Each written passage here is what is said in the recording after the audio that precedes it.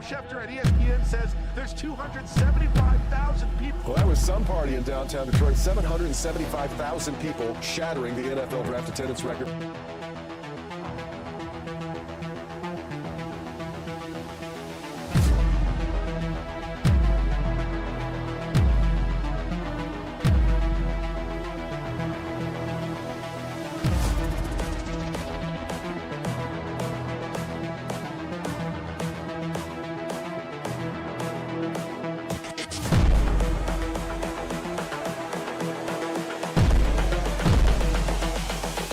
This is the future.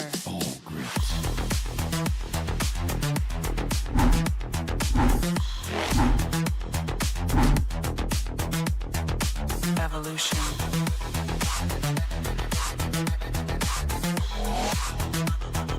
This is the future.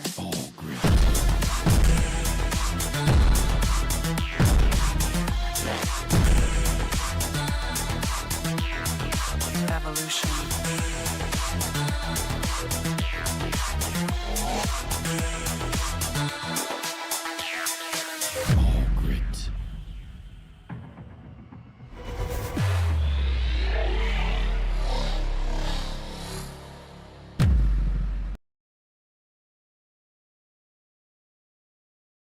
Office for Minnesota, which is going to be running a general manager search after this draft is complete. A reset of sorts in Minnesota, while Philly fills the hole that was left when Jalen Phillips departed in free agency, Mike. We were talking earlier today here before the show came on the air about where the Eagles find the money for Jonathan Germard. Well, they were trying to pay Jalen Phillips a ton of money, and then Carolina just blew that out of the water with what they gave him in free agency.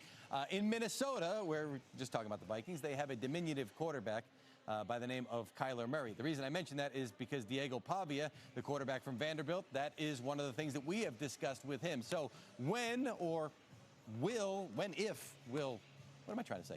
Will Diego Pavia get drafted today? There's no doubt Diego Pavia, Mike, does not have NFL size, but he is the same height as Kyler Murray and Bryce Young when they were coming out. It's part of the broader picture, though, with Pavia, who played a ton of college football at the JUCO level at New Mexico State, and then, of course, at Vanderbilt, where he was the Heisman runner-up last year.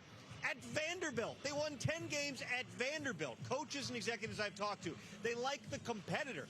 Pavia knows football. Coaches have enjoyed talking X's and O's with him through the process. But this is part of the bigger picture where you're talking about constructing your quarterback room. If you're going to take a quarterback late, and Pavia is going to be right on that border of potentially being a late-round pick or being a priority free agent, you have to think about the dynamics in a room where he's not walking in as QB1. I talked to coaches and executives who said they asked him that.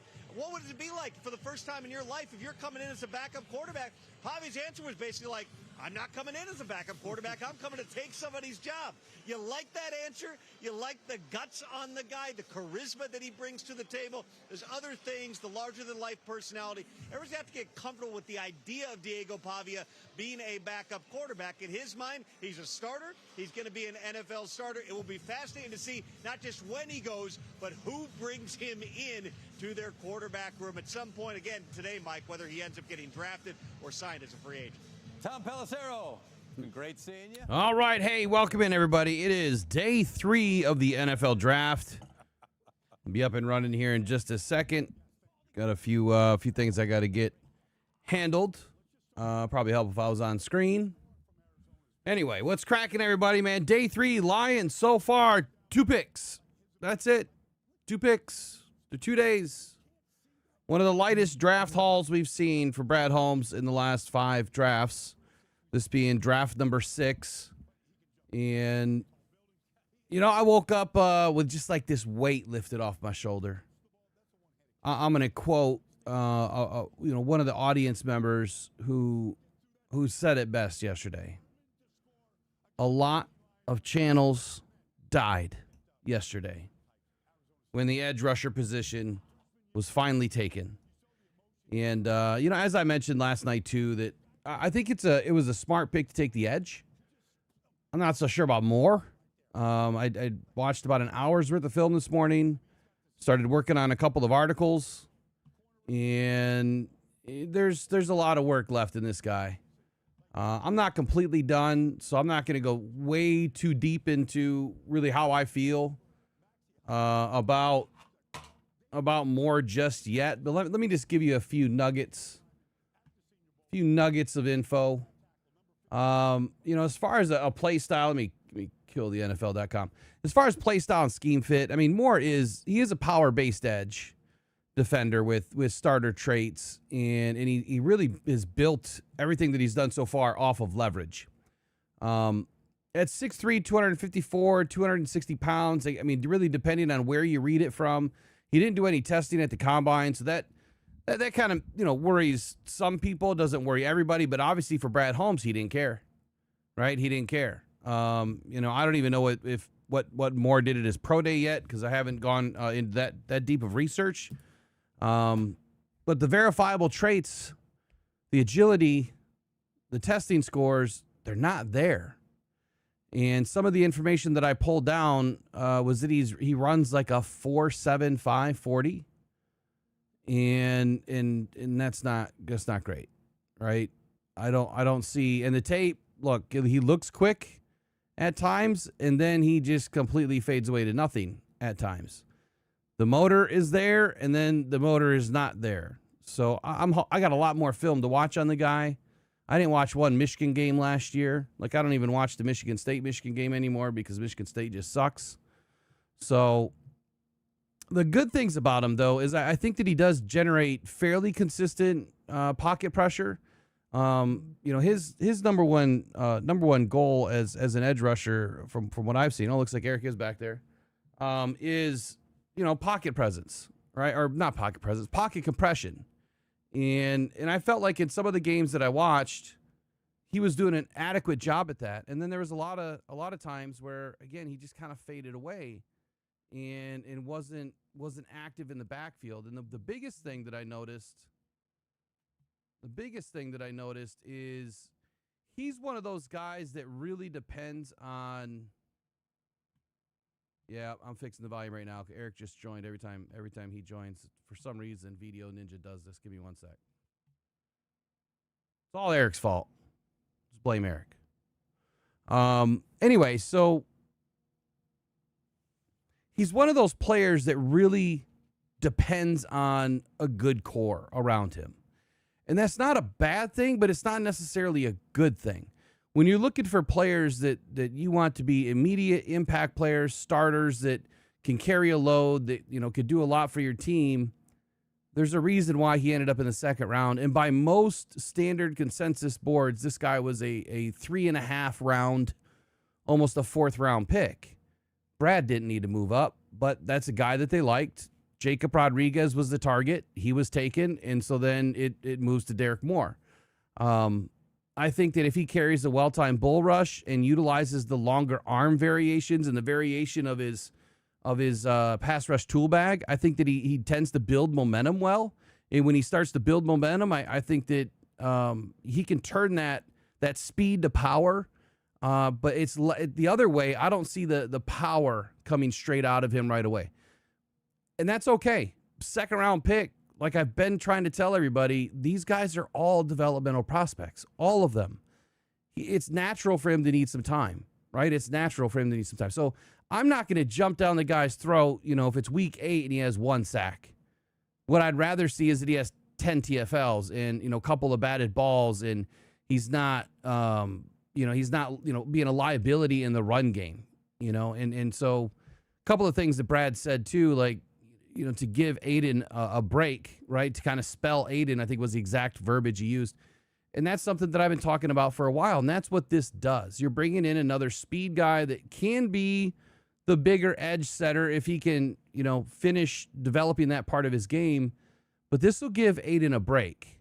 And then that'll allow Aiden to, to carry what he does into the fourth quarter a lot stronger, more air in his lungs. And I think that's the most important value you're going to get out of a pick like this with Derrick Moore is how will it help Aiden? And I'm not saying like we've needed a guy to help Aiden on the other side. That's not it, because he's going to be behind Aiden more than likely. He's going to be swapping with Aiden more than likely. I don't think he's going to be the right defensive end immediately, and I don't think he's going to beat Wanham initially as long as Wanham stays healthy. But from a rotational perspective, I think that he's going to be just fine, and that's exactly what the Lions are looking for, is get a guy in here that I thought I added you, E. Hold on. To get a guy in here that, can give you a lot of rotation. Hold on.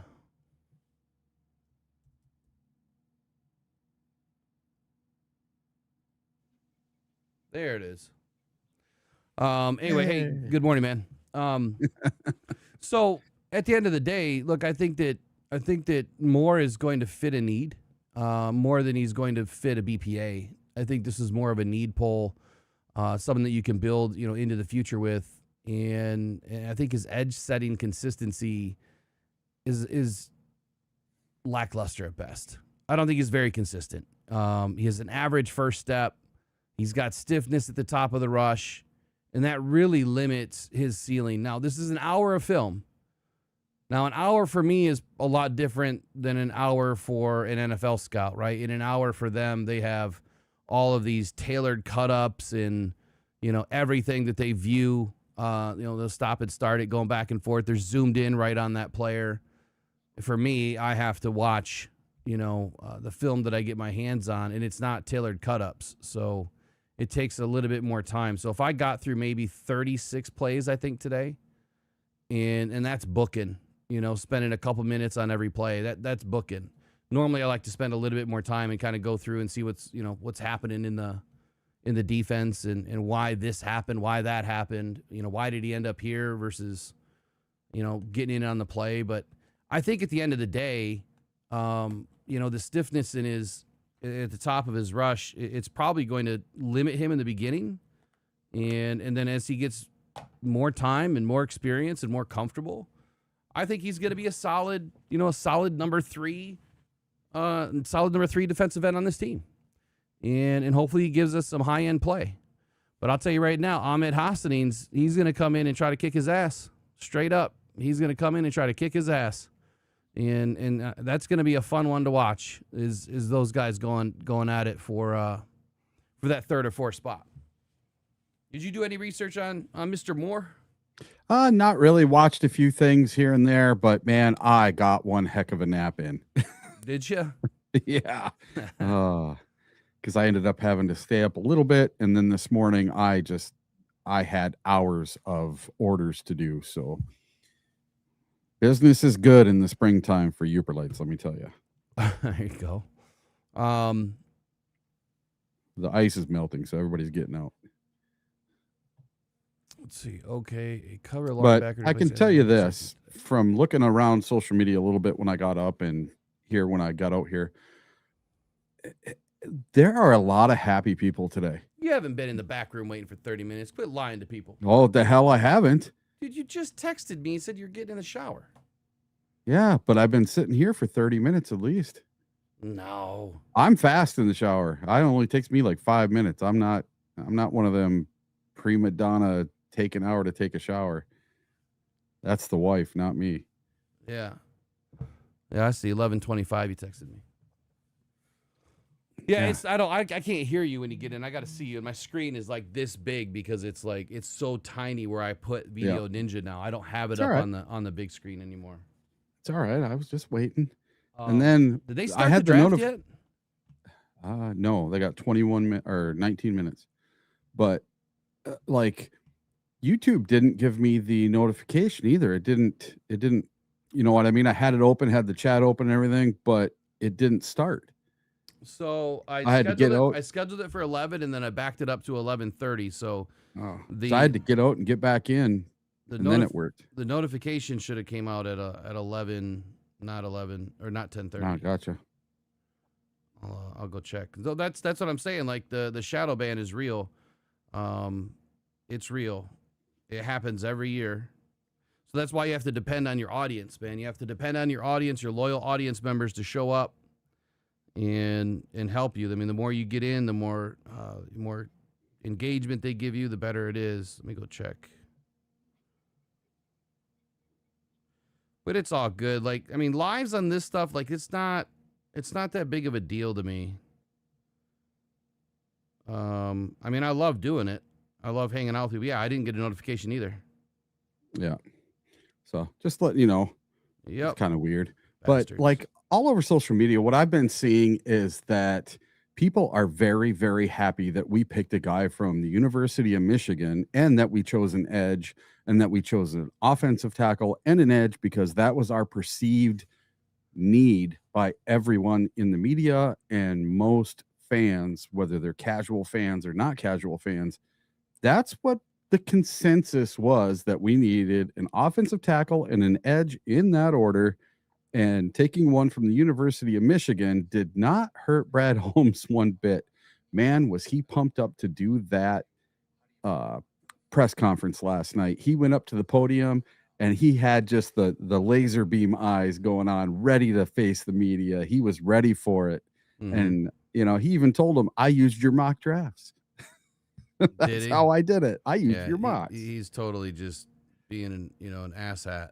Yeah, well, I love it. He's being facetious because, but I like that he's giving it back to him, you know. And today I made a little meme with two different Coach Campbells, one on each shoulder, you know, like the devil and the angel, and he's looking at the one that's the bad Dan Campbell. So I thought that was pretty funny. Yeah. Well, the thing is, we didn't need an edge in the first round, you know, unless you're moving up to pick 4 or 5. It would be a complete waste to take an edge in the first round. But I will say this, you know, I'm part of writing my article, and I think I mentioned it last night too. So for those of you that weren't in last night, a few years ago, I started transitioning to, man, that sounded awkward. I started writing a few proprietary analytics models. And every year I add more and more and more. And the first one I started with was called Roster Roulette Acquisition Model. RAM is what I call it, RAM. And in the Roster Roulette Acquisition Model, it has a few key components on how you manage a roster. This is me acting as a GM. What would I do if I were to make the picks? How would I manage a roster? Now I know, you know, I have about 1% of the capability as a normal NFL franchise because I don't have a team of engineers and scientists and you know, mathematicians and all that good stuff with me, but I do it all on my own and try to figure it all out. And what I came up with back then is, depending on where your roster is, and this was a great opportunity with the Lions, I have to say. It was a perfect opportunity. You really need a roster with the same coach and the same GM to kind of make this all function and to really get started with it, to make it make sense. In the first year, obviously you're building a roster. Second year, you're building a roster. Third year, you're building a roster. If you took an edge in the first round in any one of those first years, well, once that edge, if you retain him, gets that big deal, that immediate next year is when I've been telling everybody now for two seasons, that's when you draft your next replacement edge or draft another edge higher, as long as it fits the bill, right? I mean, if there was an edge in the first round and somehow we finished, you know, dead last in the league and we had the first, you know, top 5 pick, yeah, if there was an edge, you probably would have taken him in the first round. That's what I would have done. But the Lions found that player at pick 44, and so now how does the RAM offset work? It's fourth season for Aiden. He gets his deal, and so now going into the next year, now you have another low contract, but it's only a 4-year deal. If you signed a player in the first round, what ends up happening is in 3 years, those contracts are going to start to converge. They're going to start to overlap. And you can't have a top-tier paid guy in Aiden and then your second guy in 3 seasons and then that 4th year getting another major deal, because then by that time, Aiden's looking to get another major deal. So you kind of have to overlap them a little bit. I took an edge in 2022 in the first round. The next logical point to do another edge of that degree or similar degree would be when Aiden signs or your first edge signs that big deal. So it lined up perfectly. The only thing that didn't line up is just where I thought that they would take one, but there was no edge in this class in the first round that made sense at pick 17. Hell, not even at pick 10. or pick 8. I mean, it didn't make any sense. There was no edge there that made any sense.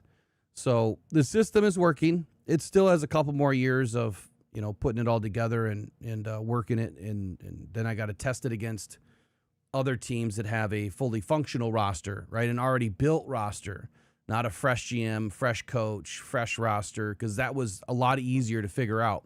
Now I got to test it against like the Eagles or, another team, the Rams, that have a functioning roster that they've been building for, a decade, or at least more than 5 years. So, and really it comes down to this, Eric, is you look at the highest cap liabilities you have in the top 51, and you look at the age of the player, how's the player functioning? Are they still playing, to their level? Are they going to get another contract? That's really all you're looking at. I don't think I'm going to have that much of a difficulty going from team to team with it, because it really analyzes just the top paid guys and when you should replace or add that player to keep the roster turning, right? So one's coming in, one goes in the hopper, one's coming out. One goes in the hopper, one's coming out. And that's how you keep your cap flush and really great athletes on the field. So I know it's a lot of boring shit. Sorry to bore you with it, but I love it because it helps me get intelligent about what the Lions could, or any team could be potentially doing in the draft. So now, unless we finish dead last or have a top 10 pick next year, we're not taking another edge for probably 3 more years in the first or second round. So are we going to hear it now for the next 3 years? Why didn't we take an edge? We just got one. So I think we're good. And we're good because we have good backups. We're pretty deep now in the edge department, like really deep. And if Peyton Turner or DJ Wanham turn out to have a really good season this year, well, now we have 2 more guys that we could potentially sign. The problem is, Peyton Turner hasn't done enough to earn him anywhere near a max contract. If he has one good year, maybe you can get him on a 2-year cheap deal or a 1-year cheap deal again. And same thing for Wanham. If he has a really good year, he's probably going to be in that $15 million range next year if he has a really good year. And then he'll probably want to get a much bigger deal after that, which the Lions won't be able to do. So hopefully he has a really good year this year. And you understand, right? I mean, I'll digress, let you take the mic for a minute, but you understand why the Lions do the 1-year deals, right? Have we talked about this? Oh, yeah. No, I mean, have we really talked about my theory on why the 1-year deal makes so much sense for a team like this and why Brad's been doing it since day one? Well, because if you want to pay those core players, that's the only way you can do it. You have to pay all that money to your top end, full end drafted players. Then you have to go cheap the other end. The money's got to come somewhere. It's got to be not an even split, but it's got to be a split somewhere. And I think he just has more faith and believes more in his own players than he does in someone that comes from somewhere else. Oh, yeah, for sure. It goes a little bit deeper. So it goes a little bit like this for me. Oh, I didn't even look at my camera. I changed everything. I got to fix my lighting. Hold on. Let me fix my camera. It goes a little bit deeper for me. And it's based on the theory or the premise of, can you get more out of a player that has something to prove? And I would say, and that's a great chat question, too. Do you think that the Lions, the reason why they do this, and I'll explain my theory here, my opinion, my theory, and it's tested. I mean, every GM does it. Think about it. If you have a player that has been down on his luck, let's say, maybe gone through some injuries, but this was a former first-round player or highly coveted second-round player, maybe a player that came in and had, a tough going, getting started, laid up with an injury in his rookie season, next year has a really good year, and then third year, something happens. Maybe there's a coaching change. Things just don't, scheme changes. Things just don't fit you that well. But you're a damn good player, but everything just got screwed up because it's the NFL, and it's not for long. So now you have a new coach, you have a new scheme. It's not for you. You got all these different players. Maybe you got a bunch of young guys, and nobody knows a damn thing. They're all dumber than a box of rocks in their first year. They can't get it going. And so that suppresses that player's value. But you know in that player's heart, in the core of that player, that there's a really good player there. They just need the right fit, the right culture, and a guy like Dan Campbell, who's an ultimate motivator, who's going to pull, and Shepard and everybody else, who's going to pull the best out of you.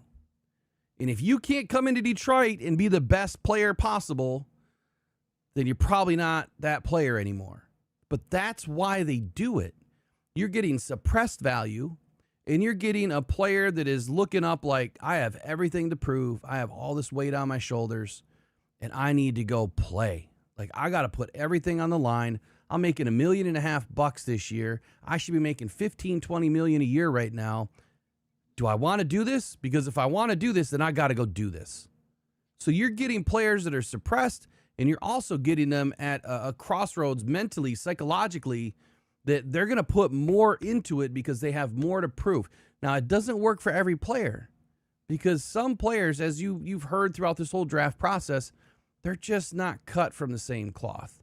They just don't have that edge about them. They just don't have that the mentality. I mean, it was Daniel Jeremiah, I think, that said it best the other day, that, you know, some of these players that you know, or no, it was Dick Saban that said it, that, you know, some of these players, they just don't have it, you know, psychologically. He used a different word, but they might have all the gifts, they might have the body, they might have the testing scores, but if they don't have the mental side, then it may never come together. It's about waking up and saying, I'm gonna, you know, live, eat, breathe shit. Everything I do today is football. Everything I do today is the Detroit Lions. Everything I do today is to get better. And there's some players that are like that, right? A lot of players in the NFL are like that. This is who they are. They have pride in what they do.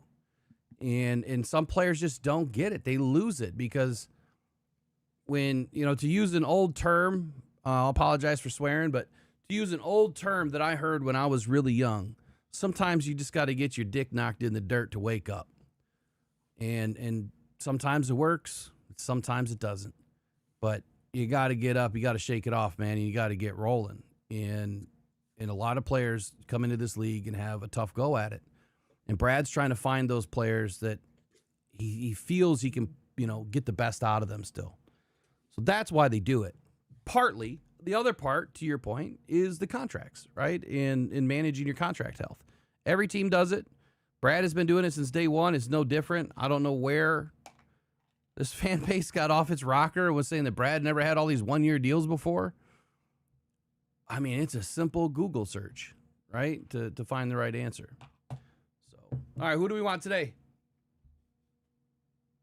Who do we want today? Oh, man. Well, I think my number one target today is Gerard McCoy. I think that if you can get him in the fourth round at number 18 in the fourth round, so that is number 118.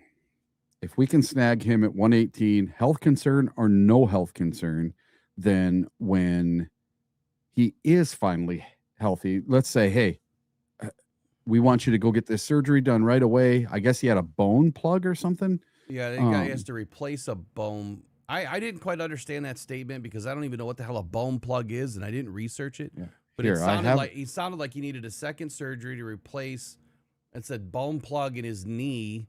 I don't even know what that is. Or maybe they need to install a bone plug. I don't know. Yeah, this is what I found.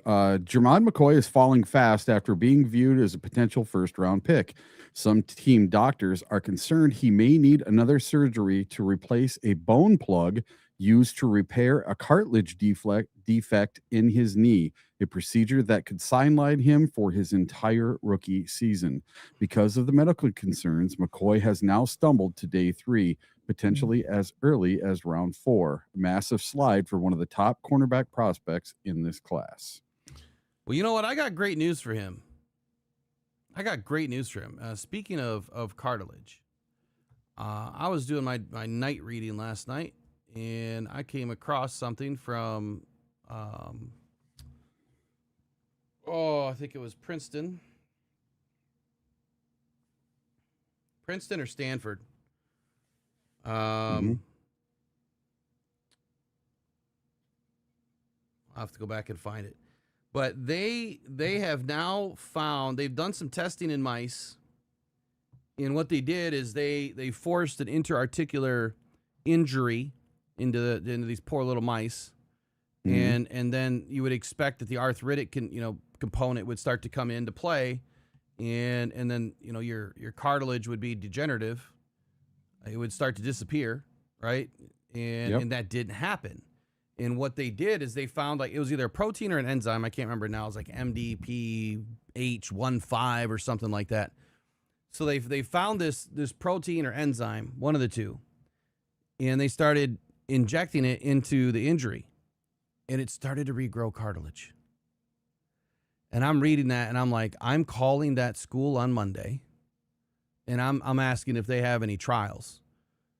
Dude, I need 2 hips and 2 knees at 45 years old because I beat the shit out of my body playing sports. And a couple of injuries and a horse accident and everything else, car accident, motorcycle accident. Like, I've been through it. So that's incredible because you've heard the doctor say if you can regrow cartilage, that's God's gift to green earth right there, getting cartilage to regrow. They've started with stem cells and trying to use your own stem cells to help regrow cartilage, but it's never really been that successful.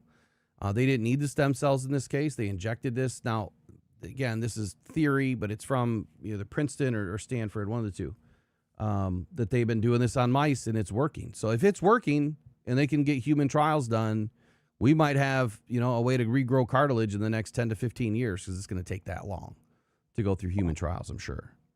So really interesting news, but that's not going to help him now, unless he, wants to go do a trial, I guess. But yeah, sounds like you want a short day because if we take Germard and McCoy, you already know what's happening. Yep. I'm out. Well, if he slips to us. What do you mean? He's already slipped. I know, but I'm not trading up for him. I'm saying at 118. 118 is our first pick today. Yep. That's the one I want him to take. Now, I see in the chat, some people want us to take Mike Washington. I'm really high on Mike Washington as well. I would not be unhappy with that pick whatsoever. So you remember when you did your mock draft about Mike Washington? You took him in the second round, I think, right? No. You think you did? I told you that guy wasn't going to go until the 4th round. I might have took him in the second. I think you did. Let me get back in the chat because I just seen a yellow notification. Hold on. Yeah, Robbie, gotcha. All right, Robbie says, did you guys notice the energy was different in the Lions war room with both picks, Brad Holmes, what's BM and DM? Oh, both picks. Oh, Blake Miller and Derrick Moore. Okay. Kind of like Brad Holmes and company just weren't happy making those picks, but did so to please the analyst? No. I wouldn't say that. Look, we're not seeing the jumping up and down and the going crazy and the slamming the desks, and I think a lot of that was just hard knocks for one, and two, they're creating their identity. They really were happy about their guys. Look, no one's happy about this draft. Nobody. There's maybe 16 teams that got an extremely good player so far, and the Lions potentially got one of them in Blake Miller. And they would have got the other one in Caden Proctor or, Olavavega Neoni. Like, those are some of the best players in this draft. Outside of that, you have a bunch of developmental prospects. Almost every single player on day 2 is a developmental prospect. Hey, they're showing the Lions guys.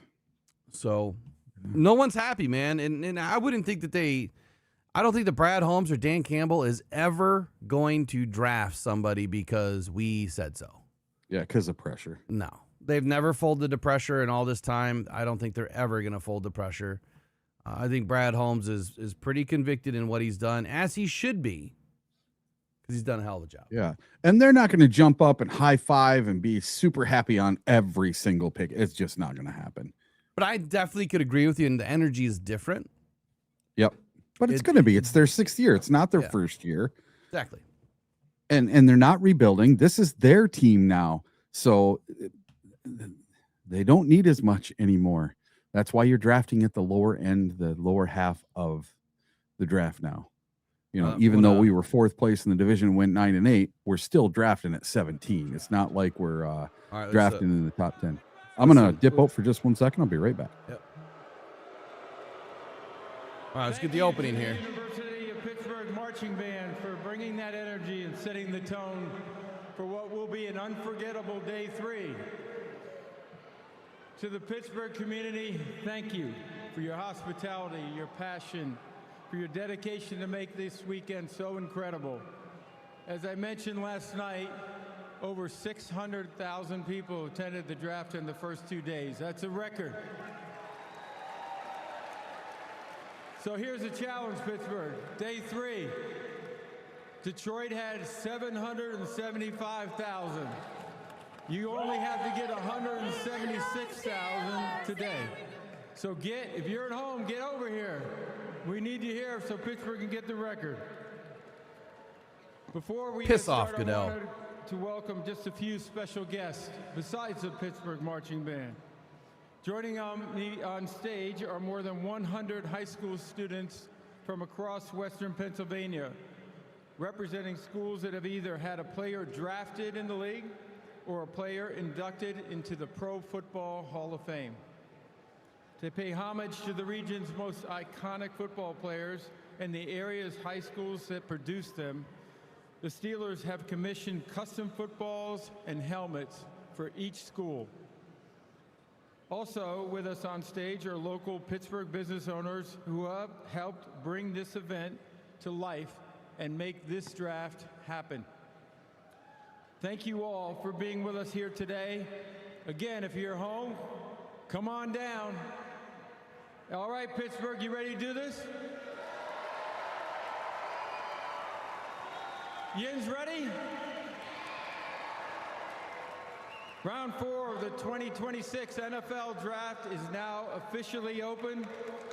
The Las Vegas Raiders are on the clock. Yeah, and that happened just as we were coming on the air. The Raiders flipped a 7th round pick in next year's draft to the Bills to just trade up 1 spot. Wow. So 7th round pick, next year's draft to move up 1 spot. Who are they after? They're going after somebody. All right, let's get the board open. Like I said, I just put in there, I'd like to get more chat involvement, more calls today. So we'll get things opened here in just a few moments. Well, interesting. Somebody they definitely wanted. We're going to keep an eye on Germard McCoy throughout the day. We've been talking about him as the best available player. If healthy, he's long off the board. But you also see some other defensive backs I think you could see coming off the board here pretty soon. Kilgore's a really intriguing player out of South Carolina. Got a bunch of other corners in Keontae Scott, Abney from Arizona State. So if you're looking to get better in the secondary, there's some good guys out there. And they're looking to get better overall. When will we see Kyle Lewis out of Pitt come off the board? Because he's just a terrific all-around player, whether you're playing him in the secondary or a linebacker or both. We welcome Ian Rappaport into our broadcast here on day number 3. Happy day 3, Ian. Rich, let's talk about Germard McCoy, because that has obviously been a topic of discussion around the league early this morning, trying to figure out where he is going to go, how early. Here is his issue, and obviously this is something we've chronicled over the last couple days. He has a degenerative knee issue. It is not the ACL that he had repaired. It seems like the ACL is fine. Obviously, did not play last year, did practice, but did not play. It is actually a cartilage and meniscus issue in his knee, and this is something I reported with colleague Tom Pelissero over the last several days. A bone plug in his knee may be failing. He may need a second surgery, and there are concerns if he plays, if he is able to play long enough to get a second contract. But still, you would think, given the first-round talent, this could be the round for Germard McCoy. Thanks very much. Okay, so now I get it. The bone plug. I had bone plugs put in my hip when they replaced or tried to fix my labrum multiple times. So they attached it to the bone with a bone plug. They like disintegrate over time. So if his is non-disintegrating and failing, then that's not good. But this is exactly what happened with Max Crosby when he did his physical for the Ravens. They found out that he had degenerative knee issues, and it was with the meniscus, same kind of situation, and that's why they pulled out of this. Or pulled out of the trade. Kirby Joseph, I think, just scared the hell out of the league, too, because, when they found out about his knee, I mean, what do you do? What do you do? I think that lessons get learned, and I can't believe after, 100 years of NFL that you're still learning lessons about injuries like that. These are two huge mistakes. Huge mistakes or one huge mistake by the Lions with the Kirby Joseph situation. Hopefully he's fine this year, but that'll be the next poll question. We'll talk about Kirby and Brian in a minute because I really want to get the fever. All right, they're the temperature of the room here on what you guys are thinking about Kirby and Branch. So after we run these polls here and a couple of the questions, we'll switch to that. Do you think maybe that the Lions might move back off of 118 and try to pick up another draft pick, or do you think they're fine with the number of picks they have left? Moving back off of 118? Yeah. If anything, they could jump up today. If anything, I think they could jump up today. But where were we starting at? Where's start at today? 101. So we have about 18 picks, right? 17 picks in front of us. And out of those 17 picks, let's kind of break it down a little bit and what we have left on the board. Let me get some things pulled up here.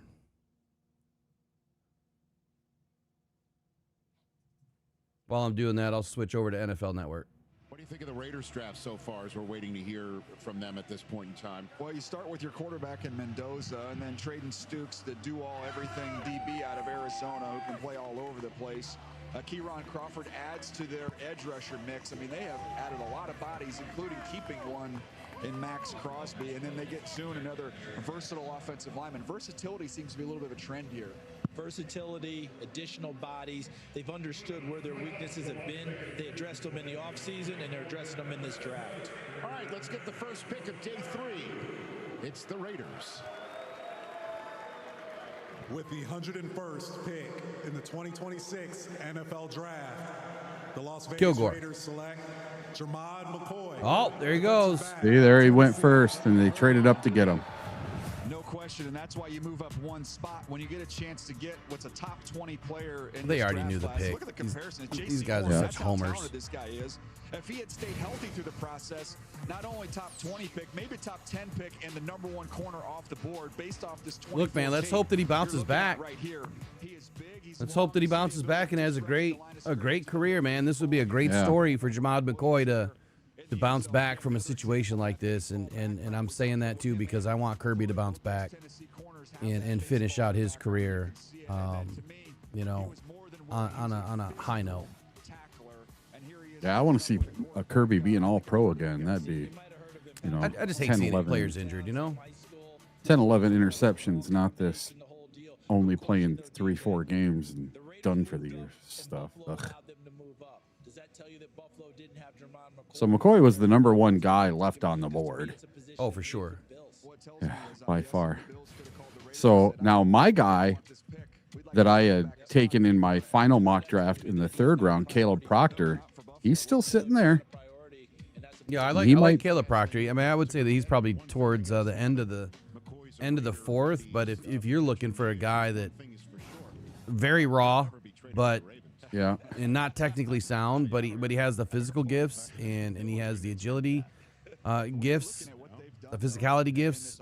You really need to hone him in. What did you think about him when you looked into him?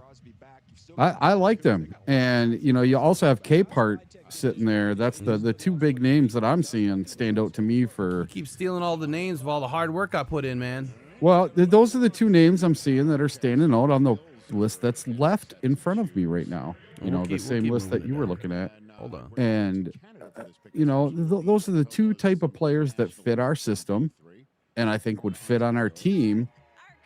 Is DT going? Is he going to stick with the trenches on his 3rd pick today? With the 102nd pick in the 2026 NFL Draft, the Buffalo Bills select Jude Bowery, tackle, Boston College. All right, so we'll keep pushing this list down. Yeah. We got 1, 2, 3, 4, 5, 6, 1, 5, 6. So these are the 6 positions that I think the Lions could be looking at here. But we know McCoy's gone. Let me reset this. Yeah, I don't like how you have to refresh it every single time that a player goes off. I wish they just came off. Trust me, I've voiced my opinion on a few things, and they've invested a ton of money in this. But this is for the fans, and they don't charge any money for it. I'm like, dude, you just charge $5. It takes care of all your problems.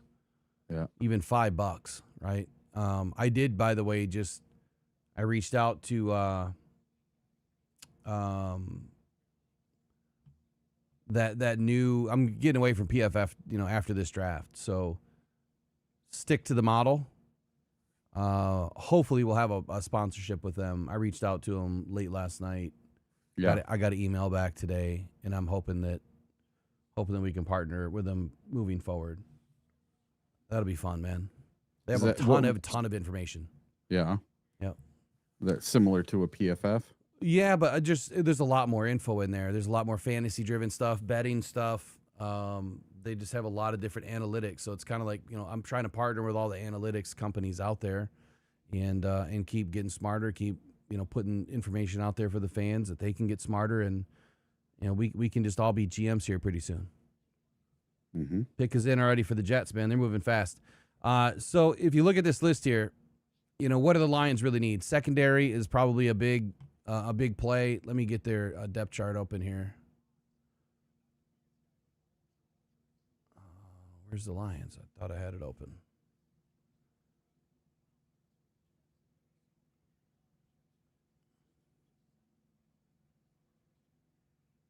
There we go. So take a look at our depth chart here. I think we're good on the offensive side of the football. I think running back is probably an option. And if you're looking at running back, let me add that in. What about tight end? Tight end is those are the only 2 options I think on the offensive line that you're looking for. Here's the pick at 103. My amazing reps, Nadesh and Jason, for giving us this opportunity. All the international fans of the year, you guys are amazing. Man, the accent's different in the Bronx these days. The 103 pick in the NFL draft, the New York Giants. That's funny. Select Darrell Jackson Jr., defensive tackle, Florida State. J-E-T-S, Jets. There you go, buddy. Good job. Well, Quinnen Williams no longer a Jet, so what have they done so far? All right. Tight end, running back, I think they're clear needs. Running back, less of a need, of course, as we have a stable of running backs right now. And we have our 1-2 punch already set. Quarterback, I mean, if you're really looking for a quarterback, that's probably 5th round. I believe Lions still have both 5th round picks. I mean, you could even push into the 6th round and probably still end up with Peyton or the guy you like, Green. I'd say both of those guys are probably good options. Green, Robertson, Klubnik, and Nussmeier are left, and then you got a bunch of like Pavia and Gronowski, Peyton, Fango, King, Altmaier. Look, Pavia is Lions all day. Oh yeah, he's just short. He's 100% Lions all day. I couldn't see us taking him, but my goodness, he would be fun. Did you see that? I'm pretty sure it was fake that he's going to start a lawsuit because he's getting pushed down the draft board because of his height. He didn't say that, did he?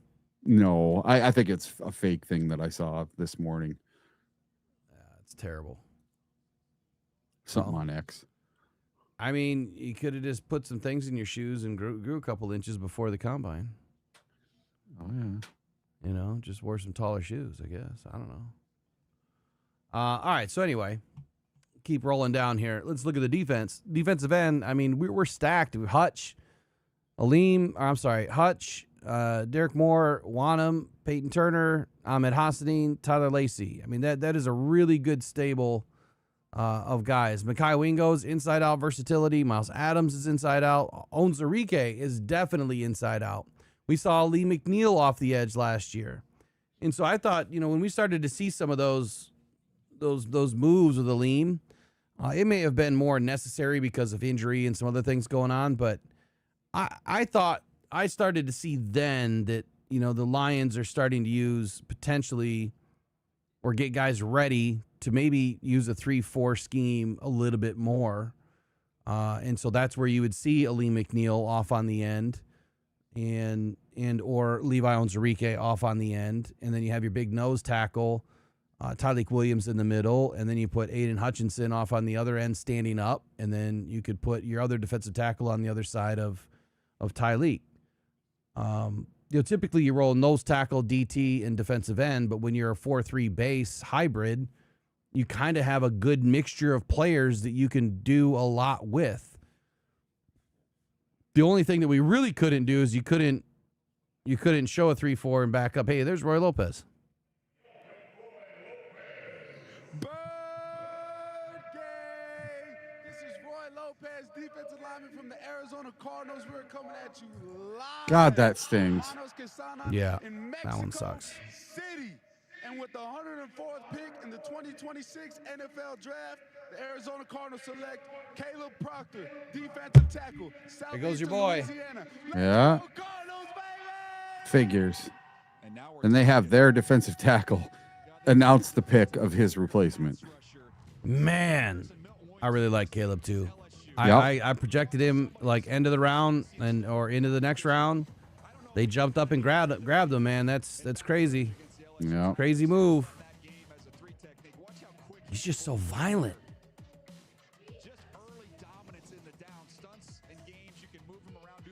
Oh, I love it. I love his movement. Great pad level. Good launch. Man, he terrorized LSU. Come on, Lions. Like, are you seriously not going to move? All right, well, let's get back to defense. I mean, what's our biggest need? Secondary. Yeah, safety. You got these two red guys here, Brian Branch, Kirby Joseph. The earliest Brian Branch is going to be back is probably week 6. I would probably target a week 8, week 9, and then even then, you've got 5 or 6 games before he's probably even close to himself. If he's 85% of himself next year, I mean, it's still a good BB, but 85% is not going to cut it. It's kind of a throwaway year, like I've always said. These guys coming back from major injury, they need a lot of time to get ready. He's going to miss probably all of training camp, and then he's not going to have a real conditioning format. He has to do all that stuff on his own, and then he's not going to be installed into the system. He'll be going to the meetings, right? He'll be going into the classroom and doing the work there, but he's not doing it on the field. And you've got to develop that chemistry. And that's the biggest thing is Kirby, and it was out last year, so that you lost chemistry there, and then now he's out, and if Kirby's in, you're going to lose more chemistry there. And so what do you do with BB? When you bring him back, do you instantly put him back on the field? What if the secondary's rocking and rolling, and you put him in and it dips? Then what do you do? Mm-hmm. And so all those things are real potential. I still would love to see a linebacker upgrade over Nowaski. I do like Nowaski, but I would still like to see an upgrade over him. There's not a will linebacker on this list that I really like, but Deontay Lawson has been he's been one of my targets, even though he's a middle linebacker. Kyle Lewis is one of the last will linebackers left on the board. And then if you drop down a little bit, you get into some of these guys that are a lot lower on the list. They liked Jimmy Rolder, and they brought him in, but they brought him in and pushed him out to do some will linebacker. They tried him out at doing some will linebacker workouts. Obviously, we don't know how that worked out, but if you keep going all the way down into 6th, 7th round, there's not a lot of guys down here that are going to help you in year 1. There's just not. These are going to be backups. These are going to be practice squad guys, or they're going to be not on the team. Yeah. They've got a long road to hoe. If we take Rolder, half our team's going to be Michigan players, half our team's going to be Alabama players. Then the other quarter is Ohio State. Yeah. There's nothing wrong with that. And then there's Houseman here, but he's a will linebacker too. I mean, look where Proctor was all the way down here. So you might see a couple of guys get jumped. I still like Muhammad. Muhammad's one of my targets. You know, last night I put out a post on Twitter. My guys for today were Jelon Kilgore. Julian Neal was taken like 2 seconds after I put that out. So he's gone. Wheatley, he's still on my board. I had him going at 93, and we're already into what, 105. He's still available. Capehart, he's on my board. I mean, Capehart is going to give you that nice versatility. Let's read a little bit about Cape.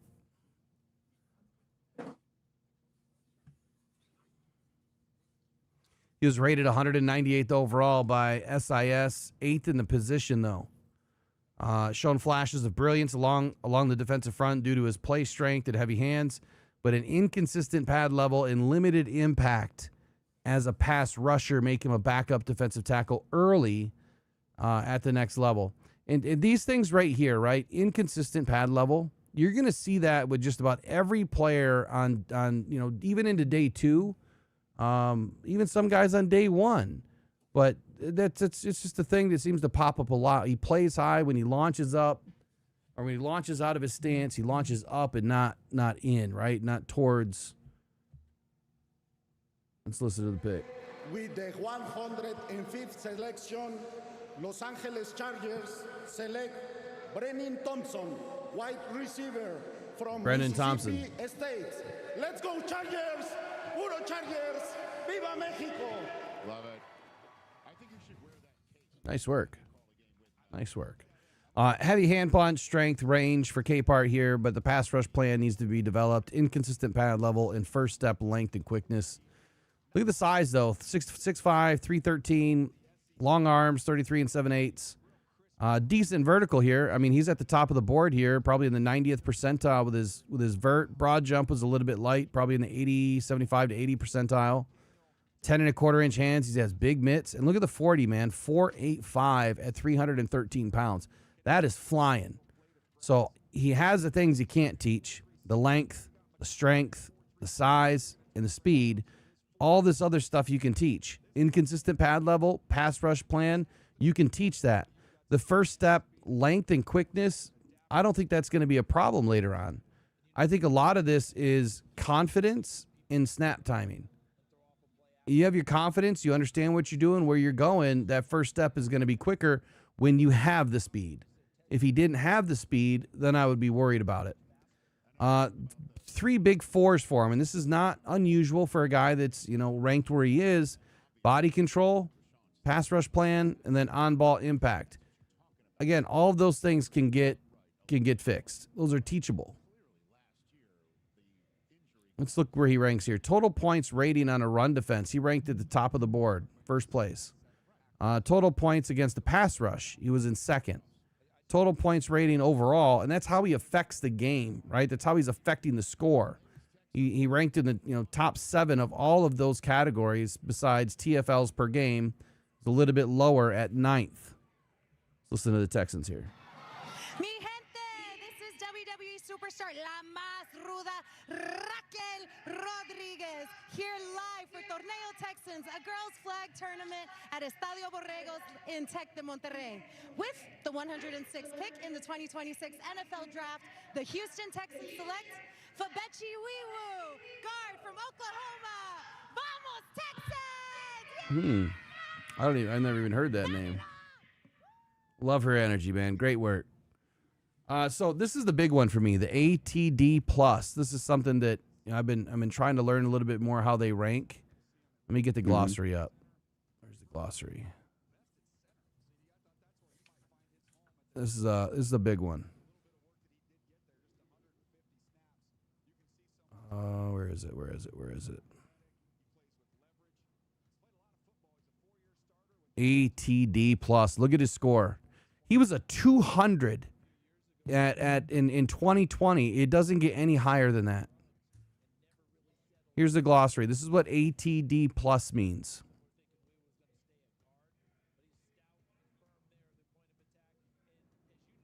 Once I find it.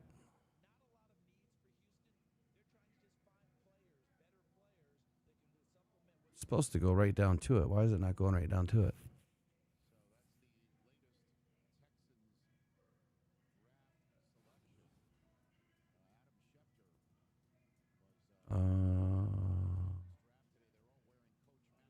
There we go.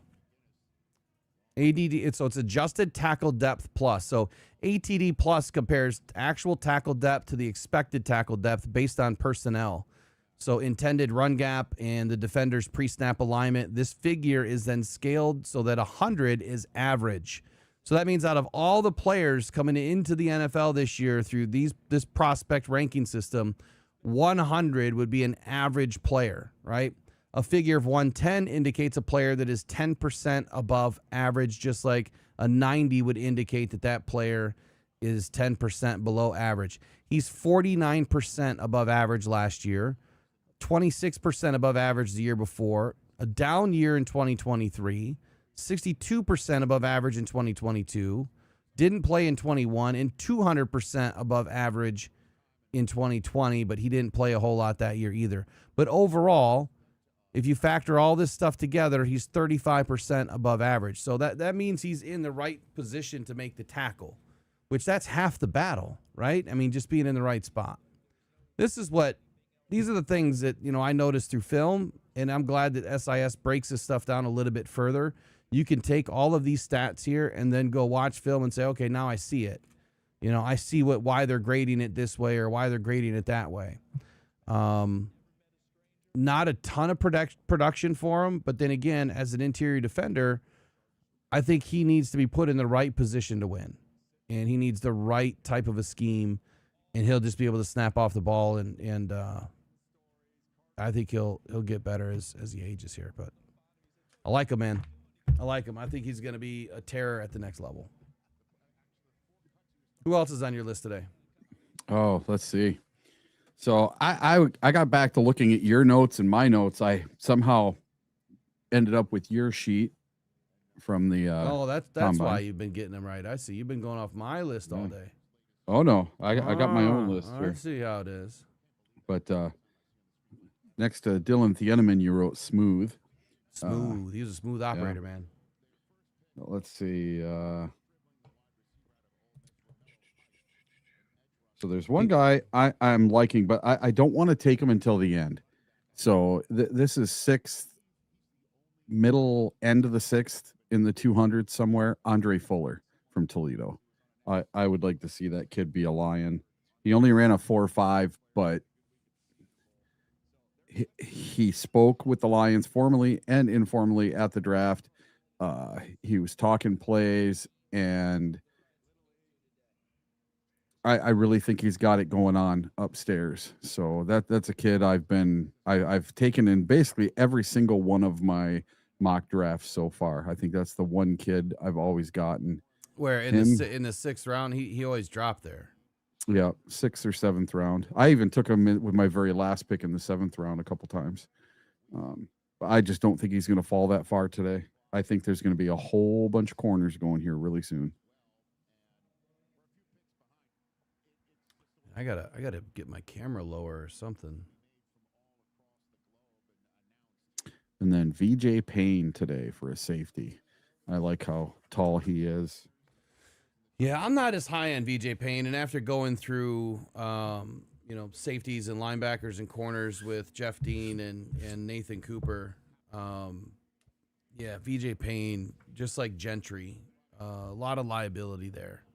I mean, it doesn't mean that you won't take a flyer on the guy, but a lot of liability there. So, height is, depending on the height, it can sometimes work in your disadvantage. Right? To me, he's one step below like Kilgore or Wheatley. So one step? Yeah, that they have him two. They have him instead of a 6.4, he's a 6.2 on here on your list from SIS. Oh, SIS? Yeah. But in my personal watching him at the combine and talking to him, I really liked VJ Payne for the Lions. I know there was a couple people in the chat that really liked him too.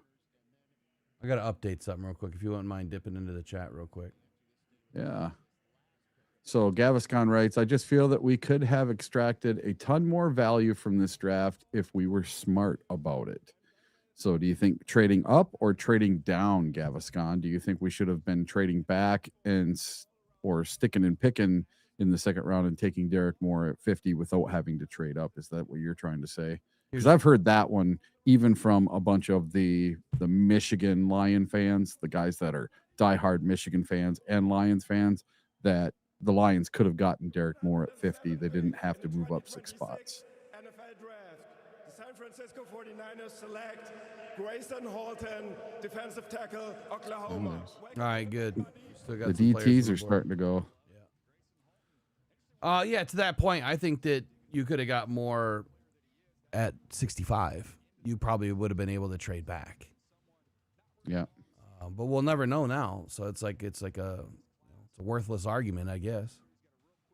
Yeah. It's just like when people say, well, they should have, or if they really wanted Proctor, they would have traded up. It's a worthless argument now.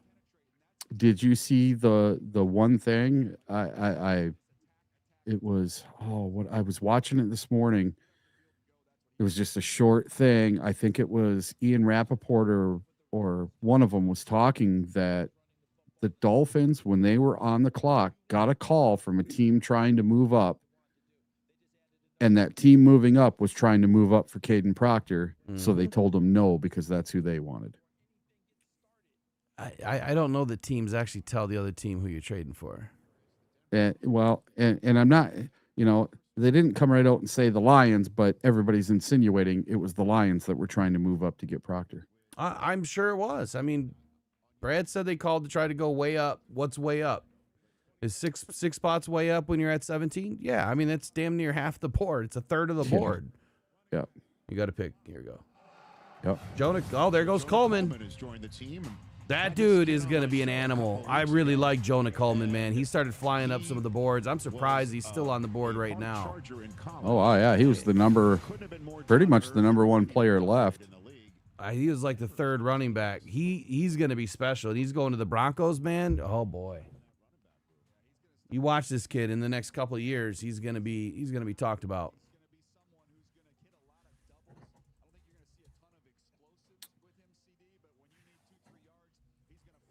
I'll be right back. Drink too much coffee this morning.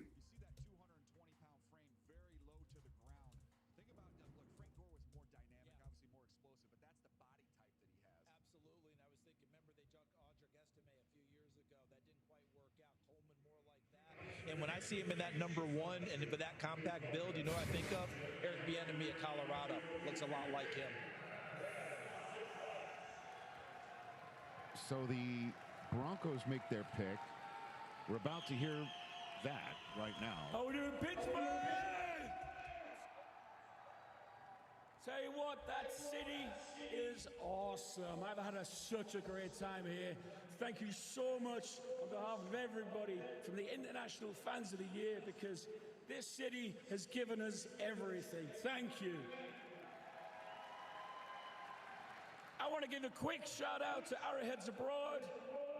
My bro, Tom Childs, as well, who couldn't be here, but thank you so much for everything, man. And just literally the whole International Fans of the Year, my brothers and sisters down there. Thank you so much. So let's get on with it. Yes, please. With the 109th pick in the 2026 NFL Draft, the Kansas City Chiefs select Jaden Kennedy, defensive back, Damn it. Oregon. That's another guy that we liked for the Lions. Well, we hinted at it when we talked the other night that this was a team that addressed the DB position in 2022 with 5. They took Delane in the first round. Here they're coming back in the 4th round and scoop up another defensive back in Kennedy. When you have 3 guys leave, there's a lot of work that you can do. He's a nickel. To me, he's a day one nickel. Plug him in there. He's an excellent blitzer. He's tough. He flies around. I wrote down just how feisty he was in the battle against Omar Cooper Jr. and their games against Indiana. Had a forced fumble against Mendoza and that as well. So not the biggest guy in the world at 181 pounds, CD, but man, this is a feisty, competitive kid who's going to plug in the slot. And be interested to see what they do with him and Hicks, because he's that feisty type of a player as well. That'd be very interesting to see. And you remember all those DBs they took those years ago at your reference? Jalen Watson went in the 7th round, and now he's moved on. They need new players. So the Steelers have introduced their picks. Jennings Dunker is in Pittsburgh. A future folk star here in the Steel City has shown up. And moments ago, they were introduced on the stage. good old time. Remember I told you the Jets had 2 fourth-round selections to go? Not anymore. They traded them both to make this. Oh, I'm going to get killed on that song. Yeah, so the Chiefs just took Kennedy. Yeah. And he's rated the same as VJ Payne on this list. So I might think Payne is moving on up this list. That's not really how it works for me, but some players fit scheme different than other players. Mm-hmm. So rankings are worthless. You got to look at scheme, then you got to look at the player. Yeah. Then you got to figure out, do they even fit what you do? Like Dana Jeremiah was saying that they're a nickel. And that was the Chiefs that took them, right? And they just lost two or three players. So yeah, it all depends on how you run. So like VJ Payne, here, let me pull up Payne. We'll run through him. I know you really like this dude. Let's just run through it real quick. Safety, because we need a safety, man. Yeah, I want more of a compact safety, someone that can come up in the nickel because we don't have, or someone that can come up in the box because we don't have one. Well, we do. We have backups, but we don't have a future other than Branch right now. Branch is going to be out. We need someone to come in and fill for him. Now, Payne's not that much further down the list than Wheatley or anybody else. No. I just know that the risks that Jeff Dean brought up about him outweighed the positives to me, and it had a lot to do with his height. Let's just see what they put on here. Too tall, or? Payne, 6'3 1/4. Payne offers value in a backup role given his athletic profile, and this was by Jacob Bolender. Willingness to play in any role and ability to disrupt the play, though he will need to develop his play recognition and discipline. So his weaknesses are zone discipline, open field tackling, and maximizing the play. His strengths, size and speed combo, disruption ability, and willingness to play in any role. We'll go to here. Let me get this on the screen.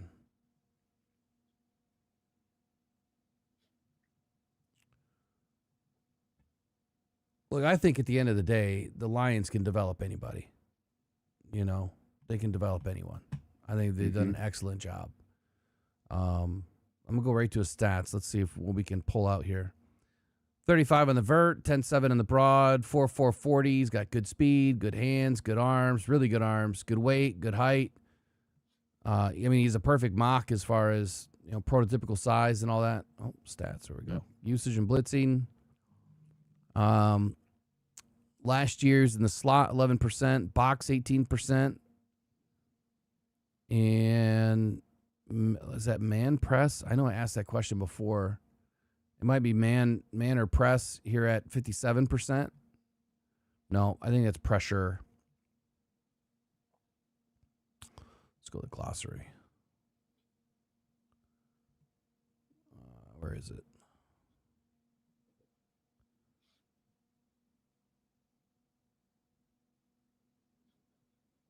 Pressure rate. Percentage of pass. Oh, it's got to be different for pass rushes result in quarterback hurry, hit, knockdown. That's not what I'm looking for. Well, here it is. The percentage of pass rushes that resulted in, it's the same. So apparently his pass rush, he must be good in the pass rush. Nice. Which he had a big year then. I mean, a huge jump up, 24 to 57.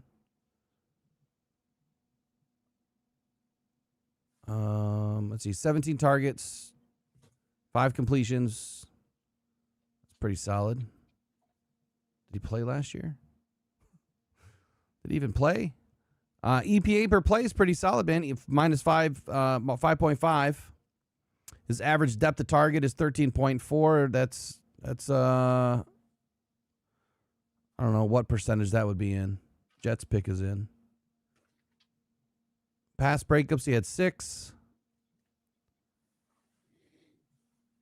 Jets get their QB. His ATD plus is a little bit low, so he's about 5% less than average. And then the B plus MT is blown plus missed tackles and blown plus missed tackle percentage.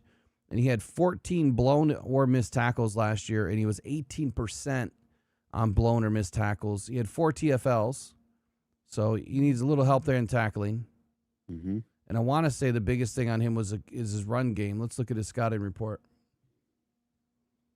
Run game. Payne is a willing run defender, stepping up into the box with comfort. His run diagnosis is progressing as he showed more consistency filling the lane properly. He struggles to tackle in the open field as he lacks the ability to quickly redirect and lacks a consistent tackling form. Attacking too high near the box or too low in space. Payne can be a stiff runner and take poor pursuit angles, relying on his closing speed to make tackle attempts. But his tackling is better when he is in the box or near the line of scrimmage with less open area to be outmaneuvered by the runner.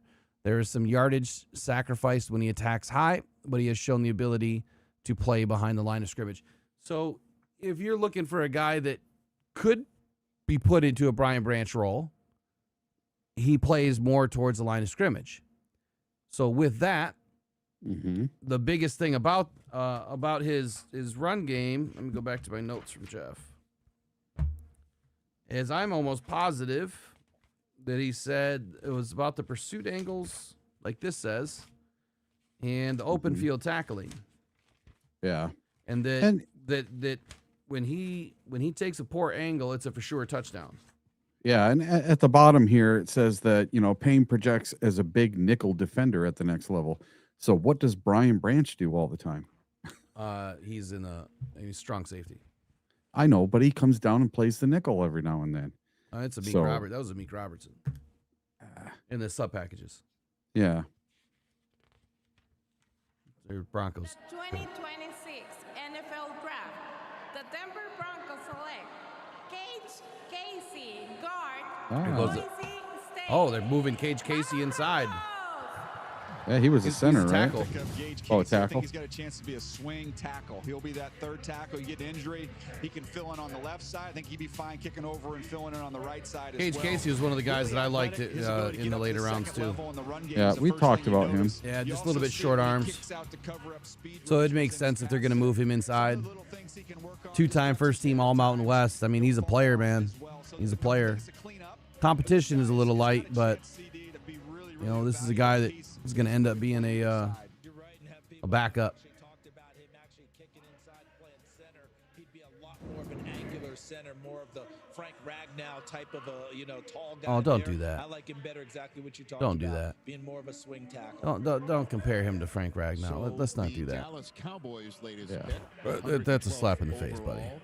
Coming in, they're going to choose in 2 picks. All right, we got about 6 more picks.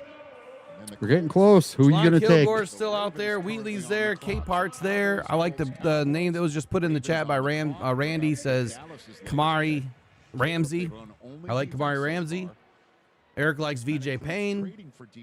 Yeah. Oh, I do like Kilgore and Wheatley, and they're higher rated. In the 2026 NFL Draft, the Dallas Cowboys select Drew Shelton, tackle. All right. Oh, I like all these tackles. Couple of tackles. Yeah, I like all these guards and tackles and centers and quarterbacks going. That just means there's more defensive guys for us. Look, the first tape I watched, unfortunately for him, was Ohio State, and Arvell Reese had a field day over there. So that was one you had to get over. He's raw, he's developmental. To me, just a little bit flat with his sets at times, CD, but this guy's got decent athleticism and change of direction. You've got something to work with and develop. I need to order some pizza. To get him on the field. You and pizza, man. I mean, it's the easiest, quickest thing to eat. I haven't cooked in like a week. I went with my wife down to her appointment the other day in Petoskey, and we went to the casino, and I had my first piece of pizza in like, I don't know, 4 or 5 months. You went to a casino? No way. Yeah, and we have done so well down there. I started with $40 in free play. Which one did you go to? Odawa, down in Petoskey. Ottawa?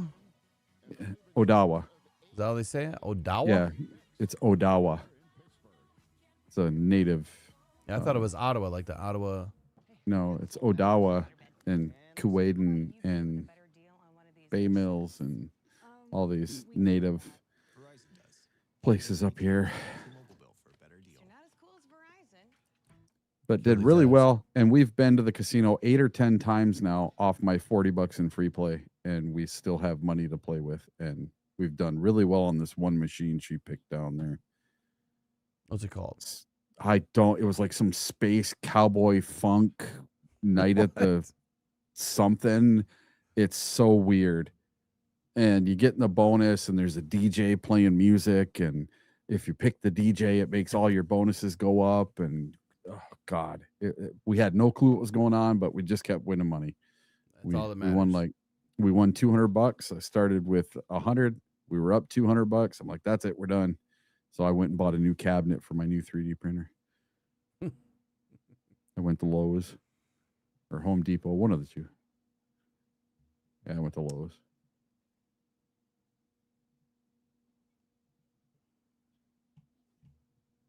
All right, let me get the draft matrix. I'm still trying to fix this, man. It won't. I don't know what. Oh wait, I know where it is. I know where it is. It's right here. So did you see that a couple of picks ago that Cade Klubnik, the quarterback from Clemson, he went to the Jets. So the Jets have a quarterback now. Yeah, but I mean, is he going to be? He's going to be sitting for a minute. I forget. The Jets have Geno, don't they? No, who do they have? They have Geno? Yeah, they have Geno now. He's back. They brought him back. He's back. Yeah, Gaviscon. I'm a table gambler too. I've won tens of thousands of dollars playing poker because poker was my game. And I haven't played in a couple of years. I just go to the casino once in a while with the wife. We put in $100, and if we win, we win. We don't, we don't. And just something fun I can go do with her, have a date night. And I just don't have the time to go and sit for hours and play. We go for a half hour. You know, we're not there all night. Getting old. No more all-nighters for me. Last night was rough. Last 2 nights were rough. I was almost falling asleep. I'm usually in bed by 9:30, 10 o'clock. It's because you're old, dude. I know. As I said, I'm an old guy. That's why this thing's all grayed out. You need some Just for Men? I ain't never doing that, man. Go gracefully going gray.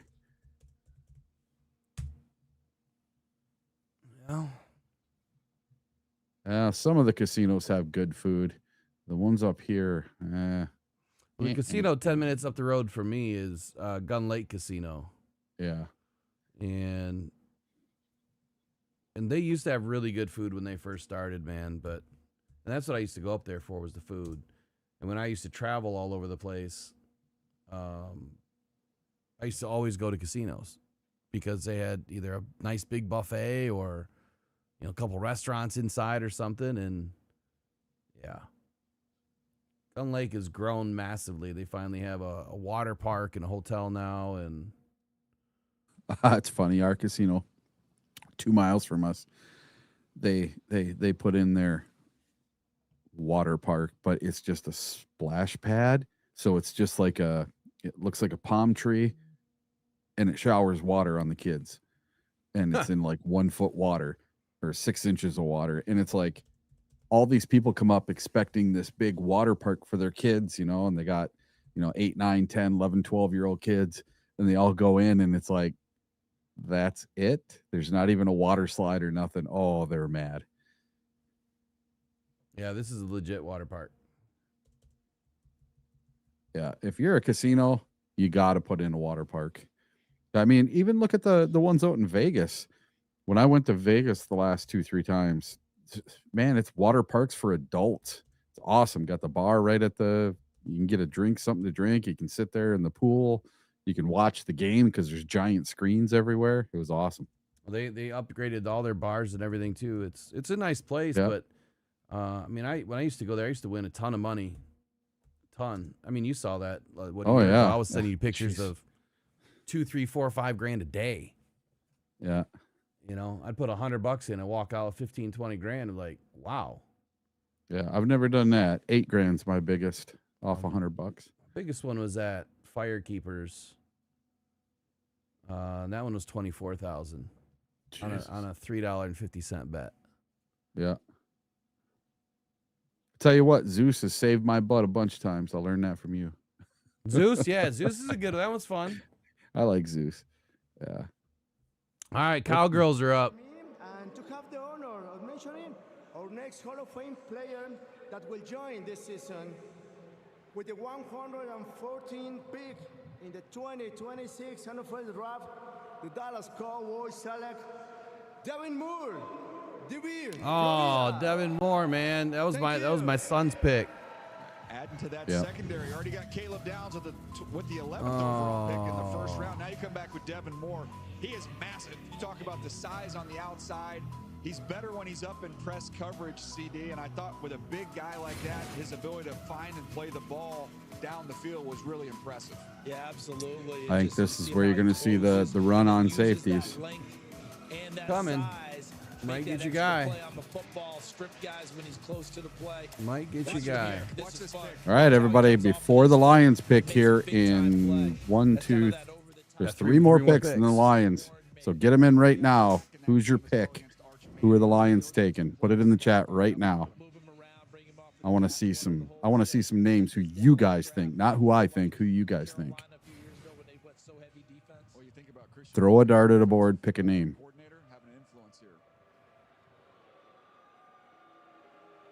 Latest pick from the Ravens. Again, they've got 8 of them today, so there'll be lots of booing here in Pittsburgh.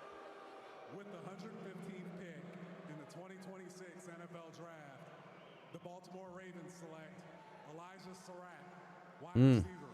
Okay, there you go. No, not a safety. So I'm seeing Capehart, Ramsey or Kilgore, the Pittsburgh linebacker, Dennis Sutton. Now, would that be a surprise? That would be a double dip on the edge position. Yeah, I don't know. I don't know if he's going to do that. I mean, I kind of would like it. Yep. Because then you get your for sure edge setter, and you don't have to worry about a 1-year contract. You know, maybe they go 6 or 7 deep with edge this year, and you have limited guys on the practice squad. So, yep. And then Attila says he's fine with Kilgore or VJ Payne. And then Joe says an Anzalone replacement. Man, we just don't have anybody, though. That's the thing, man. That's the thing. T. Webb says trading back a couple of picks. I like this one. No friggin' idea. I see Mike Washington, Kyle Lewis, Lawrence, Kyle Lewis. So who's Kyle Lewis? I'm seeing that name. Kyle Lewis is a linebacker. Okay, so I'm seeing his from Pittsburgh, right? Yep. Yeah, seeing his name a lot. So he's a will linebacker, it says. Yep. As Indiana, congratulations. It makes sense when you go 6. And then I'm seeing Mike Washington, not Satoshi. Lorenzo Styles. I think it's a little early for Lorenzo Styles. He's going to be a. I don't know, man. We've seen some guys coming off the board way early. Yeah. I didn't realize I didn't have the ticker running this whole time, so I just fixed the ticker. Linebacker. Look at that. Linebacker is got a new leading poll in up. your poll. Yeah, it's linebackers leading in your poll. All right, we got 2 picks to go. All right. Best available DT, defensive lineman, or tight end. Kyle Lewis and safety Fitzgerald. Ooh. Fitzgerald is way down there, though. Representing not only my home country of Germany, but all the Buccaneers fans around the world, especially from Europe. So big shout out to Germany, Spain, France, England, Wales, and all the other parts of the world. Our rock star general manager, Jason Light, and his crew have found a fantastic young man who will join the Buccaneers. With the 116th pick in the 2026 NFL Draft, the Tampa Bay Buccaneers will select, unfortunately not me, but the awesome Keontae Scott, defensive back, Miami. Go Bucs! Willkommen bei der Crew! So there goes a corner. Man, Was that one of your guys? That was, yeah. I really like Keontae, but I like Jelon Kilgore better. All right. Garrett Nussmeier at QB, somebody said. I would be furious. A lot of people want Lewis. Furious.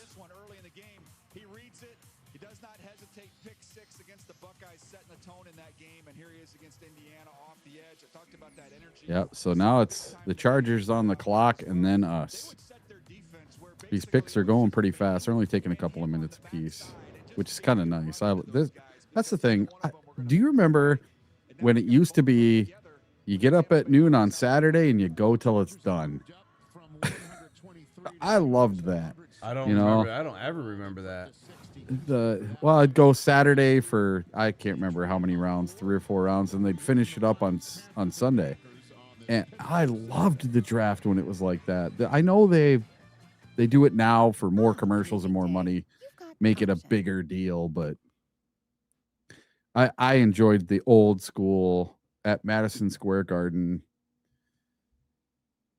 I always wanted to go there and go to a draft at the old Madison Square Garden.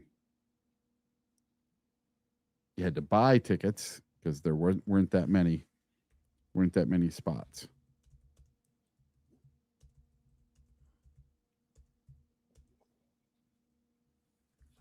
Oh, yeah, T-Webs, you are very correct. Scott just replaced Christian Izzian for the Tampa Bay Buccaneers.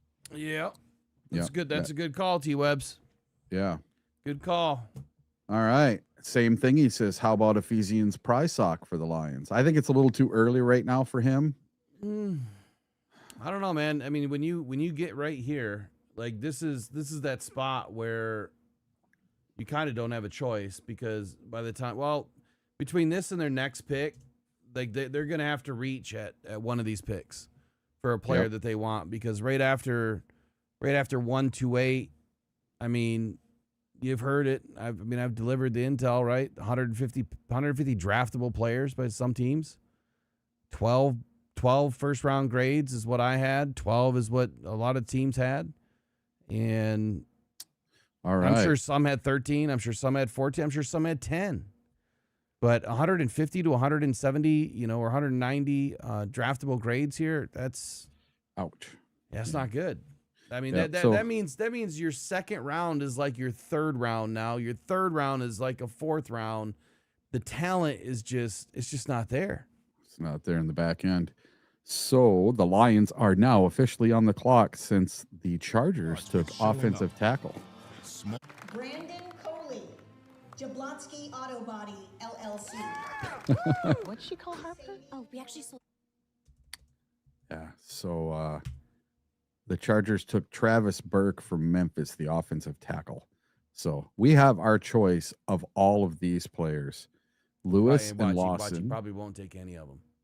Lewis and Lawson that are linebackers.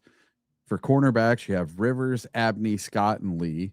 For safeties, you have Ramsey, Kilgore, Smith, Wheatley, and Moore. And those are all the 6.4 or 6.5 rated players that are left on the board for defense. And Bell, the wide receiver, is still up there. Skyler Bell from UConn. He was wide receiver 10. All right, well, I'm sticking with Kilgore or Wheatley or Capehart. Those are my top three choices for the Lions out of the next three picks. So as long as they get one of them three, I'm good. If I were to go tight end, right now, I think that tight end is still a need for them. They got that Gillenborg guy that's still available, right? Pick is in for the Chargers. Yes. Offensive line, 2 picks now in this draft have been addressing that unit. How about Joe Alt is 6'8". I think I just got the ticker right. I'm still trying to get the rest of the rounds done. Oh, you got to manually put that in, eh? Yeah, I've got to do it the whole time. And then you have the other linebacker too that the Lions like, so they could double down and finally get their linebacker, whether it's Kyle Lewis, Lawson, and Rolder. Those are the only three. So there's probably 6 good players here that they could pick from. And at 128, you could see a safety. There's going to be plenty of safeties available. At 128, you could see a defensive tackle. And maybe you get a linebacker. So those are my positions, man. Let me write it down. Well, we talked about it. Here it goes. Ah, there he is. We talked about him. We talked about him earlier. Yeah. There he is. They liked him, man. They brought him in. Let's listen to what they say. Has nothing to do with the fact he went to Michigan. He is a total Yeah, it does. player for what Dan Campbell wants. Yeah, compare him to Evel Knievel. I mean, it's perfect. That's two Wolverines in a row for the Lions. Derrick Moore last night and now Jimmy Rolder. And I would argue those are two most physical players on that Michigan defense, and you'll see it with him. Watch what he does when he takes on pullers, man. That's the thing that jumped out to me. There's people who catch and receive pullers, and then there's Jimmy Rolder. Destroy. And then there's Jimmy Rolder. At some point in time, it's a win the battle, lose the war, where the ball's over there, he's just going to torpedo somebody. Coach, did you see me just destroy that guy? You Yeah, can but it's see over here. why the Detroit Lions fell in love with him. There's a lot of Lions Wolverine fans, and even though Dan Campbell showed up to the Michigan State game, What are they wearing? Wearing Michigan State gear because I believe his daughter goes to the school. I mean, those bedfellows go out the window when you're trying to fill out a roster in the National Football League, you know? That Lions team has spent this entire offseason talking about recapturing their edge. These types of picks are exactly what they're looking All right, good pick for the Detroit Lions. Let's do a breakdown. Let me get Jimmy Rolder pulled up. So we got our will linebacker. Great pick. Great pick. I like that one.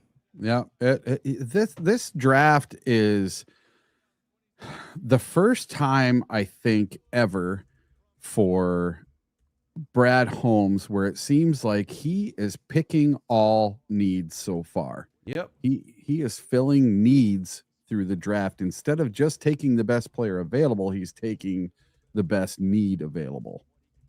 It's really lining up.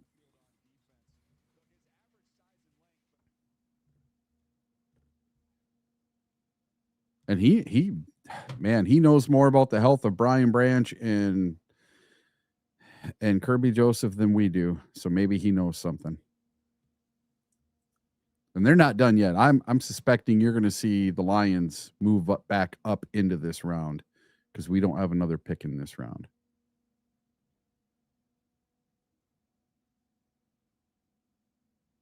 And this is the 4th round. Yes. All right. I want to do a quick reaction here. I didn't do any reactions yet. Let me do a reaction real quick.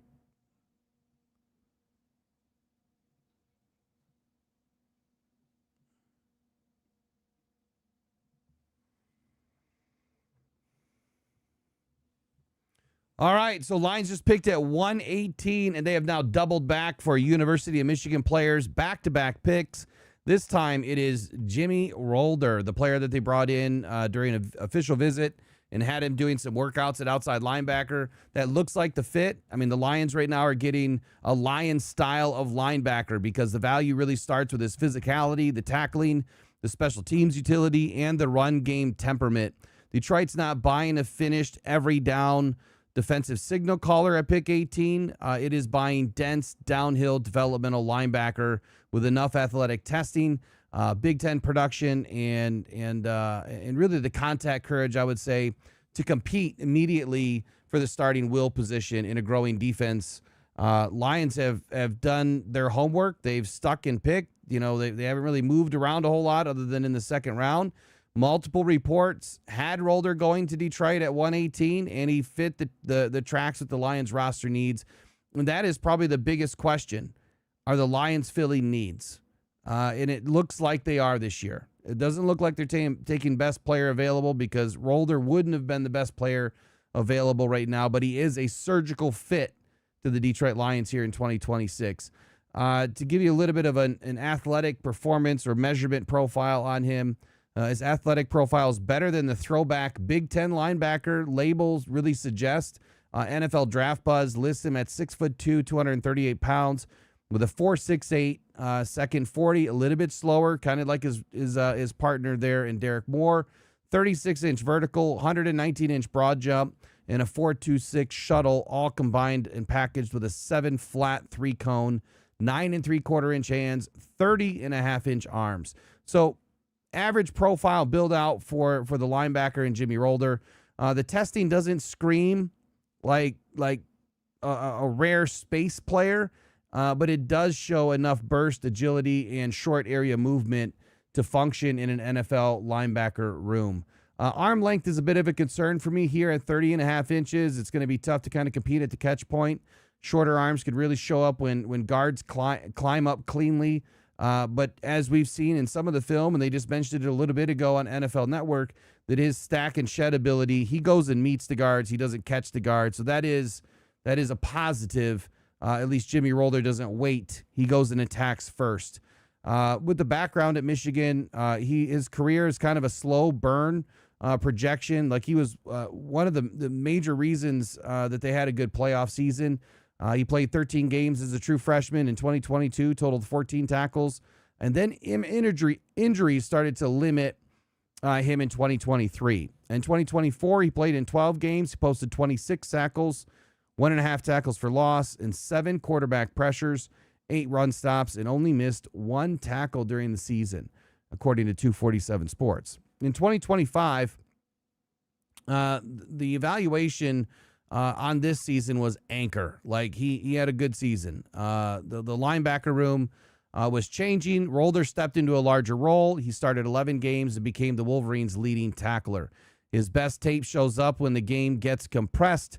Downhill run fits, interior gaps, short yardage contact, and pursuit angles where he can trigger, close, and finish. It's a good pick. How he wins, how the Lions win. Rolder fits with diagnosis, contact balance, and finishing temperament. He is the best when he can key the backfield, square his pads, and insert downhill and meet the ball carrier before the run really spills into space. In space, that's where he's going to have some trouble. His play style is not passive. It's more aggressive. He's more of a downhill trigger guy. He triggers with intent. He throws his frame into contact, and he brings enough pop behind his pads to stop runners from falling forward, gaining that extra yard or two. Bleacher Report described him as a downhill linebacker with run defense pop, sure tackling, and special teams experience, which lines up with the Lions' day 3 logic. He does need to be a week 1 starter, potentially battling with Malcolm Rodriguez right now. Or does he not need to be a day 1 starter? I think it's going to be a great competition. Right now, I'm going to give the edge to Rolder, but I think Malcolm Rodriguez is going to have a whole lot to say about that in competition here this summer. His best defensive fit clearly is with the Lions as a rundown linebacker, someone that's going to be in on the first and second down early. His coverage lacks thereof. It needs some work. And then a special teams player. This guy's going to be a core special teams player right away for the Lions. He can scrape, fit, tackle. He does it all. I could see him playing, the core 4 there for the Lions this year. He can carry the short zones. He can close on underneath throws. The immediate value really comes, though, in the reliability in the run game. I'll have more on Rolder as we get more details, but great fit for the Detroit Lions. Great pick for the Detroit Lions at 118. Jimmy Rolder, welcome to the D.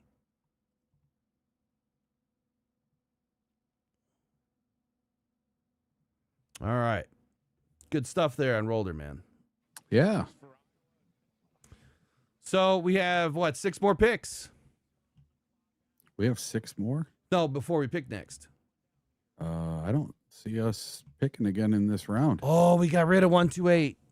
Yeah. We have 28 picks before we pick again. Yeah, we got a long 30 time. picks before we pick again. 30, 33, 34, 35 picks. Something like that. Yeah, a whole we got round. a while. That's why I'm hoping the Lions make a move here. I can't believe I forgot to do all my breakdowns on these players as they came in. I wasn't feeling the greatest, man, but now that I've had some Flonase and I guess I was having like a severe allergy attack, and there's water behind my ears. That's what they said. And so yesterday when I went into the urgent care, that's what they noticed. And so that's why I was so dizzy and just wasn't feeling right. Room was spinning again. Uh-oh. Yeah, so they gave me Sudafed, or just over-the-counter stuff, Sudafed, Flonase, and changed my allergy med to Claritin. So it's working so far. Still alive. Still kicking. I hate being dizzy. It is the worst. It is the worst feeling in the world. Mm-hmm. But then doing this, having these in your ears doesn't make it any better. Yeah. You didn't do good with the cans either, though. No, that's when this started. I was sitting right here, was that 2 years ago, and ended up in the hospital where I thought I was stroking out. And ended up being a multitude of things, but my thyroid medication something was wrong. Like it just wasn't, it was absorbing too much, or I was taking too much, even though it was prescribed, right? I only take what's prescribed. But Jimmy Rolder was just prescribed to the Lions, man. 2 Michigan players in a row. I got to say, the SOL fan base, they aren't going to have much to say anymore, are they? No. I saw one Michigan fan in the chat there say he was pissed. He'd rather they took Lewis, but go blue, I love that. I love an honest opinion from a Michigan fan, because you guys know me by now. Like, Saturday belongs on Saturday. Sunday is Sunday. So when I talk about the Lions or I talk about Aiden, I catch a lot of grief because I'm pretty tough on Aiden, and rightfully so, though. He's not a perfect player, and he does a lot of things that piss me off because he gets too aggressive, and I let people know. But to actually hear Michigan fans, have a good, solid, wholesome opinion on, on their players, like that, those are the type of people that I'm glad are in this chat. We get some really good people that are able to segregate Saturday and Sunday. There's nothing wrong with being a fan. Like, I'm a Michigan State fan. There's nothing wrong with being a Michigan fan. It's just, this is the Lions. Like, they're no longer a Michigan player. So I forget. Got to forget all the old stuff, man. You got to forget Saturday, move into Sunday.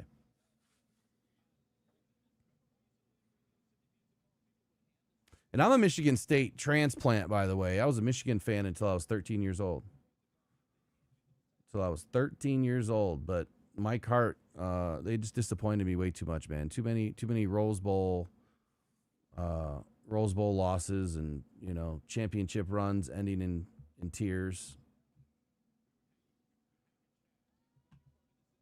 And I was a young kid. Definitely not Cincinnati. Was a huge Steelers fan, so this one's for you, Daddy. Raider Nation is in the house. Desde Mexico. Don't forget to eat so you can take your back pill. What does that mean? What's a back pill? I don't know. Take gabapentin. Did I see Green Bay's pick? Oh, Danny Dennis Sutton went to Green Bay. Did he really? Dude.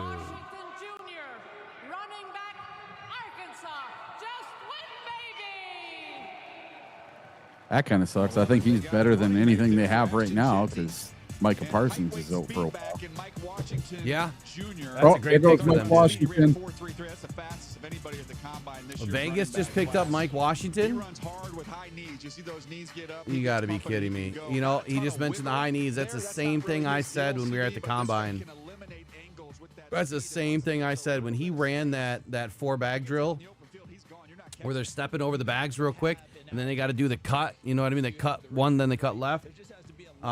His knees were so high, and you want that clearance because if you're dragging, if you're dragging your toes, it's easy to get tripped up. But when you pick those feet up, you start pumping, man. That's when you can clear the trash. You got a lot of guys on the ground when you're running through it. Damn, they just got stacked, man. I told you Vegas is going to compete this year. Well, and they took the number 1 wide receiver last year. Running back. They are going to compete this year. What did I say where the Vegas was going to fit? They were going to make the playoffs. What did I say about Vegas? I don't. Do you remember? You said they were going to be better. You said they were going to win their division. No, not this year. The Jets are going to do some damage this year. They're going to be in the playoffs. Vegas, I said, will be a top 8 team. Or the Jets. The Houston Texans select Wade Woodaz. I don't even know who that is. He's a fun player to watch, man. Another You see the linebacker. production there on the screen, versatile. As an off-the-ball linebacker, you get that size and almost 6 Wow, he's foot way 4 down there. with some length to go along with it. Now, there's tons of lateral range. He's a little bit tight, but this dude can run. He's in the 5'8" I range. thought he was aware in coverage, and he'll attack and punch off blockers when he has to. Another Clemson guy. Several of this body type now in this The draft. Clemson's had a good defense for a couple linebackers, years. Again, not only because he can rush the quarterback a little bit and what he can do in the run game, but that size kind of clogs up these throwing lanes in that middle level of the field. Yeah, and did you see how he came from inside out on that one? I love. Let's get the phone lines up and what love people how think he about played on the tape. And when I wrote down watching. Yeah, him, there you go. We'll kill NFL Network for a little bit. Let me get the phone lines open. We need some opinion. We need some fan opinions. We need to get back up into this this round. Oh, Trace says the Bears just traded up.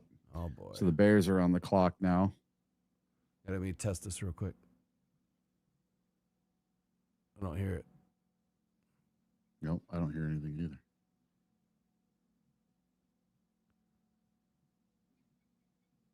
Well, we had an update today, so you know how that goes. What does Jen mean by this? Looks like our 4th place schedule is not so 4th place. Oh yeah. Team's getting better. Yeah. Team's getting better.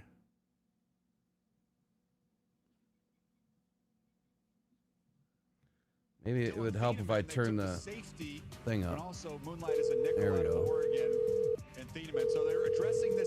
Malik Mohammed. Oh, that was my guy. I told you.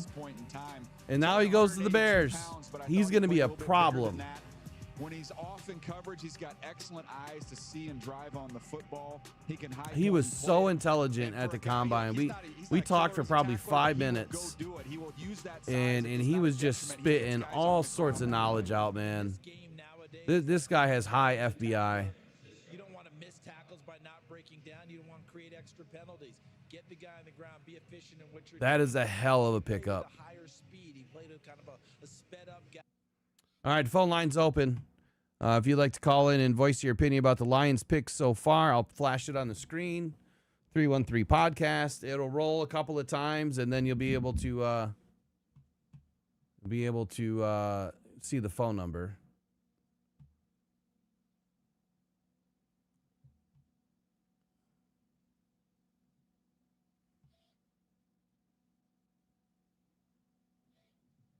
I don't have social media or anything open. Like, what are you seeing on Facebook or whatever about the picks? No, nothing so far, but I can look.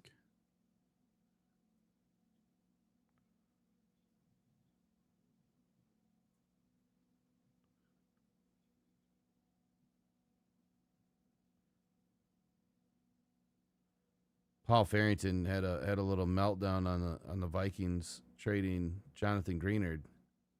Oh yeah, dude, I've seen it all over the place. Vikings are not happy with their draft. Their fans not happy with the draft or with trading Grenard. Look, Quincy, Adolfo, they didn't like him either. No.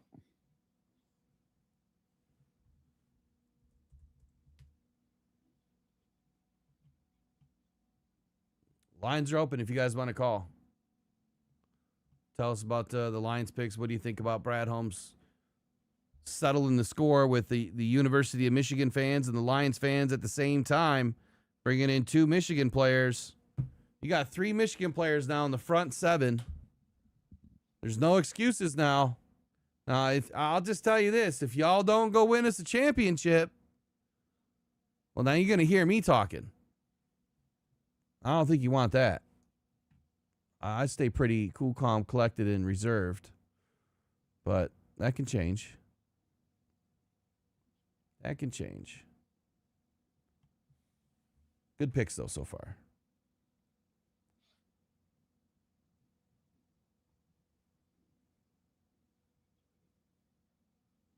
Oh, You know, if what's anything, this? Eric, it kind of puts the Michigan fan base on notice, don't you think? Yeah. Because if like legit, if they don't perform, then So according to Dave Burkett, the Lions have canceled their rookie minicamp program this year. what? Yeah. Why would they cancel the rookie minicamp?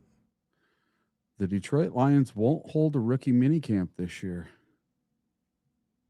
You know, is that because Dan Campbell's been catching all this flack for hitting too much? Maybe.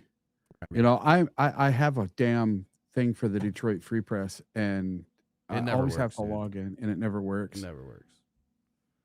I've emailed them so many times. Like, fix your shit, because you keep taking money and it doesn't work. Yeah. Yeah, I need to cancel that. But yeah, that's kind of a. I mean, you can always cancel and you can sign right up with a free trial. Yeah. Can you hear when I edit this video? For the Detroit Can you hear Lions, that? great pick for the Nope. Detroit Lions at 118. Oh, yes. Jimmy Rolder. Nope. All right, I guess no one's going to call. I'm going to shut down the lines. Y'all scared. Robbie, what's up?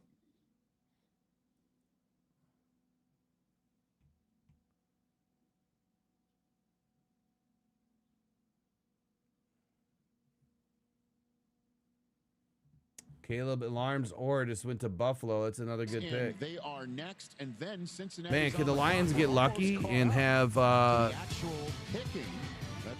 one of these guys slip to him like Wheatley?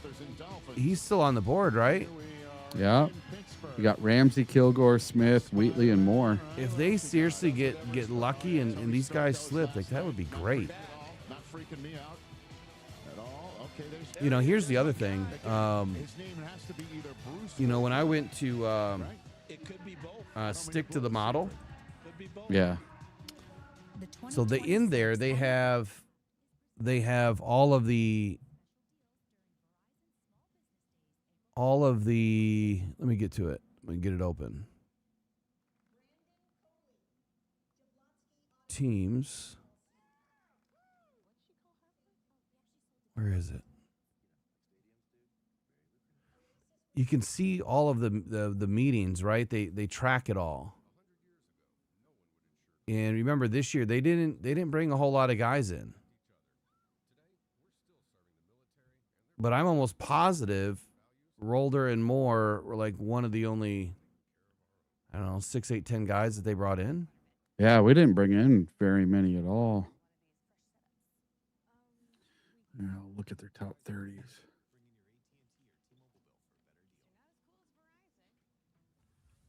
I found it the other day. I don't know why it's tough to find. Go to draft. Draft sim, live grades, historical drafts, mock draft mania, prospect overview. Oh, here we go. It's got to be under this one. Combine and visits. And if you go to the team, go to Detroit. Here, let me throw Or this in. actually, yeah, Jimmy Rolder was a top 30 visit. Yeah. We had Tyree West, DeMarcus Lacey, Caleb Banks, Jimmy Rolder, and Jalen Hunt. That's it. And then all the rest have been, you know, combine meetings and pro days. Okay, so we got it up on the screen here. These are, let me see if I can filter it down. No. These are all the visits. So it's broken down combine, pro day, top 30. So Banks was the top 30. Hell, he could have been our pick at 17. Where was the other top 30s in here? Let me see if I can whittle this down a little bit. Caleb Banks, didn't he go to the Vikings? So top 30, Caleb Banks, Jimmy Rolder, and Tyree West. All the rest, pro day, Kenyon Sadiq, Emmanuel Pregnan, Zion Young, Derrick Moore was a pro day. Brandon Cease, Josiah Trotter. So what I like to do, Eric, is after the draft, I'll go back in and analyze this and say, okay, where did all these players go? Did they go before the Lions or after the Lions? So if they went after the Lions, I marked down how many went after. If they had an actual opportunity to pick them, why didn't they? Yep. It's just, I spent a couple of days just doing dumb shit, I guess. But I'll go through it all and try to figure out what happened. Like, if you had a legit opportunity to draft him, why didn't you? Like Deontay Lawson, for instance. Deontay Lawson, he finally went, but I don't know who he went to. No, he's still on the board. Him and Kyle Lewis are still on the board. So both of those guys are falling pretty hard right now. The question is why? The question is why. So there has to be something, whether it's medical or age or something in their profile that they don't like. 127th pick in the 2026 NFL Draft, the San Francisco 49ers select Carver Willis, guard, Washington. Always interesting. I just find it interesting, Like, these are the things that I do in my off time all the time, is going back and analyzing, the fits and trying to figure out who the Lions are internally. Like, what are they looking for and why did they pass on them? And then hopefully you find something out later when a team takes Deontay Lawson or whatever player, and maybe you find out a little bit more information through their team. You listen to what they said. I tune into their press conferences, and then you just get more insight. It's just more knowledge, more information. Sometimes you might pick up on some things, or maybe you find out a player got in trouble, and then I guess it kind of helps paint the picture of who the Lions are. What are they really looking for? But they met with Derrick Moore and Jyshawn Barham at the Combine. They met with a lot of players at the Combine. They met with Marlon Klein at the Combine. Jaden Kennedy. I thought Jaden Kennedy for sure would have had an opportunity to be a Lion. Got taken a little early. But Nick Singleton is still on the board, right? And he was one that met with the Lions too. So could that be at 157? Which guy is that? Singleton, the running back out of Penn State. Oh, wow. Here at Joe Cool's with the 128th pick in the 2026 NFL Draft. That was our pick. The Cincinnati Bengals select Connor Lew, center. There goes Connor Lew. Yeah. Well, he's going to be sitting for a year, so I don't know about that pick. Connor Lew of Auburn. Why is he going to sit for a year? He tore ACL or something. It is what it is. What about this young man? What do you like? I just wish they would have announced it here, because then we could have said they're not booing, they're looing. Nice. Connor Lew, good for him. This is someone who 7 games in and then tore his ACL there in October. So going to work his way back into health. If he has a full healthy process, he's not there at this point in time. He's very smart. He's very tough. He's got a nice, firm, wide base. You see that in pass protection. He's also Kilgore's not so Danzo 2310. If you guys have questions, throw it in caps. We'll see it better. But asked, why is Kilgore falling? I don't think Kilgore is necessarily falling right now. I had him go in at 118, and so we just had 128. Let's take a look at this board here. Get rid of the running backs. We'll throw up the safeties in the. So he was a 6.4 grade. I mean, you still have all of these guys on the board. So I wouldn't say he's necessarily falling. Let's see where they ranked him. They had him at 78. They had Ramsey at 76. Genesis Smith at 88. I like Genesis Smith too. Wheatley they had at 92. Moore they had at 102. And then Payne they had at 121. So you've got this cluster of guys that are all in this area. And what we've seen is, I mean, we got a lot of players that are jumping up the board, players that are ranked a lot higher by other teams, players that nobody expected to go, this early. So And the Carolina Panthers organization for having me. Such a blast. You guys are the best. And now, big shout out to the second international fan the second most international fan from the Carolina Panthers. It's my little dog Frida. She can't be here tonight, but she's here with me in my heart. What? All right, let's get to it. His dog. I trust in Yeah, God. but why talk about his dog? With the 129th pick in the 2026 NFL Draft, the Carolina Panthers, division champions, select Will Lee III. Will Lee. Defensive back, Texas A&M. There he goes, right here, right in this cluster. I tell you what, that's got to be 10-inch hands. To me, Will Lee, ultra athletic. Someone, how about the journey for him from Iowa Dude's Western ripped up, but Community he's really thin, man. He's really lean. Another Ernest Rakestraw kind of body. Really thin. To me, CD, this is good value where they're able to get him right here at this point in the draft. Competitive kid. Let's take a look at Will Lee, and maybe we can figure out why he went ahead of everybody else real quick. 10.5-inch hands. Jeez, that's massive. Yeah. All right, he's got long arms too. 32 3/4, 6'2", 189, 32 3/4. I mean, dude, this is almost a perfect corner. Outside of the speed. Whoops, I didn't mean to do that. Outside of the speed, like that's like a perfect corner size. 42-inch vertical, 11-foot broad. This guy's going to be explosive. He's going to be rangy. I mean, he's going to be able to knock the ball away when he's trailing. That's a great pickup as long as his body can handle it. 6'2" at 189 is pretty thin. Overall pick is in. The Saints are currently on the clock at 132 overall. Chargers got another pick coming. See what the Perfect team in NFL history. Miami Dolphins select Trey Moore, linebacker, Texas. Go Dolphins! So another one we're paying attention to how he's announced, right? He's off the ball linebacker. Is he going to be an edge rusher? He's done a little bit of both. Started off the ball, then you see him get more opportunities to line up on the edge.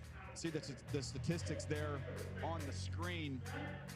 He can run. He ran 4.54. You see it in his play. I thought he was a real fluid athlete, too. You watch him redirect, but can do a lot of different things. Here he is coming off of the edge.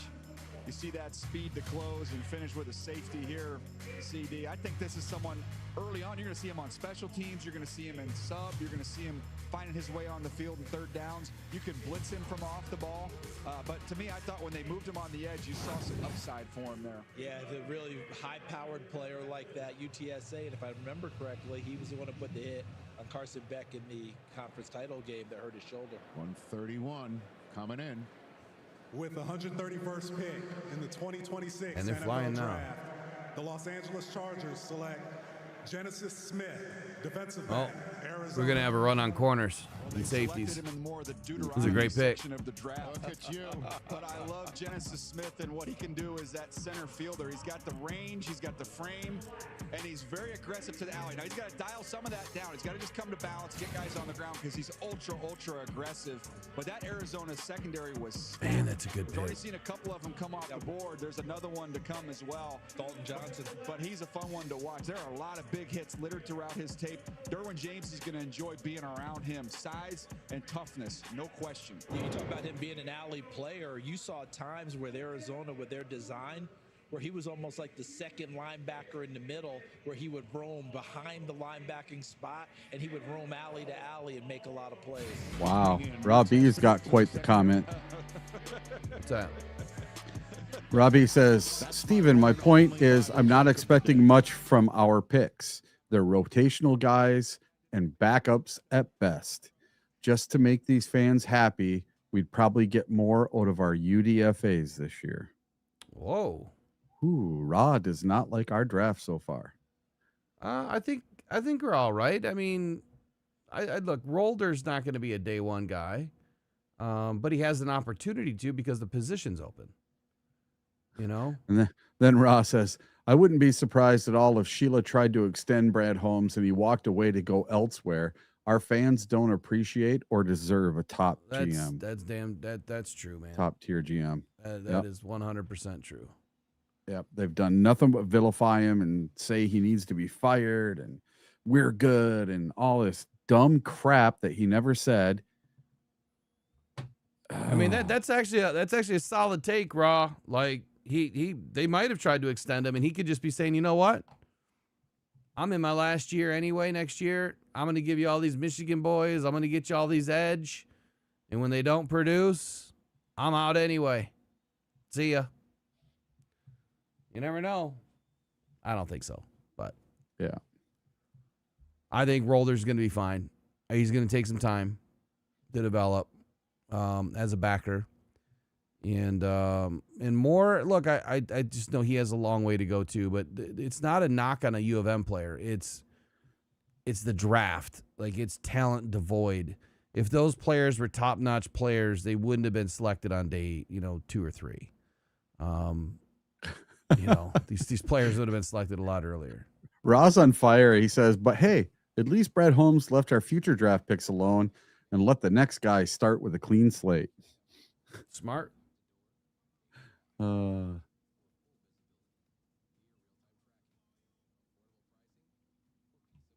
then Parker Rowe says, this is a great draft for the Lions. Anyone saying otherwise will be eating their words around Super Bowl time. Go Lions. And that's all it would take. Listen, if the Lions go to a Super Bowl, you ain't going to hear no more, oh, Brad needs to do this, Brad needs to do that. It'll be Brad can do whatever he wants. Yeah, I don't think he needs to go to a Super Bowl to do that. I mean, let's be real. There's one team every year that goes to a Super Bowl. Well, there's 2 teams that go to a Super Bowl every year. And those teams are generally very healthy to get there. Any one of these teams can honestly make a Super Bowl if they stay healthy. Some of them don't really have a shot because they're rebuilding, but the Lions almost made it in year 3.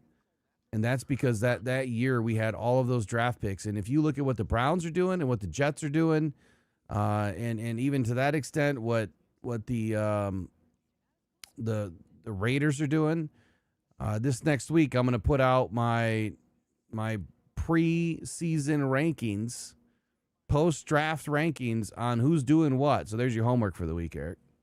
What's that? Post-draft rankings. You got to rank all 32 teams, top to bottom, where they finish, and where they finish in their division. So you go 1 to 32, and then you go division. Where are they going to finish in their division? Who's going to be the division winners? I do it with this thing right here. The magnets. Every year after the draft, I'll change it. And like I've said before, the Jets, I'll just move the Jets right now. Where's the Jets? You can just put the Vikings down in 4th place. This is my board, but hold on. I'm not picking the Packers for 4th place or the Bears. I'm picking the Vikings. I'm going to leave the Jets right where they are. I'll leave the Vikings down here, or the Dolphins in 4th. I'm going to put the Jets right there. Winning the division. Bill's got new coaching staff. Mike Vrabel's in counseling. Jets are coming. Did you see that? Did you hear about that news? What's that? Oh, man. So this morning, I go jump in the shower and I always put something on, and apparently 4 years ago, someone had pictures of Diana Rossini and Mike Vrabel in a bar kissing. Oh yeah. And I'm like, either someone's wife or husband has had a private investigator, or I thought about this. What if Rossini was just kind of setting him up and always kind of had somebody around just to take pictures to use as leverage? Like, I need the inside scoop of everything that's going on, but now I've got leverage on you, and I'm going to put it out there if you don't give me the information. Because they said at the same time that the Titans were not interested in I think it was Tom Brady or something 4 years ago, and it obviously was true. But that information came from Vrabel, allegedly, as he was the coach of the Titans. So it's just, people are grimy, dude. You never know. And she just kind of came out of nowhere. I mean, she's been working for a long time, but I've always said that she was grimy. I never trusted anything that she said for the most part. A lot of stuff that she said just never turned out to be true anyway. Like, how many times did she say Max Crosby was coming to the Lions? Yeah. Like every other week. Yeah. My guy said, nope, never going to happen. Takes off and goes. You can roll a little bit. Now we don't need to hear about it anymore. No more Max. No more Hendrickson. No more Garrett. No more Jalen Phillips. That whole channel just died. The professors are teaching it up. You never know, and I think the harp set the tone. I think. What's up, Jade? I see you in here. I just saw Devin Moore got picked up. Yeah. Packers have got to go back. He didn't come. You didn't come to the Lions, man. What the heck? I think that would be better for me, Rich. That's what. If we brought in Lurch on the harpsichord. Lurch. Remember, I would hit the harpsichord. Adams family reference, sir. By the way, played basketball. Stetson did Ted Cassidy, who played Lurch. So here's your best available. There's a lot of great value on that board. Kyle Lewis, I'm just like, what is going on here? I think he's just a heck of a player that you can plug. Jade, what do you think of? Are you leaving already? And I think there is great momentum. What do you think of the picks? Well, I guess you can call me later. What is going on and why he's still out there? The Falcons and Matt Ryan is fired. Yeah, that would be unfortunate, Attila, if they switch to golf hate. But they got to do something, man. That's what toxic media is all about. They only survive on putting out BS and negative takes because they can't go find and stories or do real stories or be creative. Like, I'm not the most creative person in the world. I'm probably the least creative person in the world.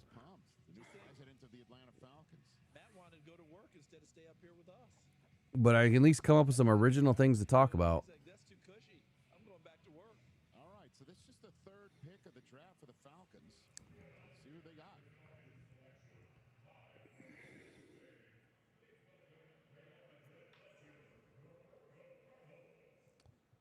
Let's see. Hey, Robbie throwing in a big super chat there. Had another one earlier, too. So hold on. At 118, everyone was picking linebackers, so we got a smart chat here. Yeah. I should have ended it a while ago, but 124 votes said linebacker, and then that's what we got. So I don't know how many votes came in after the pick. I forgot that poll was still running.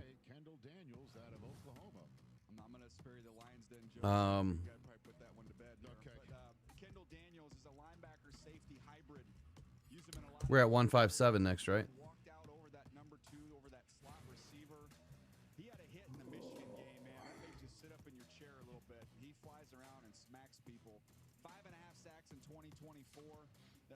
Yeah, 157. Holy shit. The Browns have 146, 148, 149, 152. We have 181 and 157. Dare I say that the Lions move up 157 and 181 and jump up to 146? Perfect. Let's go. I think that would be a good move. And then that would give the Browns like 5 picks in the 5th round.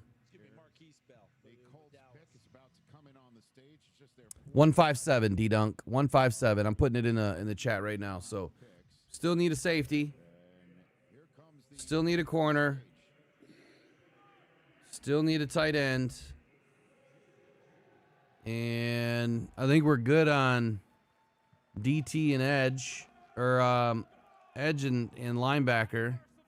Could see another linebacker come off the board. So safety, corner, tight end, DT. I wish I could put five options in. There you go. There's your new poll.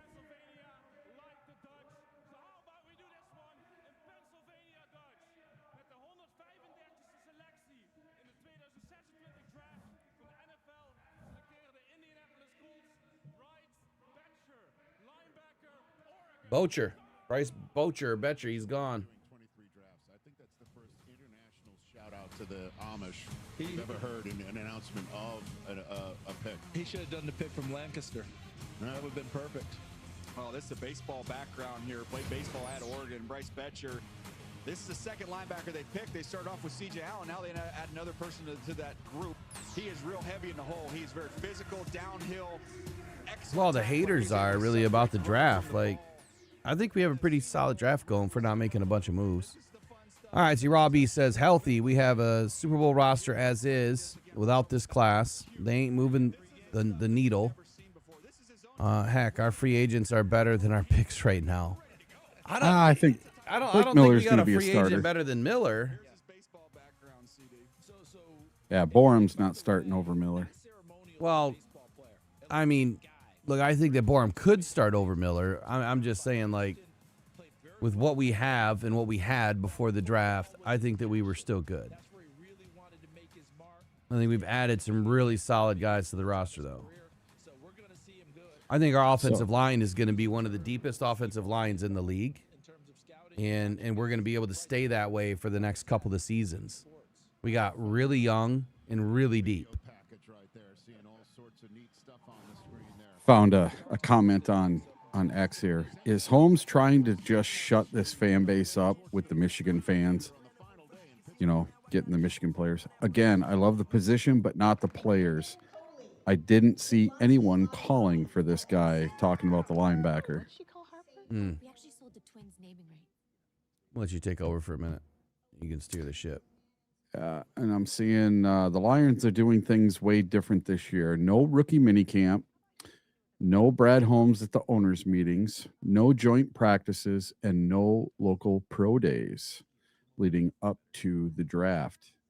So the Lions are doing some things different this year. And I think you're going to see during the week that practices are not going to be as physical.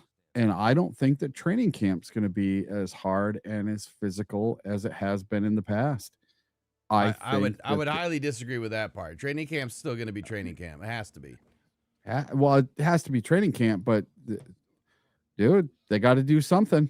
They got to keep these people healthy, because if we're not healthy throughout the year, we're not going to make it again. Yeah, but I've always disagreed with this point, because the injuries, not just you, with everybody, the injuries have never happened in camp. Like, not from contact. There's a lot of these injuries are non-contact, and a lot of them happen in game. You know, and it's Rakestraw, that was in camp. That's core. That was a core muscle injury. No, he broke his shoulder. Oh, that one. He had to have surgery. And that happened after a hit. That's just normal. Yeah, I mean, that's just normal stuff. You're not going to not hit. You're going to go through camp with bubble wrap on. Got to do something. We got to keep these guys able to play in October. Every team hits in camp. I know. Every team. And there's only 14 padded practices allowed during the season. And 11 of them have to happen before week 11. So there's 3 padded practices allowed where they can hit after week 11. That's nothing. 14 padded practices in an entire season plus training camp. Yeah. I don't think the injuries are part of it. Now, I heard the one dude came out and said that it was the Panthers or the Jags or somebody that he felt that they were, their practices were a large part of their injuries. I'll never believe in that, because why did the other 25 teams, able to stay healthy, or the other 30 teams able to stay healthy? So 1 hour ago, Adam Schefter posted Detroit set the all-time draft attendance record with 775,000 people in 2024. Well, Pittsburgh is within reach of the record, as more than 620,000 fans have attended so far per the NFL. But they had a little weather today. It was raining, and the weather is expected to get better throughout the day. Green Bay and Nashville hit 600,000. So I don't know. If they break it, it's going to be awful close. Well, I have a feeling a lot of people DC's left break today. it. Yeah, I think a lot of people left today because it's raining, pouring cats and dogs down there. The National Mall is going to be badass. Definitely going to that one. I haven't been to DC since I was a kid. I went there once and just drove through. I've never been to any of the museums or the buildings. I drove through really quick one time to go pick up a car down in Richmond, Virginia.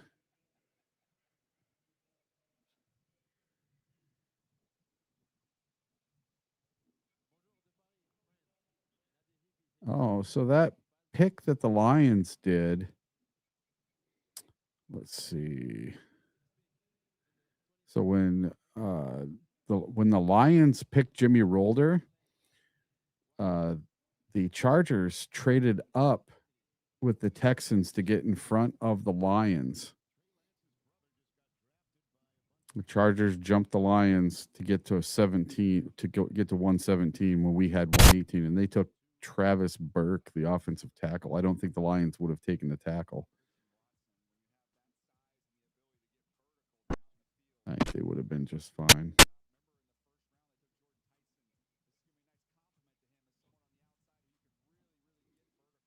What we got going in the chat? Yeah, DC will break the record. I think they will.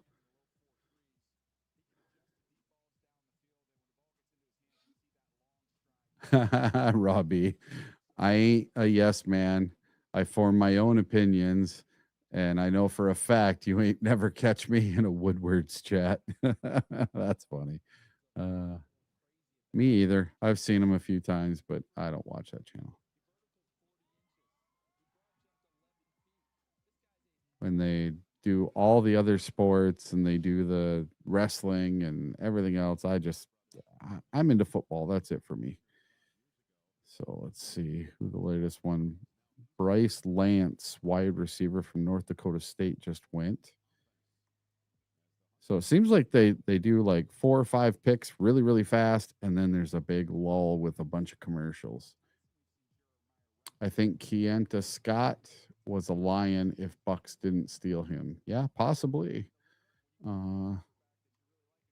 Is that QB from D2 still available? What QB is that?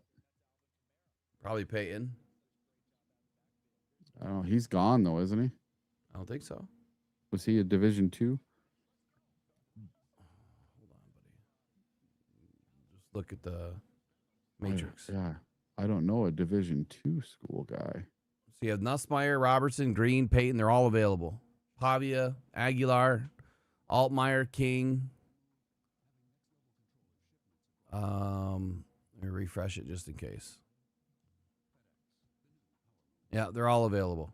Oh, yeah. Peyton Cole, the North Dakota State guy. Yeah. Cole Peyton. Yeah. I'd like Pavia or... I don't want Pavia. I just think he's a Detroit type of guy. Yeah, I think he'd be okay, but I'd rather have Green. I liked Green. Nussmeier. I mean, if we could pick up Nussmeier, I'm good. Hell, it's too short. I'm fine with it. Too short. Yeah.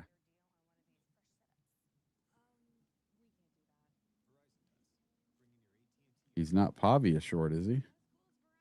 I think he's only 6'1". Oh. I don't even think Pavia is 6 foot, is he? I think he's close. The D. Let me see here. Yeah, he's 5'10" and an 1/8. Jimmy Rolder. Welcome to the D.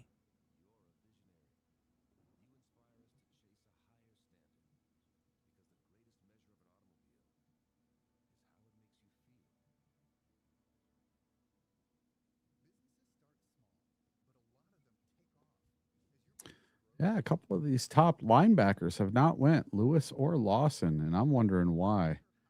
Just not team fits or scheme fits or what's going on. I think it's got to be something medical or like legal or background. Something. They're falling. Yeah, and it just doesn't. It wouldn't make any sense as to why they'd still be on the board. It really doesn't. If there wasn't something sticky in their profile, you know.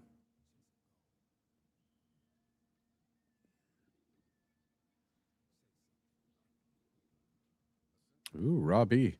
2025 was a crucial draft class. I don't regret a single pick, especially Dan Jackson, who looks like he may be our starter at free safety. Yep, everybody forgets about him, but he was injured. Lauren McCaig says, I like Capehart at nose tackle in the 5th. I do too, man. I love it. Love it. Mari Ramsey in the 4th at safety. Maybe Daquan Wright at tight end in the 6th or 7th. And Jeff Caldwell, wide receiver in the 6th. Deon Burks, wide receiver 4th to 6th. BJ Payne, safety in the 6th. Yeah. I'm thinking BJ Payne later on as well. I think it's a little too early, but if we move up, it could be for one of those safeties.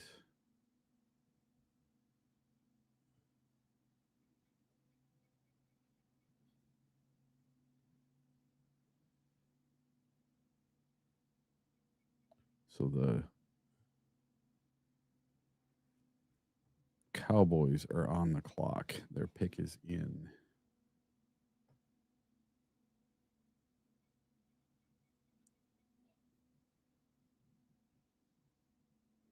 We'll see who the Cowboys get.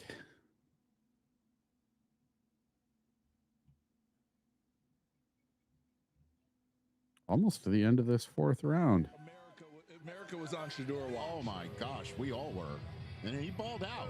Anyway, for a different day, or last year. Here's the latest Cowboys pick.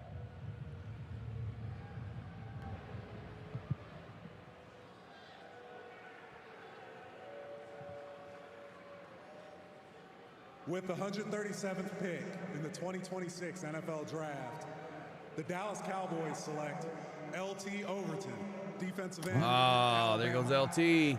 Yeah. Big, he's a huge DN, man. If you're an LT Overton fan, you're going to I talk think he's about a his versatility. 3-4 guy. If you're a little bit concerned, you'd say, okay, he's a tweener. Where exactly does he fit? I remember having a similar conversation about John Franklin Myers when he was coming out, because he's a heavy edge setter on the edge, or you're going to kick him inside where he can use more of his quickness to win there. He plays with a ton of effort, plays extremely hard, and he will chase everything from the backside. So I love that about him. He's just a little bit tight, and you're trying to find the comfort spot for him. Where does he best fit in? If he turns into John Franklin Myers, if he becomes JFM, that's a big-time player right there, because everywhere JFM has been, he has really helped that defensive front become that much better. That's a big-time It's always play. interesting where people are making decisions, let him go to other places. Each place he produces, I think Overton's better when he's working more inside than he is on the edge. They add an Overton to the overshown on the offense, and their head coach, Brian Schottenheimer, is slated to join us later on in our coverage of Day 3 of the NFL Draft. So we're looking forward to that. Yeah, Steve says, appreciate all the info in the later round, guys. Chad is doing work. Yeah. You're going to see a lot of work on these later round guys.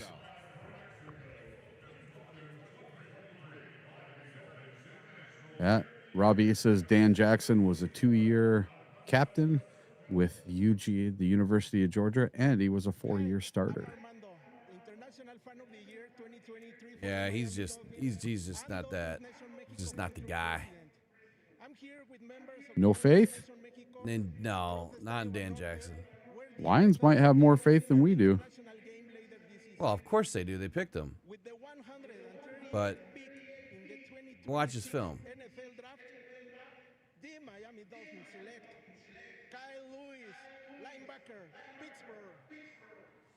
Oh, there. Lewis went, the linebacker for Pittsburgh. I've been advocating for him for a long time. I mean, really got eyes on him in Mobile at the Senior Bowl. I think Dan Jackson's going to be a hell of a special teamer for us. And he has decent size. I think he was like 6'1", 190 or 192. But he, at his height and his weight for me was just a little bit too light. He's got great speed. Great speed. I think it's like 4.42 or 4.48, somewhere between there. What happened to him? He have an ACL? Yeah, he had or? ACL or something, but he to help out a little bit better than that and turn around and see a guy of the opposite jersey. I mean, he has issues just like any, any young guy. What he's doing, you can do multiple things with him. There's Joe Barry in the back. I don't think he's ever going to be a starter. Like, if they get a starter out of him, picking him in the 7th round, I mean, that is a huge diamond in the rough. Jacob Rodriguez at the linebacker position, and then Kyle Lewis at the linebacker position. They scooped up both of them and Chris Johnson from that week in Mobile. And they pick again next in 151, which means they'll have 9 of the first 151st picks. At the locker room of the Mexican national team, making history for the 49ers. I'm with Andres Guardado and Alfredo Gutierrez. Oh, man. 139 peak. What? In the 2026 Right here. NFL draft, Good guy. the San Francisco 49ers BJ Payne. select Oh, Fijian's Prysic. Prysock meant. So if he seems Prysock, I did not like him when I talked to him at the combine, but then I watched him play and saw what he did on the field at the combine, and it changed my mind.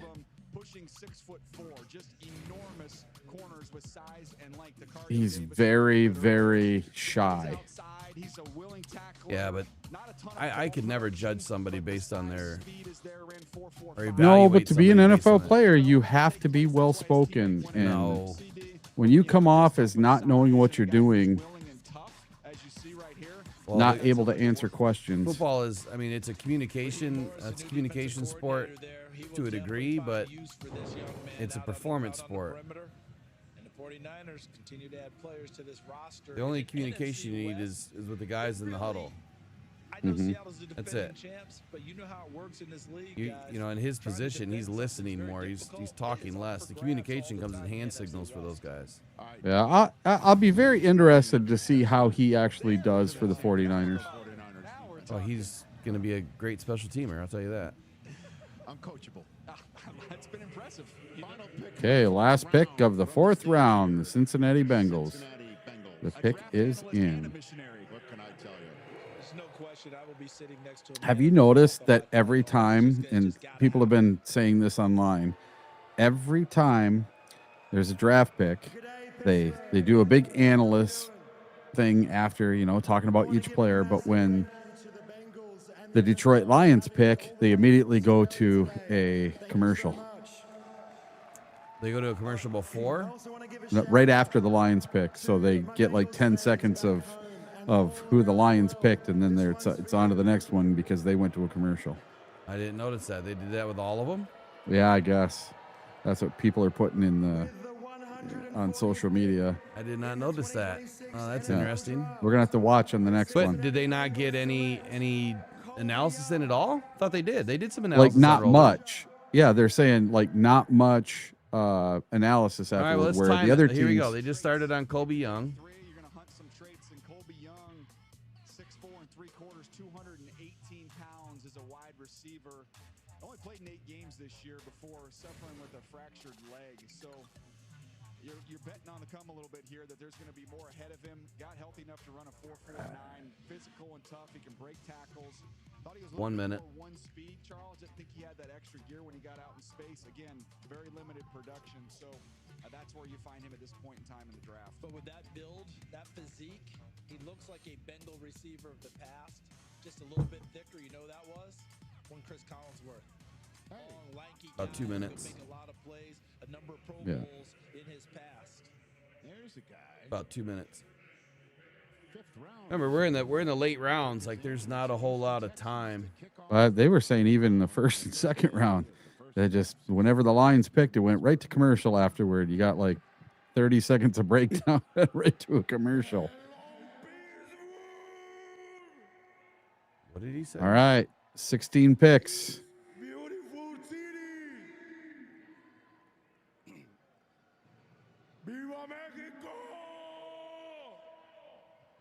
Sounds a little either intoxicated or he lost his voice. They are really pushing the international fans. That's because they're making billions off it. Yeah. Gracias a todos, a los Ifotis. Muchas gracias, hermanos. Gracias por este recibimiento en esta hermosa ciudad a toda su gente.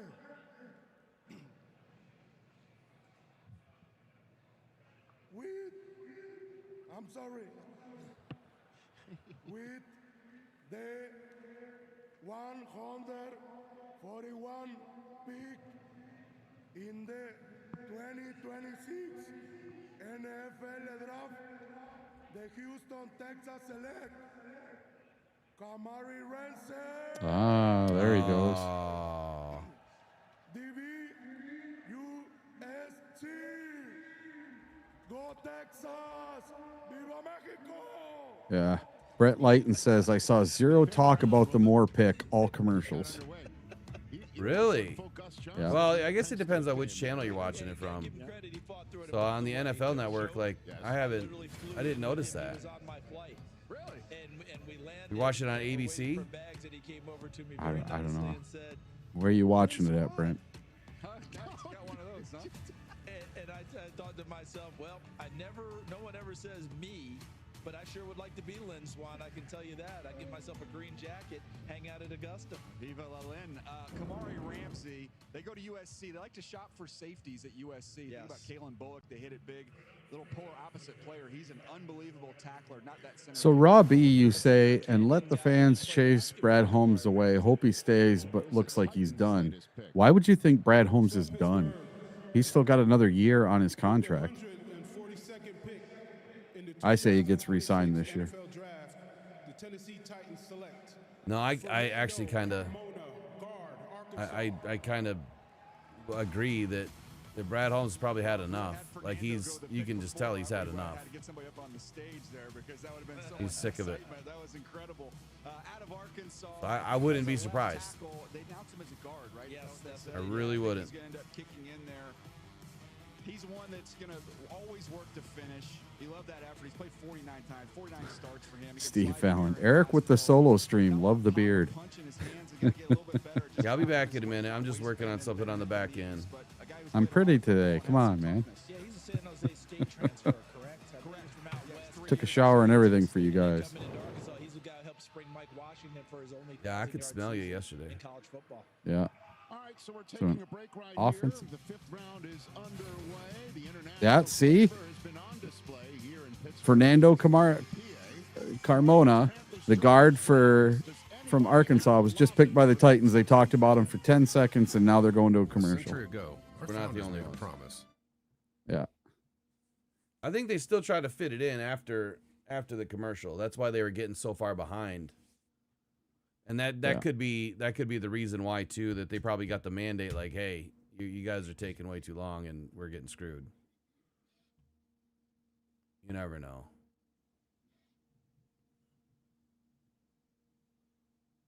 Almost done. I gotta bring my dog out. Come on, Gunny.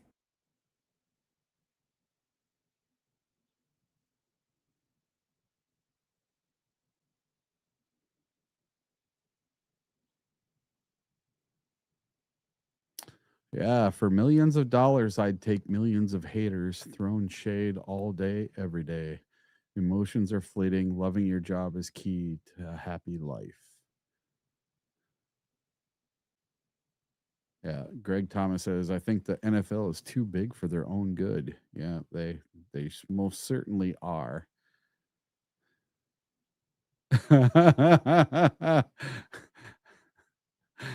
Brett Lighton, Jesus.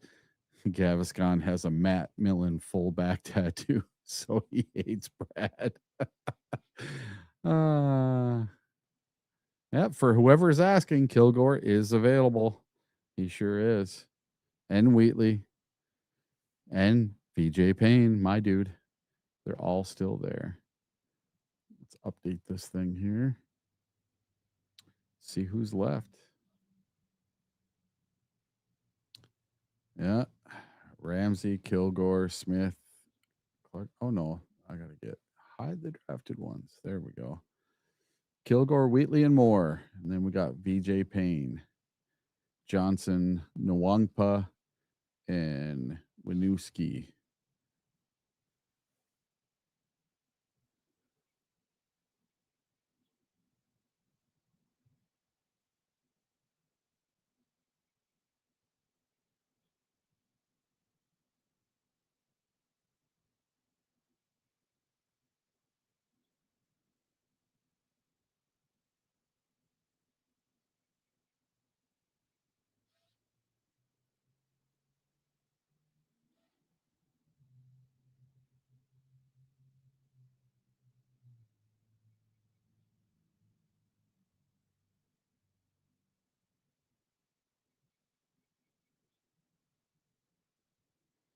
Yep. So there's still hope for a couple of my late round draft picks.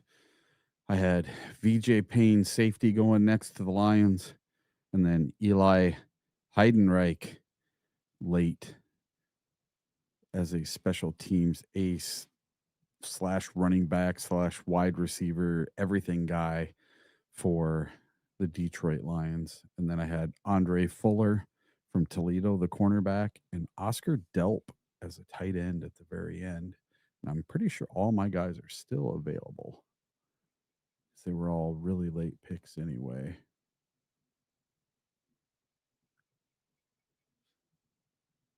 Yep. Heidenreich is still there. VJ Payne is still there. Let's see if Andre Fuller is still around. Yep, he's still there. And tight end Oscar Delp. Let's look and see if he's still up. Oh, yeah, my other guy, Michael Gillenberg, he's still there too.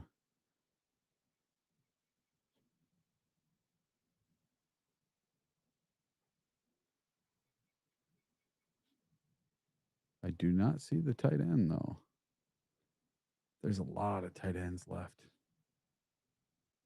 The Jolly Kid's still there. Yeah, so maybe Delp win already. Yeah, there's like these picks go so fast, and then all of a sudden they slow right down, and then they go really fast and they slow right down. Wish they just keep an even pace.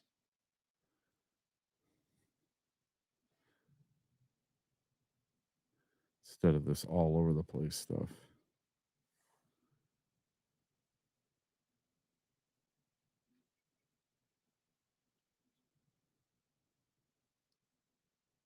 Oh, what tight ends are available? Not just my favorites. Let's see. Well, Gillenberg, Bentley, Kazoil, Royer, Jolly, Nowaski, Curvasis, Trigg, Kanak, Endries, Trenor, Wright, McCree, Mateer, Maryland, Rogers, Ryan, Valeri, Bredesen from Michigan, Dinkins, Sharp, Kittison, Jones, Arkin, and Velling. There are a lot of tight ends left, but it looks like Delp is gone. So I had him as my very last pick at 213. Somebody liked him. I must have missed it in the last round. Let me see if I can find him. See if he's down there anywhere. Somebody might have snagged him at the end of the last round that I didn't see. No, I don't see him in the last round, so I don't know. Maybe he's just not on my list.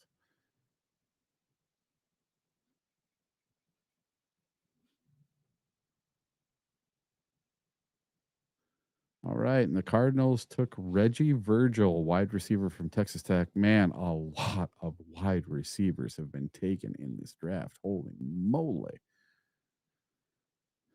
Suppose that's a good thing for the Lions, since the Lions aren't going after a wide receiver in this draft. Don't need one.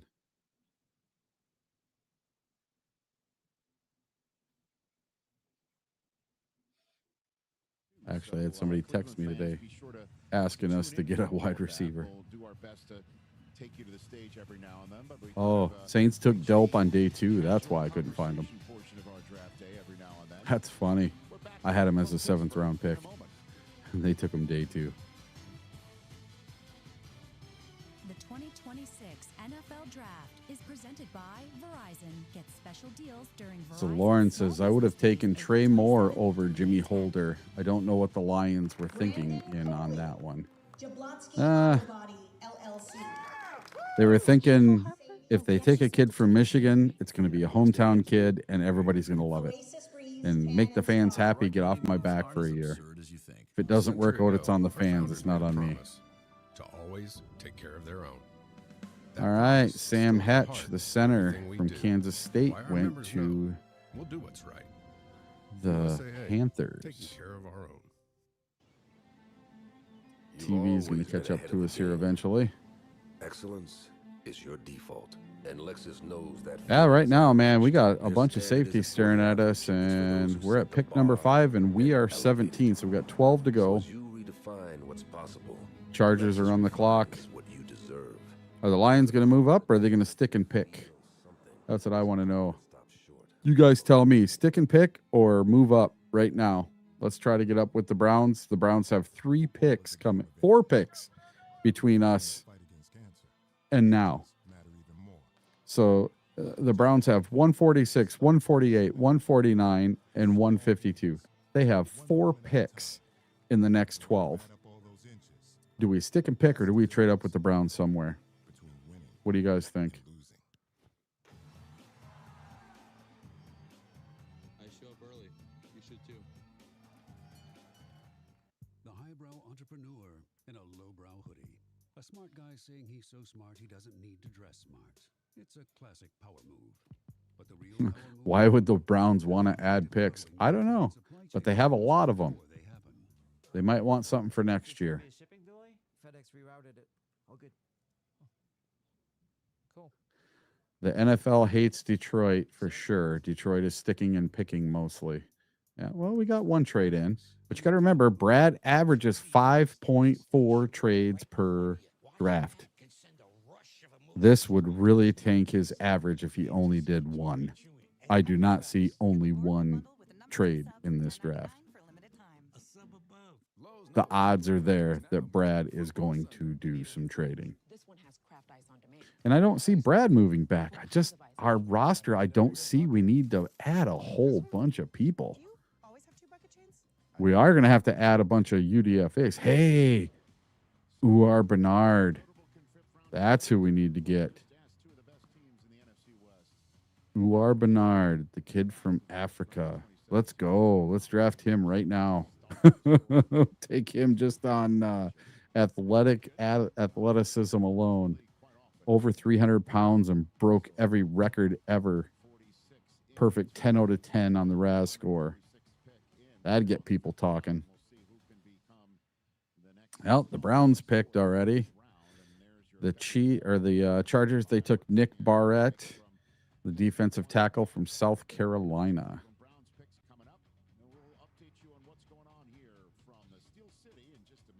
But Capehart is still there. There's a defensive tackle we could take. What position do you guys want us to take right here? You're a visionary.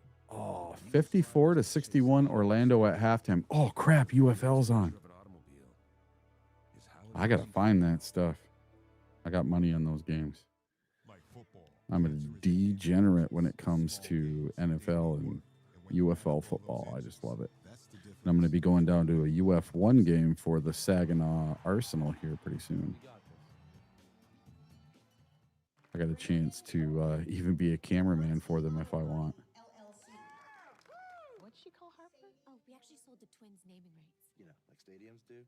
Very lucrative. Oasis Breeze Tan and Spa.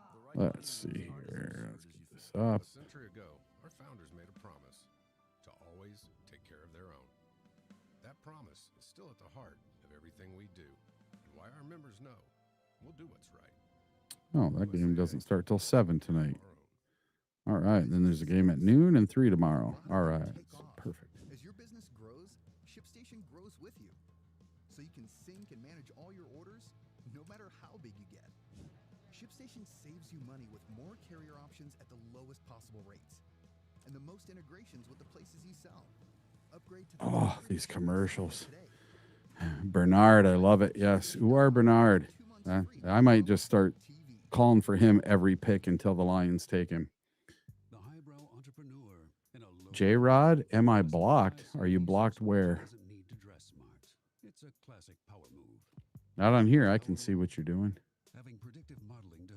Robbie likes defensive tackle, safety, or tight end here. Joe Tiger says defensive tackle. DeMonte Capehart fan with our first fifth round pick. All right. You guys are liking Capehart here. So let's see what this is saying here.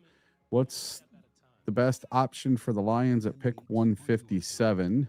And so far, with 84 votes, you guys are saying safety 57%, corner 13%, tight end 12%, and defensive tackle 18%. But yet, I see you guys talking about Capehart. Must be some other different opinions out there somewhere. Why our members know we'll do what's right. USAA, taking care of our own. Brandon Coley, Jablonski Auto Body. Let's see.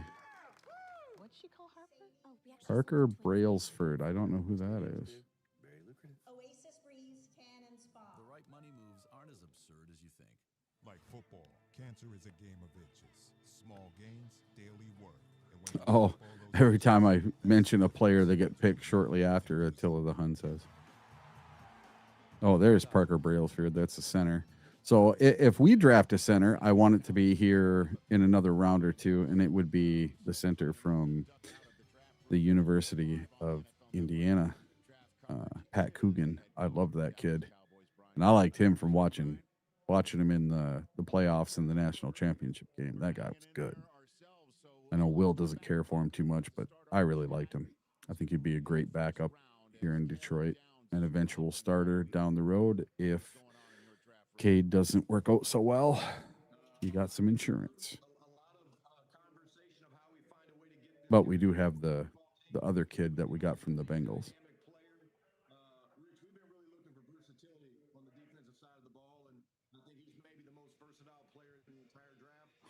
Oh, Attila, remember we were picking Jake Slaughter in the first round before Mays. Yeah. I think Cade Mays is going to be just fine. Defensive coordinator Shep seems very flexible. I'm thinking he learned a lot last season being in total control and wants to design the defensive scheme based on current rosters, similar to Detroit's offense is changing. Coogan is not starting over Cade. No, I would never say that. I'm just saying if Cade ever had a problem, we'd have somebody to back him up. I like Pat Coogan. I just liked him from watching him in the playoffs and the national championship. Barham, who you're taking as an off-the-ball linebacker, has been an edge guy at Michigan. Devin Moore is a corner who has like safety. All right, and then we got another pick at edge, Joshua Josephs for the Washington Commanders.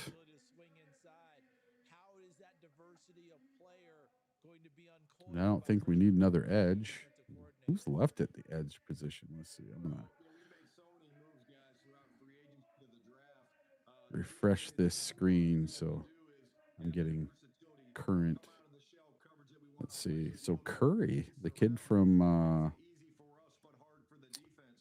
Ohio State, still has not been taken, and he is so far ahead of all these other players in the rankings. He was ranked number 63 for overall player rank and edge number 16. And there has to have been 16 edge players taken already.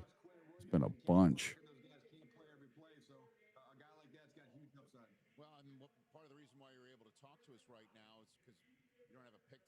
Wow, there's a lot of edge players here. So one of my sleeper picks is George Gums Jr. from the University of Florida. I really liked him down at the combine. He put on a show, but he's a late round or a UDFA for sure. 7th round pick.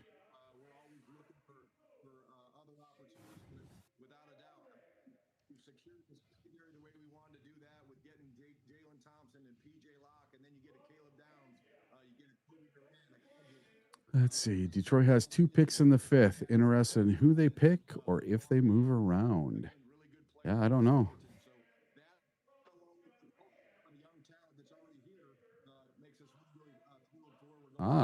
J-Rod says Mays can play the entire O-line, including tackle. Just saying. I've wanted him since he was at the Senior Bowl. Oh, there we go. Attila the Hun. The Raiders have traded pass rusher Tyree Wilson to the Saints. So we're seeing some player trades today and yesterday.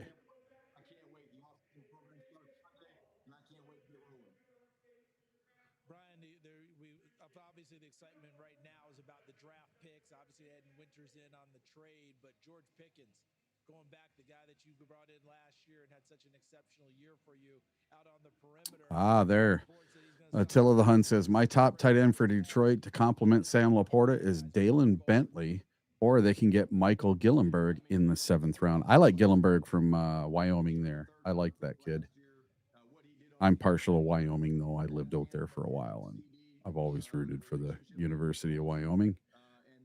One of my Saturday teams, if I can catch a game of theirs, if they're ever on TV. And a really good quarterback came from that school. But I think he's a little overrated. That's just me.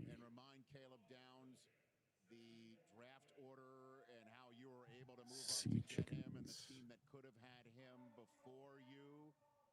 Did not take him. Do you plan to utilize this draft information? Well, let's be honest. I would say this: it's not the Giants. It's also the Commanders. Because, you know, some of these styles going to Washington. You have Orville Reese going to the Giants. T. Webb says, pick a tight end. Help Petzing do what he do. Insurance for Laporta. Back injuries. J-Rod wants Thibodeau. Yeah, I saw the Giants are trying to trade him. I don't think so. Not unless we're giving up a 7th round pick for him. Is Brad just going all Michigan guys now? Yeah, might be.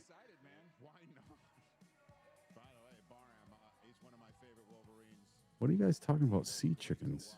Oh, the Sea Chickens traded up. Oh, they took Bo Stevens, the offensive guard from Iowa. Pretty sure Will liked that kid. So I remember hearing his name. They traded up to get him.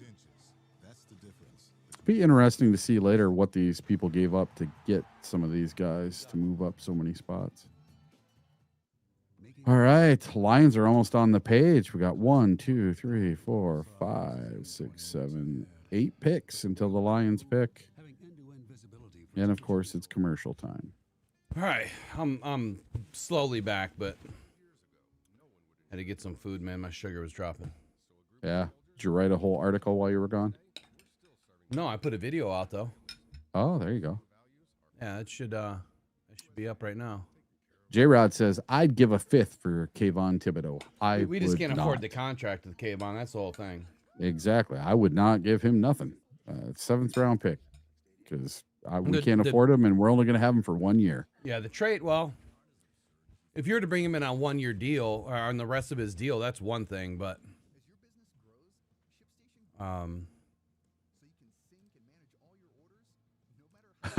Attila the Hun says, if Brad selects tight end Max Breedson, then I will believe the U of M narrative. We got 3 U of M guys. I think we got enough. Well, we only got 2 in this draft. Yeah, but we have Hutch to go with him. Oh, I got you.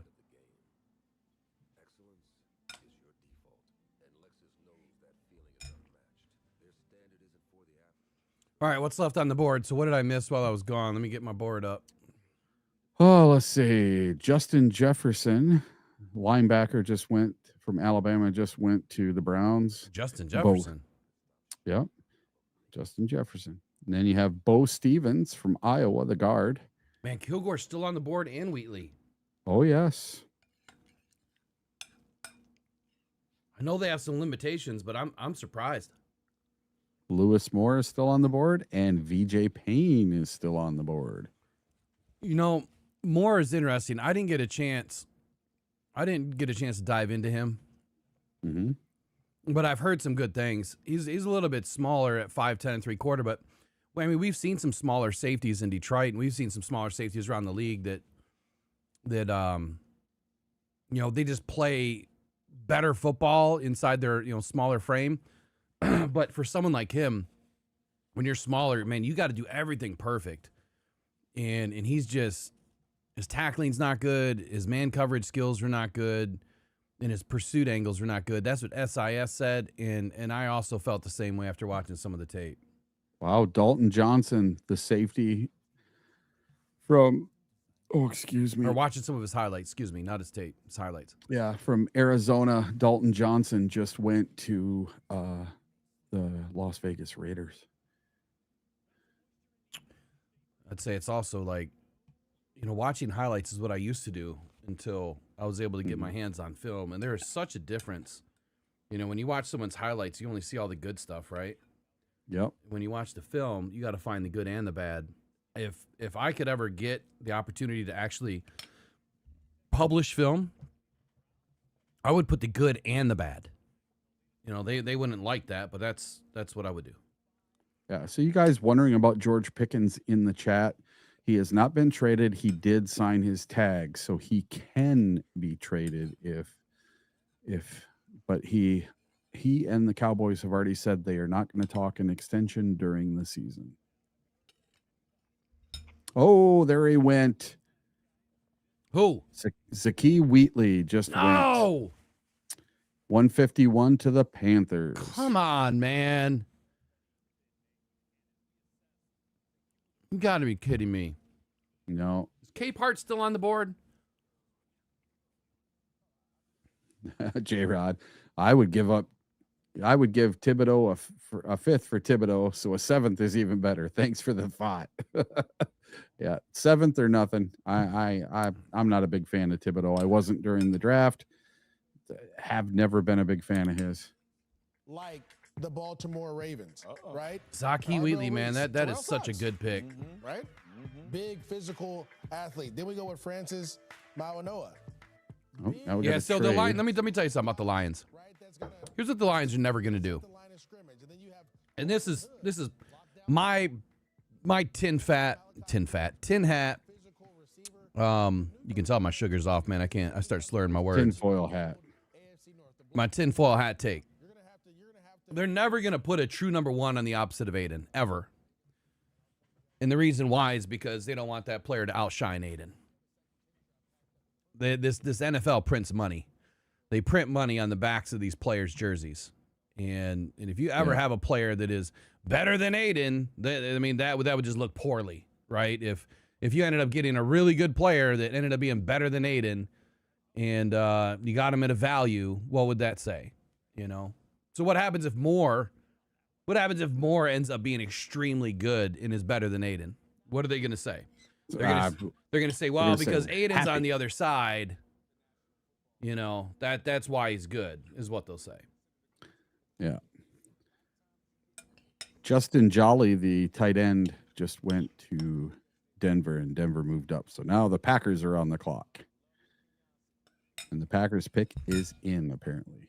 Can't believe I'm eating oatmeal at 3 o'clock. All right. So the Packers just took a center, Jager Burton from Kentucky. So I told you all these NFC North teams are going to take a center. I think all three of them took a center. They have to. I think all three of them got one. I don't have a choice. Oh, that video is flying already.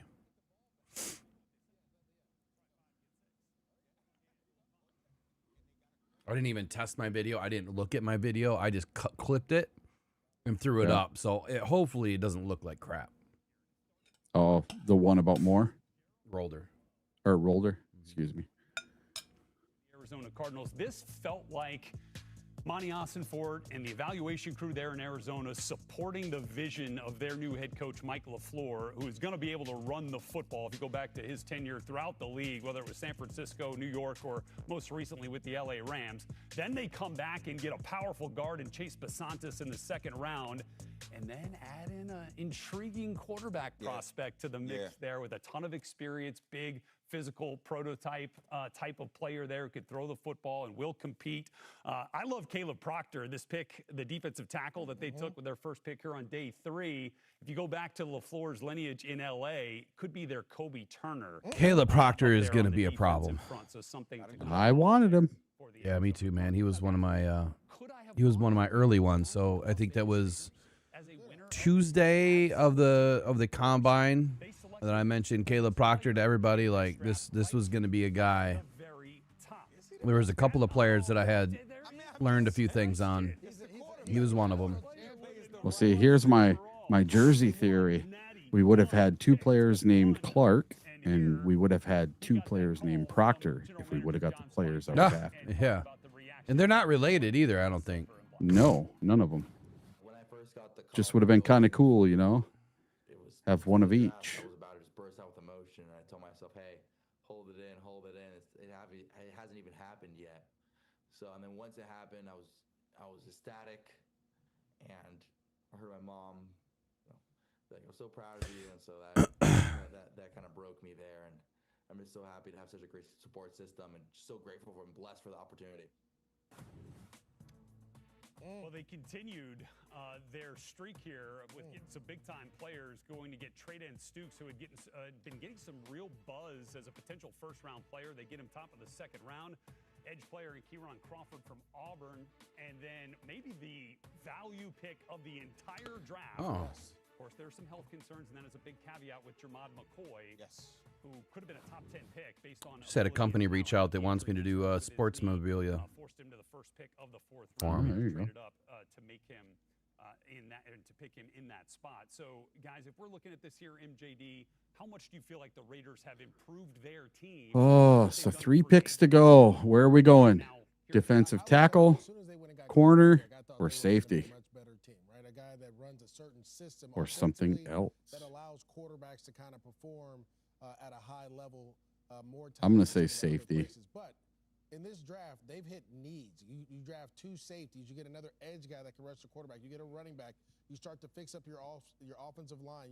If they don't end up with a safety in this draft, I'd be surprised. All of a sudden, this team is starting to look like the image of the Seattle Seahawks really was. All right, so the 49ers took Jaden Duggar, linebacker from Louisiana. Been better than a blueberry protein shake, man. It's so beautiful out right now. It is like a fall day out there. My house is 60 degrees. What? Oh, yeah. It's like 40 and rain outside. It's cold. Got and all the nasty. windows open. It's so sunny out there. I should just open up the big door here and let all the sun in. Tell Raider Nation it was going to take some time. He got fired last year, so. Hey, this ain't Seattle. But go ahead. Just saying. I mean, it's going to take some time. Yeah, Arf says if they don't get a safety, I would assume Kirby has gotten some special medical treatment in a Swiss lab or whatever. Hey, maybe he went to Stanford. Got this new MDPH15 enzyme or whatever the hell it was. Speaking of Michigan, it's Benny time. Or Sean Benny. You know, I do love Gerard McCoy's game. Like, I really love his game. Really love his game. I get it, man, the knee. I get it.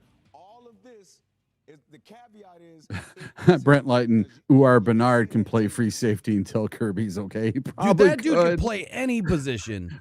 Just put him on the field, give him a jersey and a helmet, and say, go. Just go. See ball, get ball. Uh-oh, you're going to be mad. Did they already pick? You're going to be mad. No, Tampa Bay. Don't just freaking tell me they just took Kilgore. DeMonte Capehart. Oh, my God. They knew that the Lions were going to take him. Yeah, we got 1 pick until the Lions now. They knew it. And the Lions didn't move, man. God, there's sticking and picking. Stupidity with this draft. That is a huge pickup. And it's Tampa. Like, we're going to see you in January. You know? That dude is going to wreck some heads. I knew Will was going to lose it with that pick. Oh, crap. Two more. He's just... Oh! Don't. My guy, George Gums, just went. Oh, I'm not worried about him. To the Colts. I figured he'd be a 7th-round pick. He'll be out of the league in 2 years. I think he's good. You watch. George Gums is going to be good. He's all gums, bro. Yeah, he's going to be good. He's all so now the Lions are on the clock. It's Lions time, baby. You're all gums. I am all gums. You're all Actually, gums. I got real small gums. I got big you're all teeth. gums, man. Gums. I'm only missing 1 tooth in the back. I'm good. Gums. Oh, please tell. Is Kilgore still there? I don't even have the board open. The pick is in for Detroit. Is it? Yeah. How come I'm not seeing it? Don't. What the hell? No, I'm not going to ruin it for you. Moment at a time. No, like it's not on When you TV ran yet. up all those inches, No. that's the difference. It says on TV the pick is in for Detroit, though. Hey, I got some stupid commercial. No. Well, yeah, I do too. I'm on NFL Network. You should too. Yeah, that's what I've been watching it on. The highbrow entrepreneur. It says Detroit, the pick is in. Round 5, 157. Well, they need to hurry the hell up. Yep. Get out of this commercial. Nobody put it in the chat. No spoilers. Actually, I'm just going to hide the chat. I just minimized it. It's out of my view. I heard there's going to be a Okay. shipping delay. FedEx I know who it is. Oh, good. Eric, you just got muted.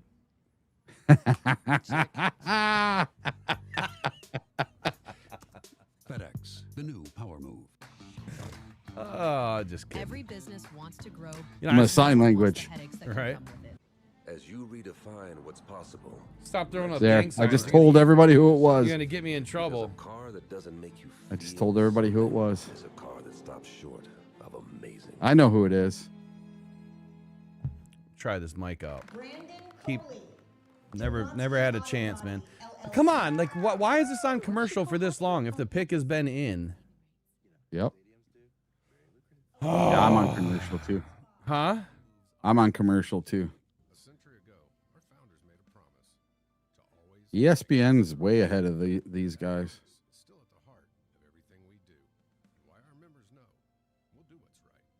I'm on some NBA basketball commercial. You're watching ESPN? No. I'm saying ESPN is way ahead. That's where I'm seeing the picks. Oh, I got you. I don't even 'Cause see. I I, just- don't even see the lines on the clock yet. Yeah. Dolphins are on the clock now. I've never seen them take this long of a break on these ads. Like, this is ridiculous. Attila, that is not what it means. Oh, I just went to watch NFLN live, and it says the pick is in for the Dolphins. Yep.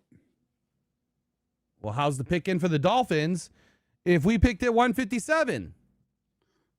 It's out already. It hasn't even come up yet. They skipped it.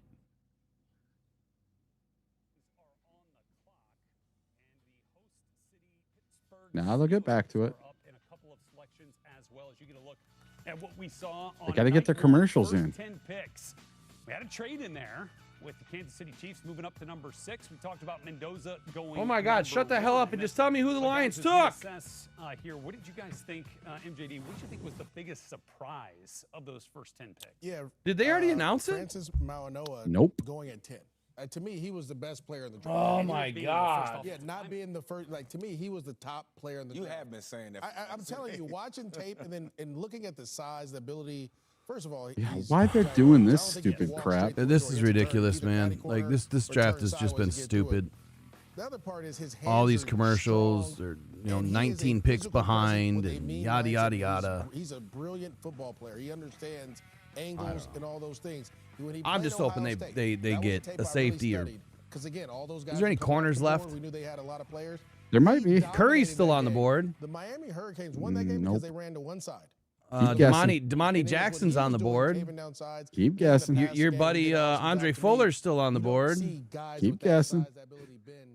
Well, no, I don't want to know. I want them to tell me who it is. No, they just said Michael Taft on the screen for the Dolphins, so they skipped the pick. Yeah. Well, shit, who did they get? The Lions got Keith Abney II, Arizona right. State cornerback. I'm good with that. Then we got secondary. All right. All right. Good job. Good job. Abney is a sticky and physical outside corner with impressive ball skills who will cause trouble for NFL wide receivers if he improves his technique. Yeah, so I got some things on Abney. So Abney, very early in the process, I had Abney on my board. I talked about him a couple of times in a couple of shows. And I think when we were at the Combine, you probably have my damn sheet. I do. Do you have my cornerback sheet? Yeah. Probably can't read my writing on there. Oh yeah, I can. Do So you have Abney, do you have the cornerback one? So Keith, is it Keith Abney? Yeah, Keith Abney. Yep. In a second, you didn't have anything written on this sheet. Oh, then I got to go to my other sheet. So my. But other anyway, sheet- I talked about him a couple of times. I really liked him in the beginning, and then I kind of shied away from him when I started looking at Kilgore and Wheatley around this time for a secondary. So this is actually a good pick. See, I got the other sheet here, but I got all the the dot matrix looking thing.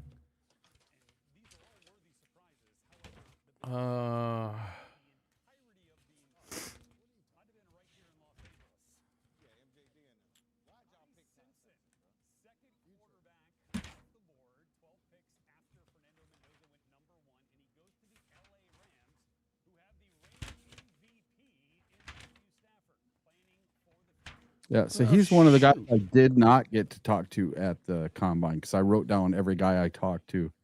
He must have been on the other side of the room that you were on. Okay, I had good footwork, fast, smooth. If I could read that, what does that say? Good footwork, fast, smooth. Oh, slow on release. And I think it was when he was flipping his hips and they were doing the passing drill or the interception drill. When he would turn and flip and run, he was really slow on that release.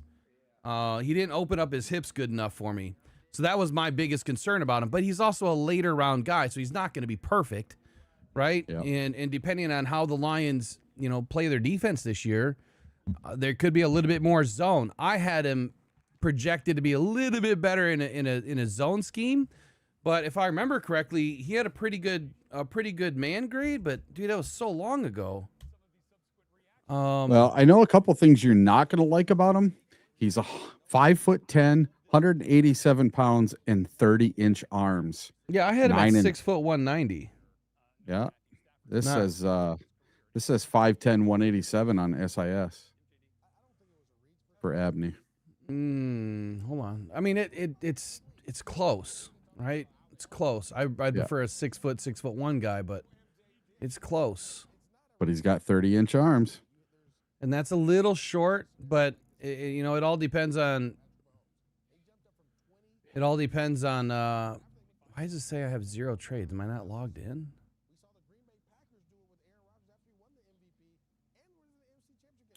It all depends on his ape index. You know what I'm saying? Like how long he can get, but just give me one sec.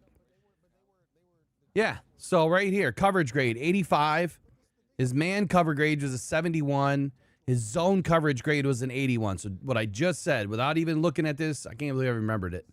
Coverage grade was good. I thought he'd be better in zone, and his man grade was still pretty good at 71. So he can do either, but I saw him more as a front-facing corner that was going to be able to impact the game that way. The flip and run for me, like I said, that was the only thing that I really saw in him that I didn't like. The film, I bet you only watched 20 minutes of film on the guy because he was a late round pick. So I'll dig into the film this week, but I do have a report on him I'll go through with you guys. He did play outside corner. He does play in the box very, very minor amount, and he hardly ever in the slot. So he's a pure outside corner. And I would expect that he's going to compete right away. What I really loved about him, though, and it was just how sticky he was, but 46.1 passer rating against last year, 79.7 passer rating against in 2024, and he didn't play a whole lot in 2023, but 18.8, you can't really count it. It was under 200 snaps. I wouldn't count that. But overall, this guy gives up a 44.4% completion rate. He's solid. I would have rather have had Kilgore because of the size, and he's a dual safety and corner, but this dude's solid. Lack of arm length and top-tier athleticism, though, could limit to zone schemes like I thought back then, too. But his competitiveness, his run defense mentality, it makes him a valuable rotational defensive back with starter potential per PFF. Now, Sports Info Solutions. Oh, I didn't realize Eric took off. Hold on. Sports Info Solutions says, and this one was worked up by Jeff Dean, and it's a player that we did not go over, I think, when Jeff Dean was on. But he says Abney is the starting outside corner for Arizona State in their nickel defense. So sub-package screams at you right away. Abney has a compact frame, well, he says with long arms, but it's not. He doesn't really have long arms. That has a little room for additional muscle. He has he has long arms probably for his body. He has good speed and can carry momentum when flipping his hips or changing direction. I didn't think so either. Well, I don't think so. I don't agree with that. Abney was an elite inline skater. What does that mean? Winning 4 national titles and setting national records in the process. Skater? Oh, inline skater. I got it. One of his best attributes is a tenacity. He attacks the catch point with force and has no problem attacking bigger players in the open field. That's a good trait to have. Eric, you back in? That's a good trait to have, that he's not afraid to attack. In the pass game, Abney has experience and comfort in zone, off-man, and press coverage. In zone, he has calm feet and passes routes off cleanly. You know what? I know I have a report on this guy. Hold on. Hold the phone. I know I got one.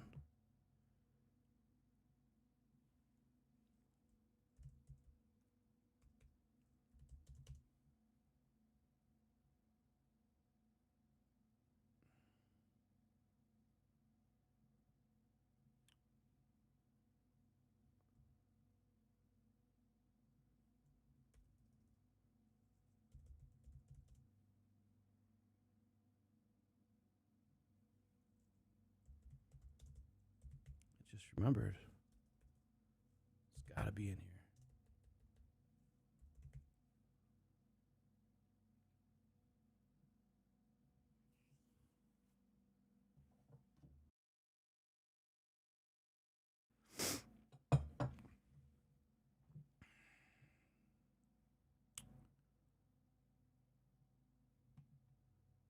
All right, here we go.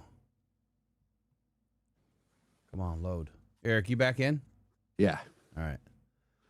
So the thing that I was just reading by SIS, like, we totally disagree.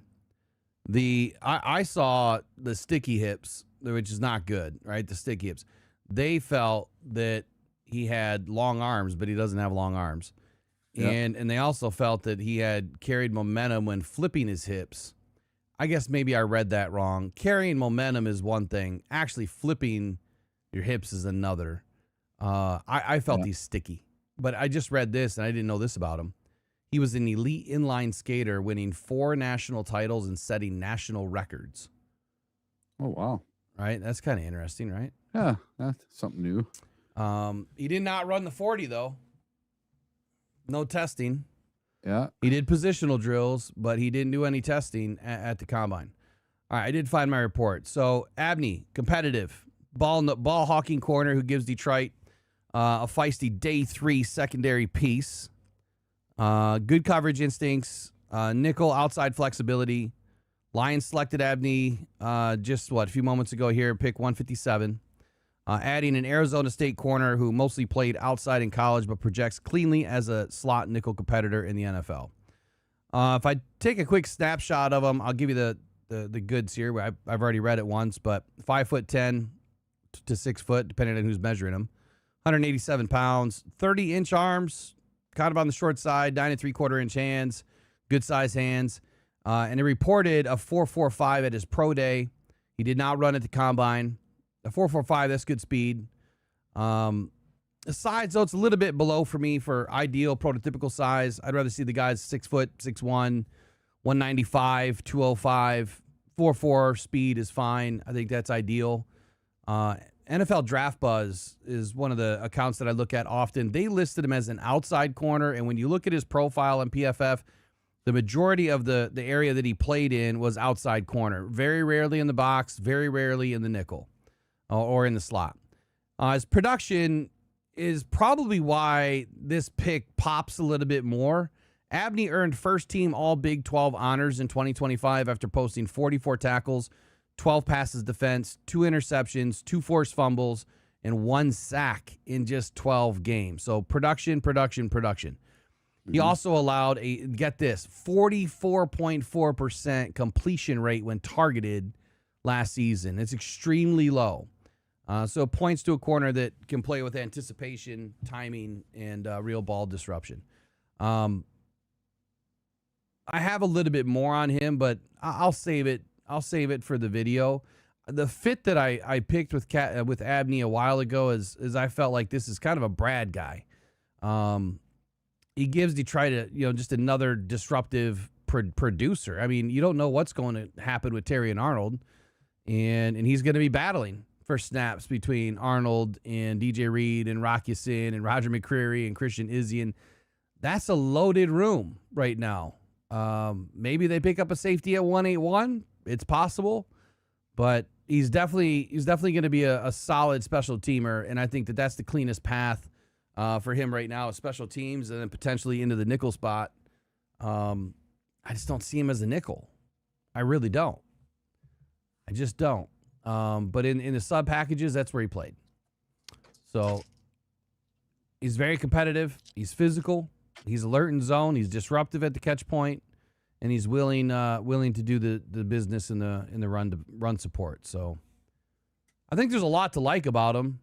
I just started to shy away from him when Kilgore kind of came to the Kilgore, Moore, and Payne are all still up there. Man, what's the likelihood that they keep on slipping? Yeah, we got under 20 picks to go. Wouldn't that be insane? Yeah. What they get Kilgore in the second? We get the last. We have the last pick of this round in round 5. So we'll see what happens. Maybe they move up. Maybe they move up. All right, now let me get this chat back in front of me. I can't believe that they totally skipped out on the Lions pick. Yep, we didn't even announce it. Nothing. How's that? What's that shit all about? I don't know. That is some BS. The Vikings just took Charles Deming, the cornerback, from Stephen F. Austin, whoever the hell that is. What about Stephen F. Austin? That's the school that Charles Deming went to, the cornerback that the Vikings just took. And then the Vikings took Max Bredston, the Michigan tight end, right after us. So the old Vikings are on a roll. I wonder how their fans are reacting to their draft. Wonder if they're regretting letting the guy take over and do the GM duties for a while since that was a big mistake. What's his face is gone. Adelpho.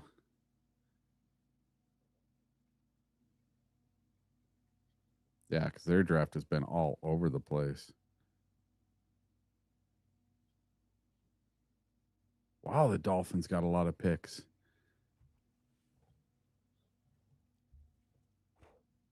Well, immediately, I don't think that this is going to press TA.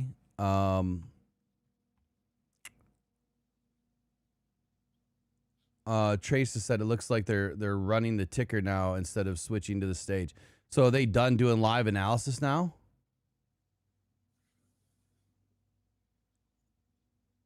They must be.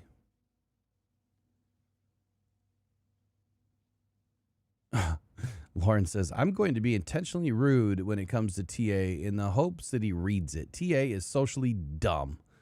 Doesn't matter how gifted you are if you are socially dumb. Wow. Good for you, Lauren. I would agree, man. All this money, all these gifts, and I don't think anyone said it better. Socially dumb. Yeah, get better friends. You know, I assume a lot of people in this chat probably heard this when they were younger. You are who you hang with, right? You are who you hang with. That's the perception. So if you hang with idiots, you're an idiot. you hang with a gangster, you're a gangster. If you hang with a drug addict, you're probably a drug addict. That's perception.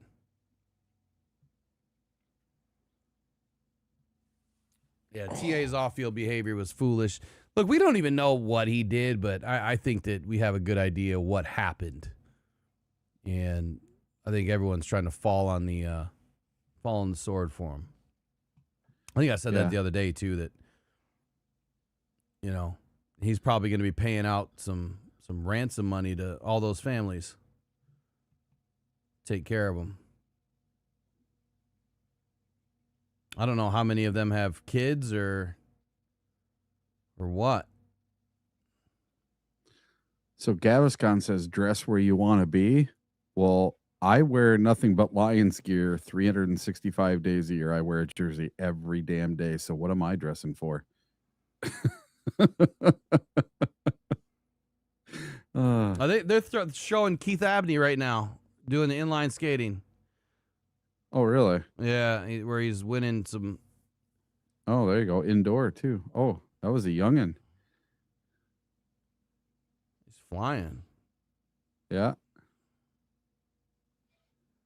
Well, Megan would be happy. Megan was a skater. She's a big-time skater, man. She has competition skate. She's a dance skater.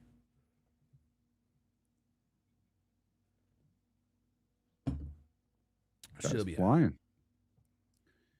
Champion in my scouting We've report. even had hay throwers. Yeah. Yep. Hay bale guys. You know, seen that. Remember who was the one who massaged the leather? Oh, that was the tight end. Stover? Yeah, Stover. And Kate Stover. Yeah, he would. And you remember what he called it? No. Kneading the leather. K-N-E-A-D-I-N-G. Very good. Good. Ian Rappaport, what do you have for us? Rich, we have a trade, as Mike Garofalo and I told you just minutes ago. Tyree Wilson, former first-rounder for the Las Vegas Raiders, was traded to the New Orleans Saints. They now get a high-ceiling edge rusher, see if he can really hit his stride. This is an interesting one, though. Yeah, that is interesting. The Giants took Arvell Reese earlier in the week, and a lot of people thought... You remember when a lot of Lions fans wanted Tyree Wilson? Yep. Just about everybody. I didn't want him, Tyree Wilson, but a lot of people wanted Tyree Wilson. He has never worked out. And he was with Max Crosby, too, and he still didn't work out. So it just goes to show, even if you're a top-round pick and you're playing with one of the better or best edge rushers in the league, it still doesn't always work out, does it?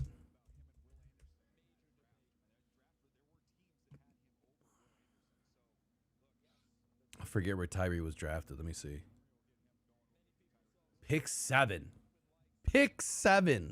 Whoa. Pick in 2023. So what does that tell you, man? Like there's always going to be some busts or players that don't live up to the hype. And even in the first round of 2023, at pick 7, they could have had Bijan Robinson. No, they couldn't have Bijan because we traded out to 6. They could have had Jahmyr Gibbs at pick 7. Could you imagine that? Yeah. Then we probably would have ended up with Tyree. Damn it. And what did they trade him away for again? A 5th round pick is what I saw. Bears pick is in. Oh, Nicholas Singleton went to the Titans. The running back that you like. Whoa, baby. He is tough. Think about those old Aaron Glenn highlights. How about the energy? Yeah, baby. Look at that tackle. It's inspiring to his teammates. Oh, yeah. I love it. That is pretty cool. He was my 50th player. He was the 50th pick to a team that had a coach that was his comp. I mean, I'd never seen anything like that before. That's pretty strong right there. All the worlds collide. And that all just lined up for them, didn't it? The Jets draft as a whole. Cade Klubnik was their choice of a quarterback back in the 4th round. What do you think of what the Jets have done so far? 3 first-rounders, and then they started working today. What do you think? Wow. They got Bailey, Sadiq, Omar Cooper Jr., D'Angelo Pons. Was that Damani Jackson? Oh, really?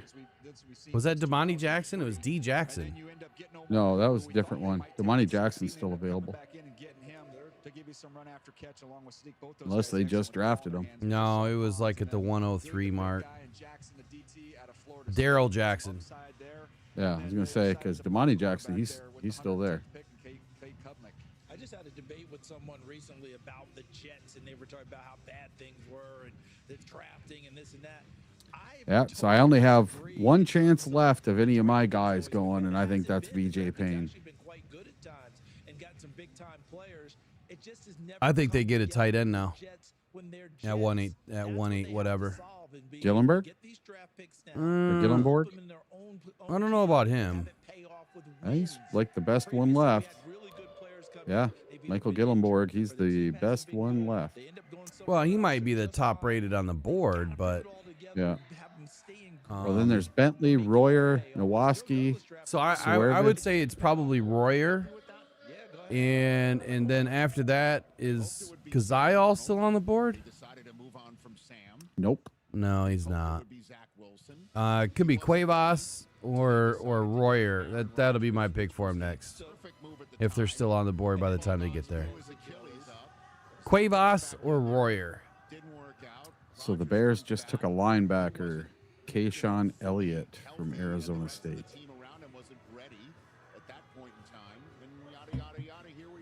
Attila Gillenborg is actually rated higher than Bentley.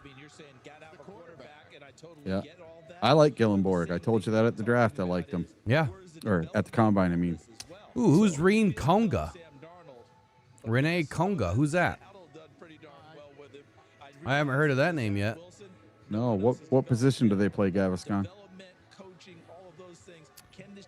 Ooh, happy birthday, One Major Pain. Hey, would you be mad if Uar Bernard went right here? If it went to anyone but the Lions, yeah. No, I mean to the Lions. Because He's the probably, Lions he's probably going to be a UDFA, honestly. Lions are on Lions the clock on the here. clock. We just trade up. 168. I don't know who we traded with. I don't know why this stream is so far behind then. Yeah, we traded with the Bills. I'm still showing the pick is in for the Bills. Lions trade. Oh, it shows the Bills at 181 now. What are you watching? Are you watching NFL Network or ESPN? I'm watching NFL Network, but I have the ESPN draft tracker up on my screen. It shows me each pick as they're coming in.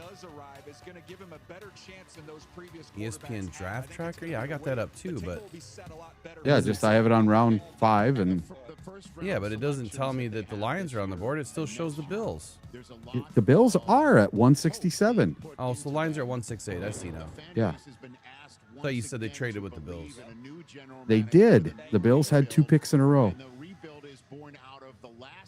They traded their left lower the last pick. part out. They traded their lower pick. So he probably gave up a 7th. Yeah, who cares? That'll get us out of here earlier.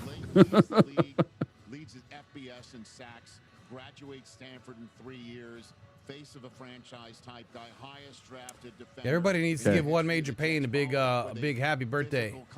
Yeah, happy birthday, man.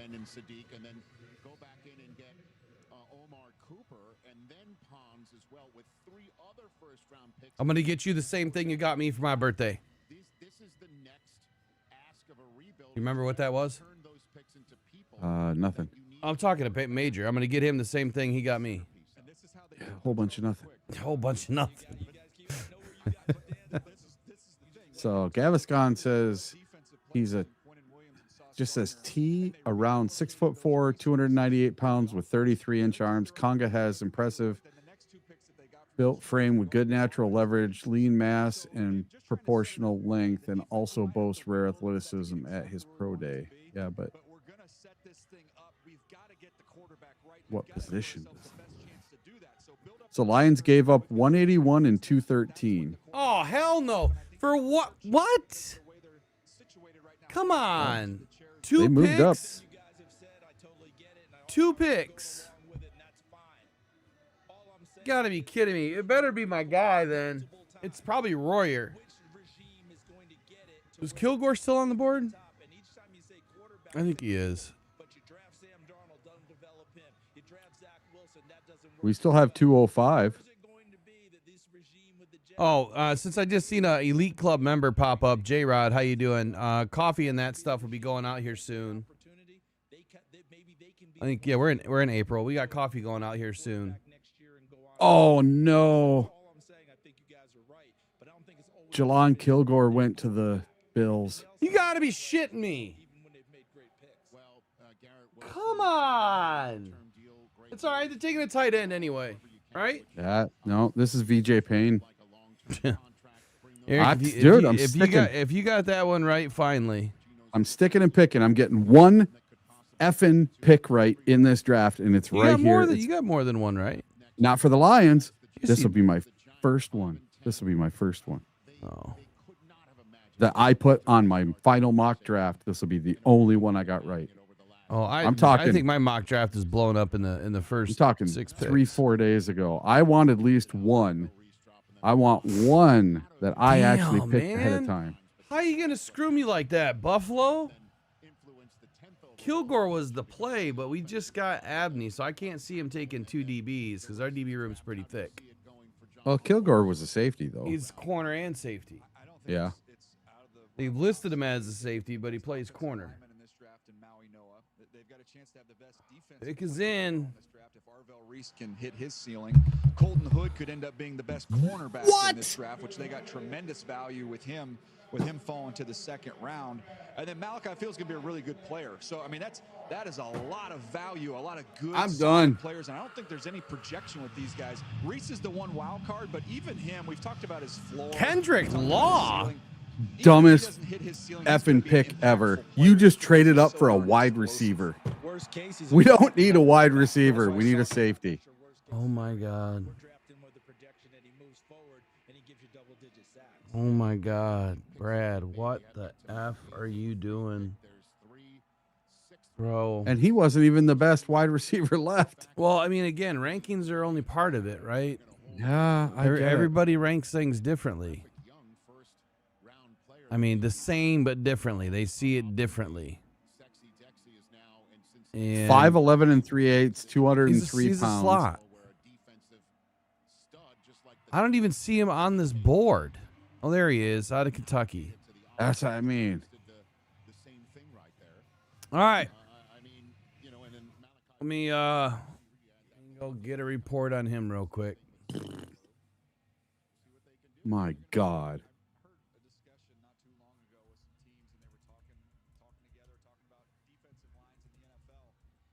I might have to go lay down. It's dumb. We only have one pick left at the end of the 7th, right? Or the 6th, or what? I don't even know now.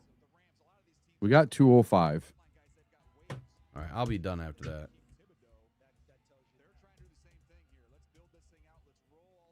I think. What time is it getting to be?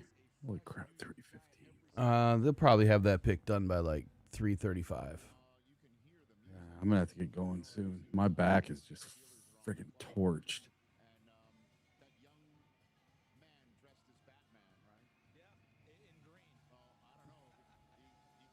$205 and 222. Well, it is a little concerning that we just went out and grabbed the receiver, though. Like, why? I mean, we got Jackson Meeks, Dominic Lovett, Jamison Williams, Isaac Tisla, Amon-Ra St. Brown. I mean, we have plenty of receivers. Plenty of receivers, but we don't have another tight end. Unless, you know what? What if they do move Tesla on to tight end? What if he's bulking up a little bit? All he needs is about 10 or 15 pounds. He won't be a blocker. He'll be a receiving tight end. Somebody just said he's super fast. He ran a 4.45. Yeah, that's not that fast. That is not fast. It's fast, but it's not. That's almost Amon-Ra slow. The legendary Pittsburgh Steelers select Rowley Nowakowski, a tight end from Indiana. Go Steelers! Beat 'em Bucks! This is a real football player too, man. They're gonna love him here, right? What actor was that? I have no clue. I'm just. It's the dude I'm that played upset. Batman, didn't he? No.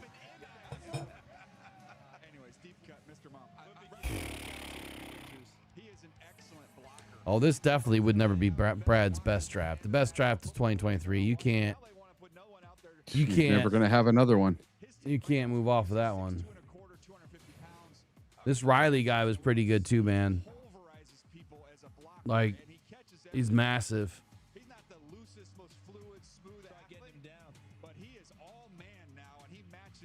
I'm in a bad mood now. I was happy.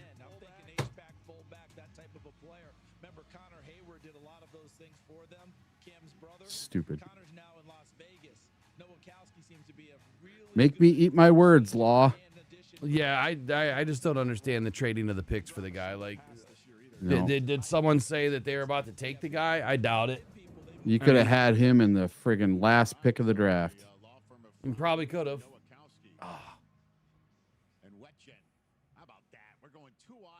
These guys probably won't even make the roster. You know? All right, let me just I'll do a quick breakdown on Mr. Law. Quick breakdown on Mr. Law. Here I go.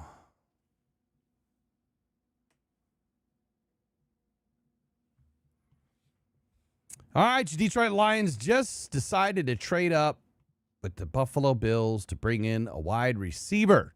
Kendrick Law out of Kentucky. This is probably the most weirdest pick that we've seen in quite a while coming out of Detroit. One, we didn't need a receiver. We have a stable full of receivers right now. And a guy in the 6th round that most likely won't make the roster. Kendrick Law. Speed and space, offensive weapon, not a traditional volume receiver, though. Detroit is buying a compact, explosive slot gadget profile with return game value. So the upside here is this is the Khalif Raymond replacement. He has motion flexibility and the ball carrier toughness to fit a Lions offense that already knows how to manufacture conflict before the snap. Pre-draft reporting and scouting material tying Law to Detroit, day 3 receiver profile, believe it or not.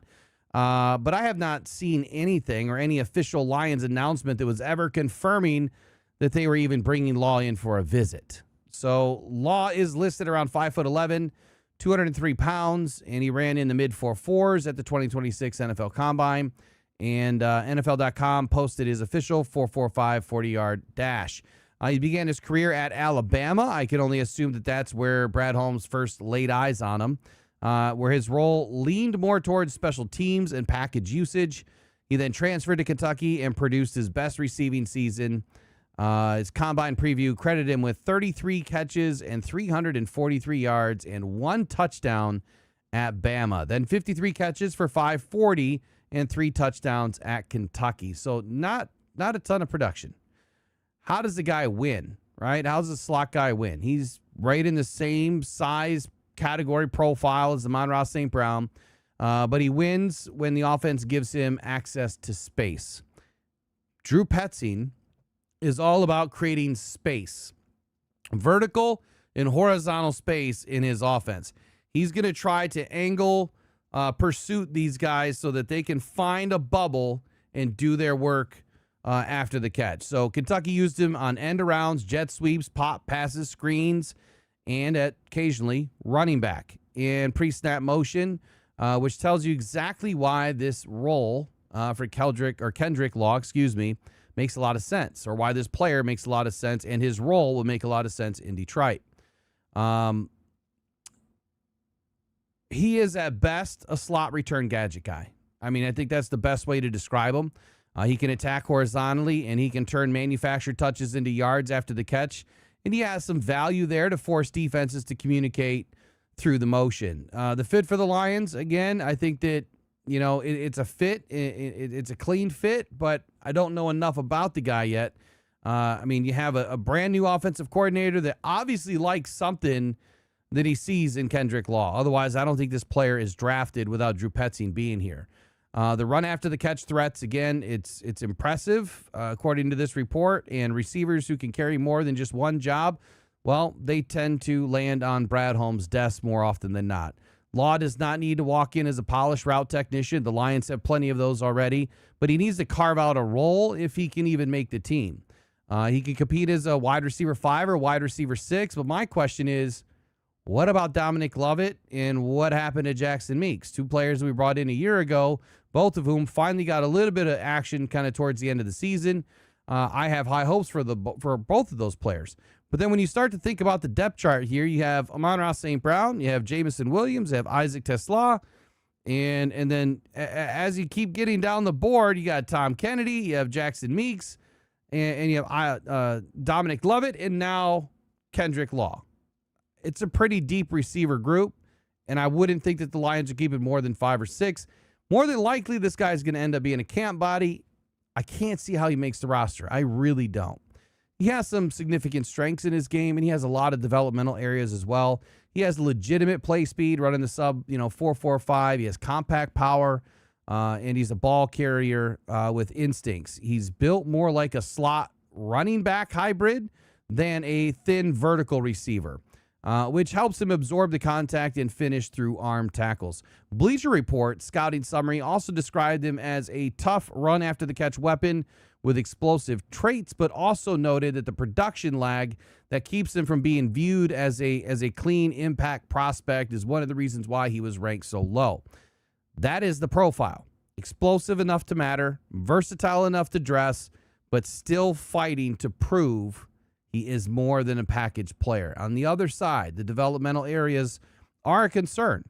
The concern is the receiver polish. It's not there yet. He's still very young. He has a low production profile, does not scream high volume NFL targets. And his best touches came when the offense created space for him rather than asking him to consistently separate through a volume or a voluminous route tree. So he has to sharpen the releases. He has to work on the tempo. He has to, work on the break point detail. And timing against NFL nickel defenders, I think you get the point. He becomes only a gadget player, most likely with Detroit. The role narrows very fast, and if the route detail catches up to the athletic profile, then the Lions might get a real chess piece here, but I think that is few and far between the consensus, and it might be 2 to 3 seasons out. My final take is, what a weird pick. I'm not sure why we would trade 2 picks to move up to get this guy that was probably available in the 7th, and why we're even taking another receiver when players like Royer were still on the board. But in Brad we trust. Kendrick Law, welcome to the D. There you go. Welcome to the D. Brad Holmes, that's not what I meant by F them picks. I didn't mean just throw them away and take whoever's way down on the board. And you know what? Lorenzo Styles Jr. just went to the Saints. What? I'd rather have him went with Lorenzo Styles. Yeah. I wouldn't have been mad with that one. Nope, and I wouldn't even have cared if he didn't work out. Yeah, no, I don't care. I would rather you go get a position of need right now that potentially has the potential to not work out than to grab a player that you don't have a fit for him. Like, there's not a spot. What are you doing, trading J-Mo? It's too late to trade J-Mo. Yeah, the draft's done. So that ain't happening. You want to take a look at the depth chart? Here, hold on. I did it earlier. We looked at it earlier. Hold on. Dude, I'm over this pick. This one just pissed me off. And I don't get mad. Oh. Now I'm in a bad mood. There's like nothing they can do to make it better. Dude, you had some great players staring you in the face, and you went with a wide receiver, and you traded up. All right, so here you go. You have J-Mo, Tesla, St. Brown. Oh, I forgot about Dortch, too. Totally forgot about Dortch. We already got Dortch. Yep, and Malik Cunningham. So, I mean, I guess I can see this. You have Greg Dortch for a year. Are you really not planning on keeping him after this if he plays well? So now we have 9 guys. We have 9 guys, and they usually keep 5. In the last couple of years, I think they kept 6. They kept 6 the one year when J-Mo was in when he was suspended. Yeah, when he was in hot water. So we kept 6 that year, and I think we kept 6 last year. I should have all the 53-mans here. I just got to find it real quick. See, 2025. I would have rather they took a quarterback there. Yeah, well, after trading all those picks, probably. I would rather a quarterback, a running back, any position, a center. I'd rather they took Pat Coogan there. I don't care. Any position would have been better than wide receiver right there. We don't need a wide receiver. So the Lions kept 5 wide receivers on the initial 53 last year. In 2024, they kept 1, 2, 3, 4. That can't be right. I know we kept more than 4 in 2024. Why am I missing some numbers? 2023. I'm just going to have to go look these up for real. Josh 1, 2, Shabazz. 3, 4, 5. What's that? Josh Shabazz, the tight end from Alabama, just went to the Baltimore Ravens. Here, let's put our lads to the test. Let's just go all the way back. So we got all these archives right here. Let's go back to it would be 9-1 of 25 when the 53-man was done. So last year the Lions kept 1, 2, 3, 4, 5. We had 5 last year. And let's go back to the year before. This is what I love about our lads. Go to 9-2-24. You can go all the way back and they have all the information. They have the coaches up top, and they have the depth chart. They got so much information here. 1, 2, 3. We only kept 4? How did we only keep 4? Was that the year that we kept 50? I'm not sure. Hey, Will, I got somebody here. I'll be right back. Yeah. Was that the year that we had we kept 50 on the roster, or was that last year? I think we kept 50 on the roster, then they added a few more. We had to have had more than 4. You can't operate an offense with 4.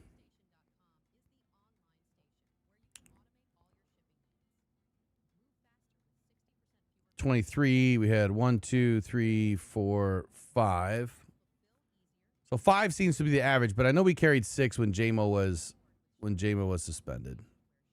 It was 6 including J-Mo.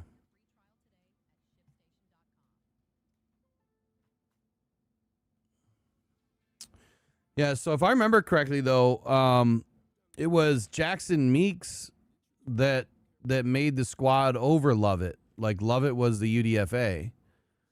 Or, I'm sorry, Lovett. Yeah, Lovett was brought in as a UDFA, wasn't he? Didn't Meeks make it over him? I'm almost positive. Or did Lovett make it? I don't know. I liked both. I liked Lovett better. Yeah, okay, Lovett made it. He's on the roster right here. So Lovett made it. And Meeks was added to the practice squad.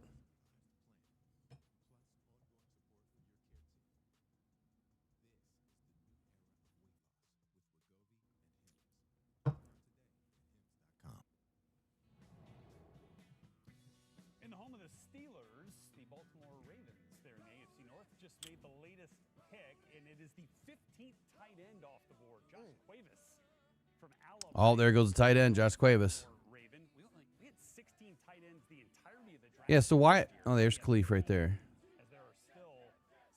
We already replaced Khalif with Dortch. That's the thing. That's what I don't understand. Like, when you look at this roster, you have 6 guys right here, and one of them is potentially not even going to make the roster as is.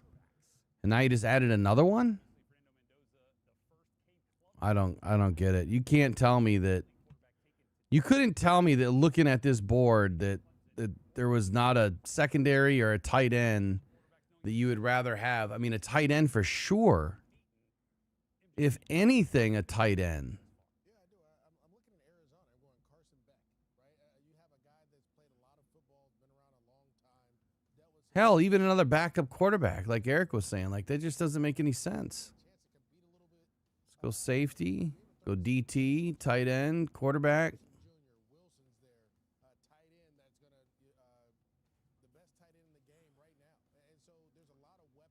These are all the players that were available, or pretty close to it anyway. Tight ends on the left, quarterback, safety, DT. Cuevas is gone. It looks like Royer's gone now. They must have just win after the Lions.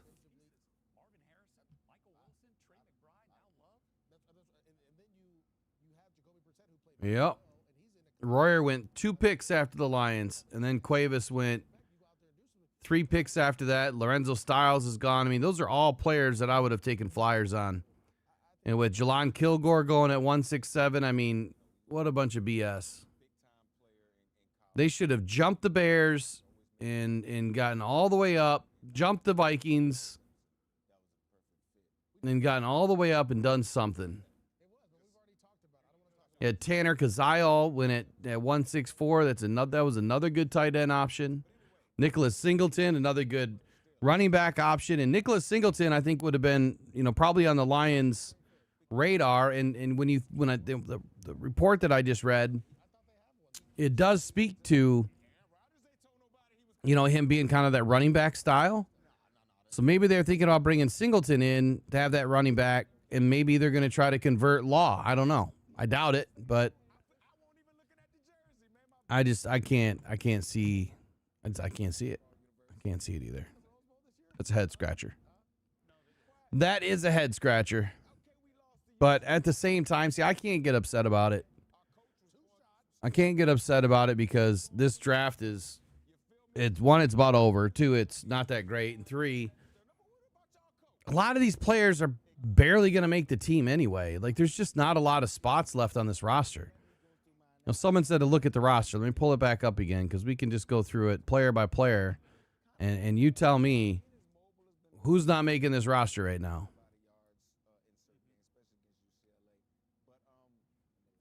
You get 53 choices.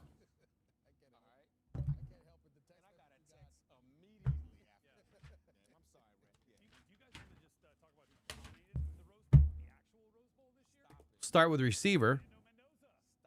You got Tesla, Williams, Brown, Dortch. That's 4. We'll say Lovett. That's 5.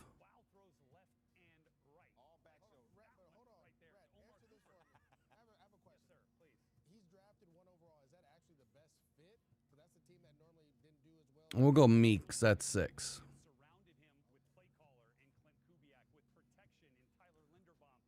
And then we go to tackle, guard, center. We'll go Panay, Mahogany, Mays, Rutledge, Borum. Why is this not updated?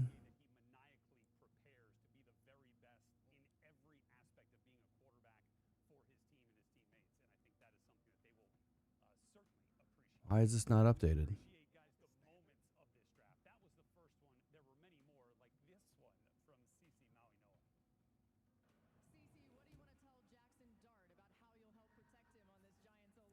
It's not showing Miller in there.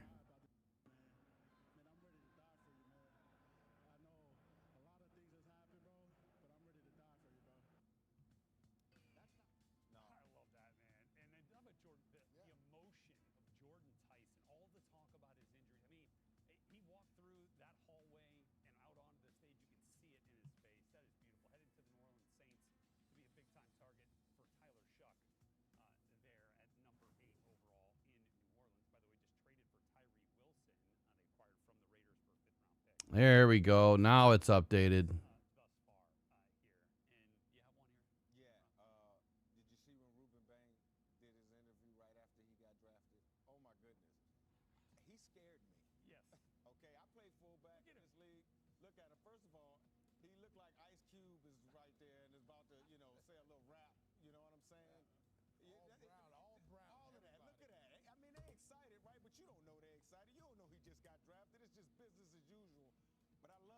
interview because I'm sure he felt slighted, right? You know what I mean? In the interview, dealing with that.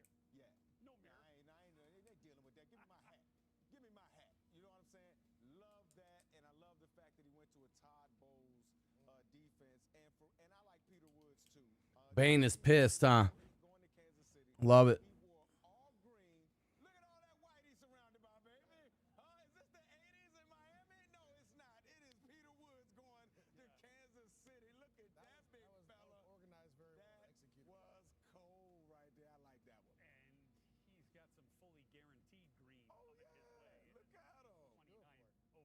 He wore all green. Peter Woods for what? Was he thinking he's going to go to the Eagles or the Packers or something? And it was when Omar Cooper went number 30. All right, so anyway, let's go through this roster. Tesla, J-Mo, St. Brown, Dortch. I'll take Meeks and Lovett because Tom Kennedy's never made the damn roster. He ain't going to start now. So that's 6. Penei Sewell, Christian Mahogany, Cade Mays, Tate Rowledge, Blake Miller. That's 5. Frazier, Scruggs, Borum.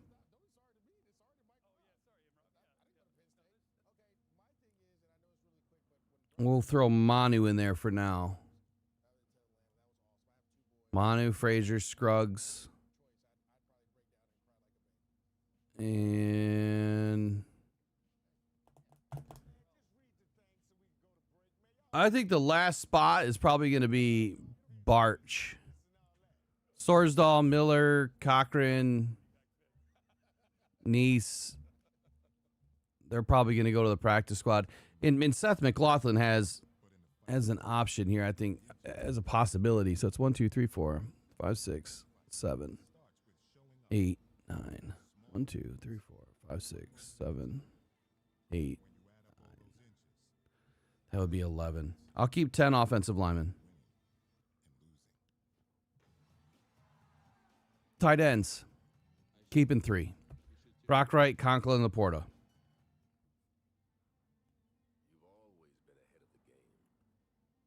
Quarterbacks, keeping 2.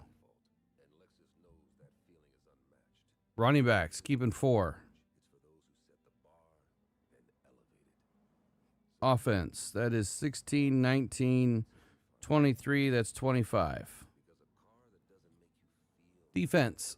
All right, let's just throw in our 3 special teams. So that's 28.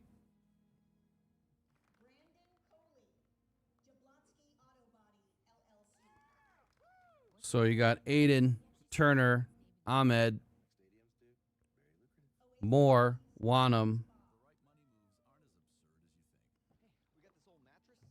and Lacey. That's 7. Lacey will probably go to the practice squad, but I'll keep him for now. Williams, McNeil, Wingo, Smith. Let's hope that Onzurike can last the whole season. That's 5. And we can put Adams to the practice squad for now. Linebackers, you have Malcolm, Rolder, Campbell, Damone Clark, Barnes, and Nowoski. That's 6. Corners, you got DJ Reed, Terrian, Yassine, Abney.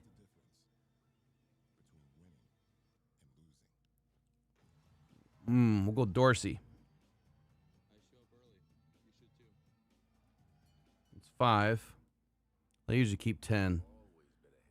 Brian and Kirby, most likely Brian is on NFI, so we'll throw Kirby in there. He's got to be healthy. Izzy and Clark. Maddox, Harper.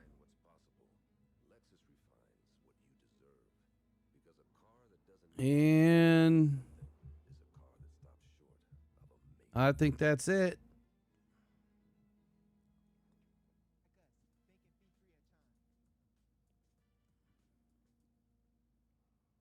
Well, we got McCreary and Rakestraw. Let me do that again. 2, 5, So 5, 10, 15, 17, 23, that's 30. That puts me at 58 players. 58. We are 5 over with the roster that we already have. And we only added, and that's with Protein branch on NFI. And we only added Abney, Rolder, Moore, and Miller, and Kendrick. Oh, Kendrick Law, I didn't even add him to the roster. So that's only adding 4 of the draft picks. We're 5 over. So who's getting cut? Who's getting cut? Yeah, the no turds policy, that's a real thing, Tiger. And that's real. The no turds policy is hilarious. Most hilarious thing I've ever heard. No turds.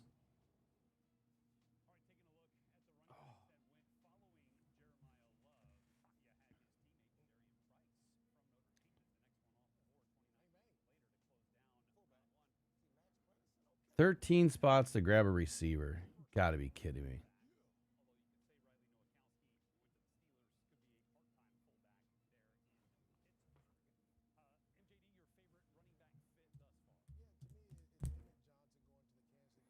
Yeah, Steve, I think they did a good job, man.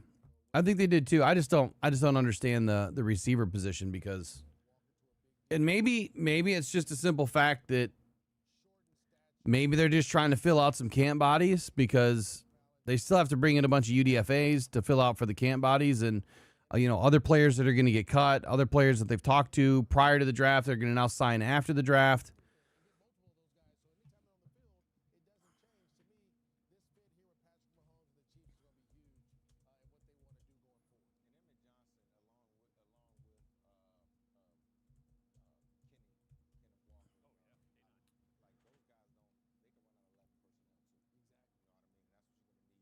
So we had 69 players before the draft. And what do we have? 5 draft picks already? So it's 1, 2, 3, 4. That's 5. So we have 74 players. We still have 16 more to go.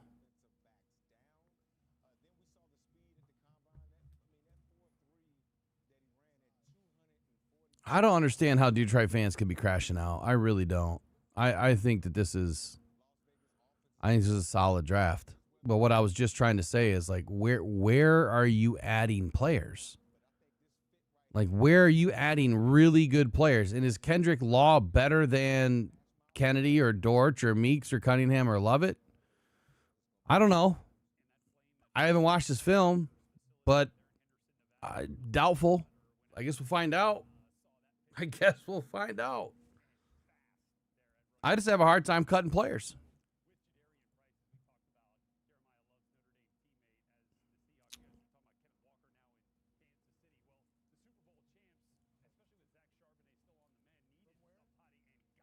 Interesting. A lot of tread on the tires there, but Jadarian Price can absolutely go and is the best kick returner in this draft. Well, and I love that too. Not a lot of tread. Yeah, I don't think that Dortch would get cut. All right, why don't you guys build the roster? You guys build the roster. I'll throw it back up on the board. You guys build it. You tell me who to cut. Tell me who to cut right now. Why is that doing that? It's not supposed to do that. And can you imagine his excitement seeing the Super Bowl champs? There we go. There's your roster. You guys tell me who to cut out of the offense. Yes, sir. How you doing, bud? John Schneider with the Seahawks. Yes, sir. Hey, man, we're getting ready to pick you right here, brother. Cut the cheese. Really excited for you, man. All your stuff throughout the spring was outstanding. It's so fun watching you play, and man, we can't wait to make you a Seahawk, bud. Appreciate you. I'm just going to make a cut list. We're going to go small. Can't believe we got Robichaud back. Robichaud, he'll be gone. Gordon Thomas. Zach Horton.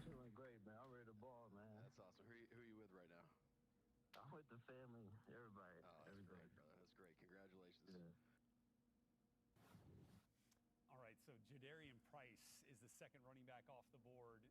Cut the turds. Well, you got to tell me who the turds are. I don't think we really have a whole lot of turds on this team. But like Jabari Small and Kai Robichaud, I mean, those are easy outs because we have 6 running backs. They'll make practice squad. And in the tight end room, we're going to keep 3. So Horton and Thomas, they're gone. Those are easy. Sorsdahl, he's never worked out. Time to say goodbye to him. Mason Miller, that dude could actually have a crazy good season. Or bounce back, I mean. But I'll cut him for now. Michael Neese, I'll cut him for now.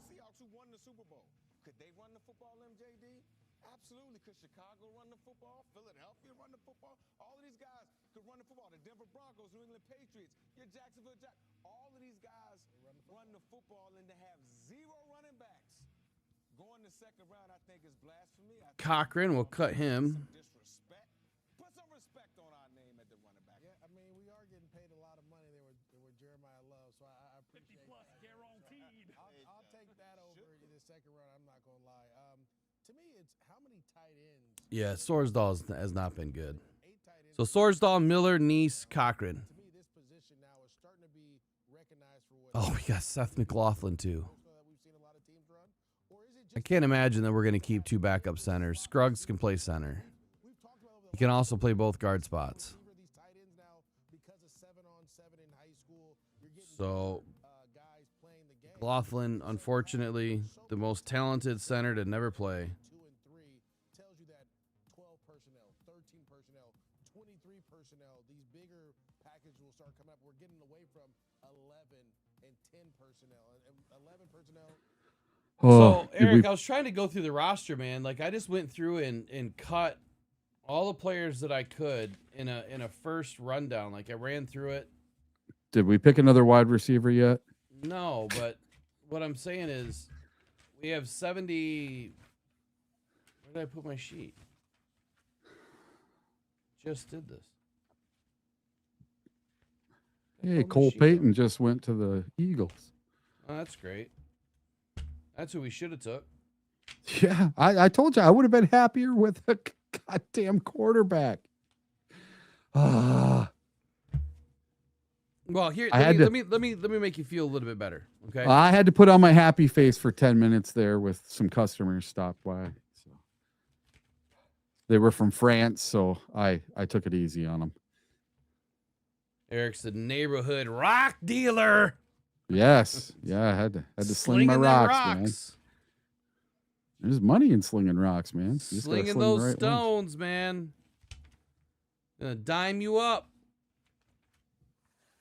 Dime you out, one of the two. All right, here we go. So on offense,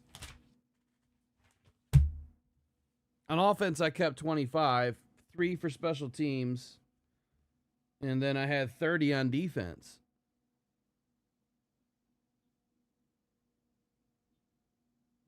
So I have 58 players. Yeah. So I'm 5 over. And then I was just going to do a cut list. And so far I cut Small, Robichaud, Thomas, Horton, Sorsdahl, Miller, Neese, Cochran, McLaughlin. I'm not sad so far.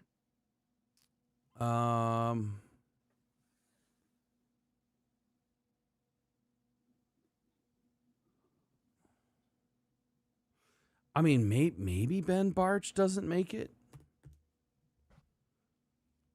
And then if you look at the wide receiver room, I mean, you have 6 guys. And I would say that we would probably keep 6, maybe 5, but probably keep 6. Oh, holy crap, man. I put up a post on social media and I got a ton of responses because I put up, I am not happy with the Detroit Lions just trading up to get Law, a wide receiver. He better be great. I wanted safety VJ Peen. We don't need a wide receiver. And I got page after page after page of people responding. Somebody, we don't need a safety either. Yeah, we do.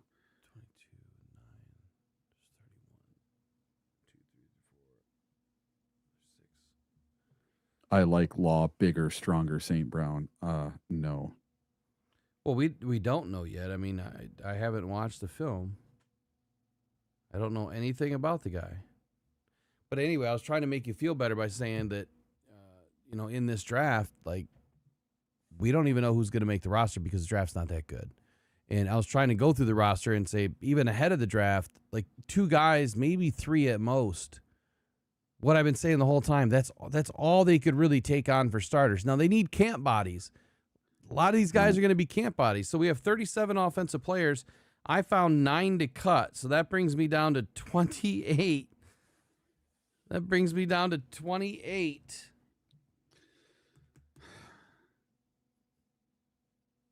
No. Yeah, 28. That's not enough. Let's keep in 6 wide receivers.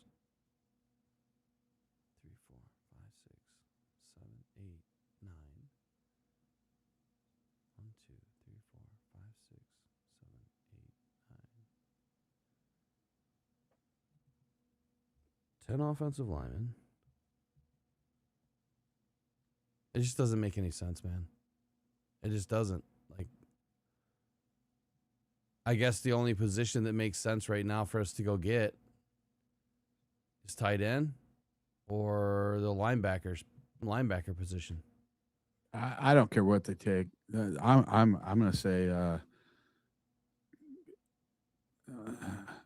He just went. I was just going to say Coleman Jr. for Missouri, but he just went to the Dolphins. So.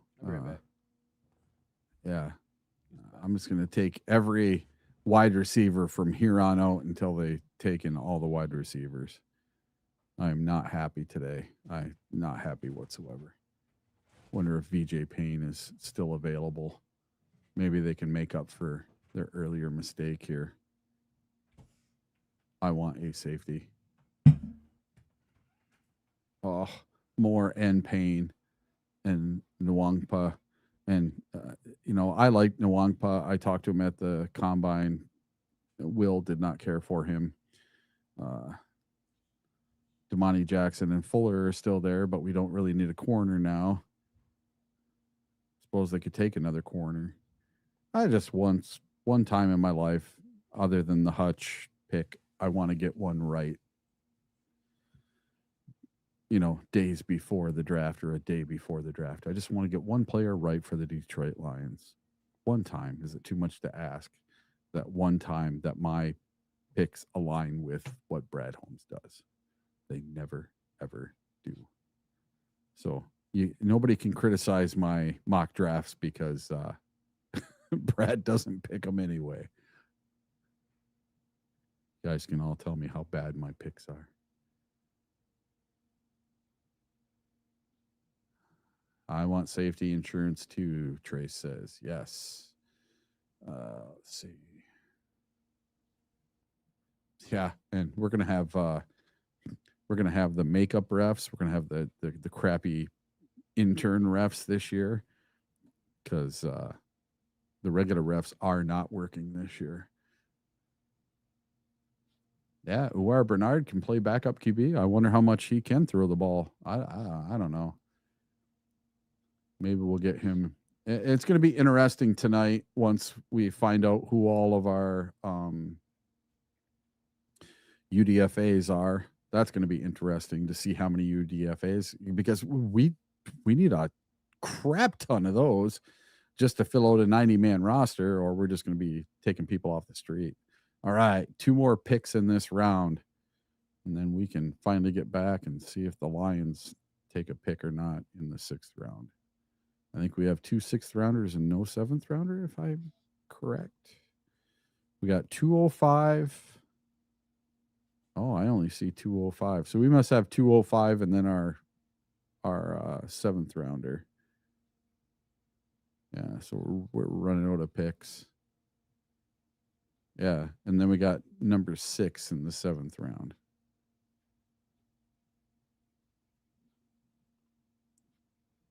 And that is it.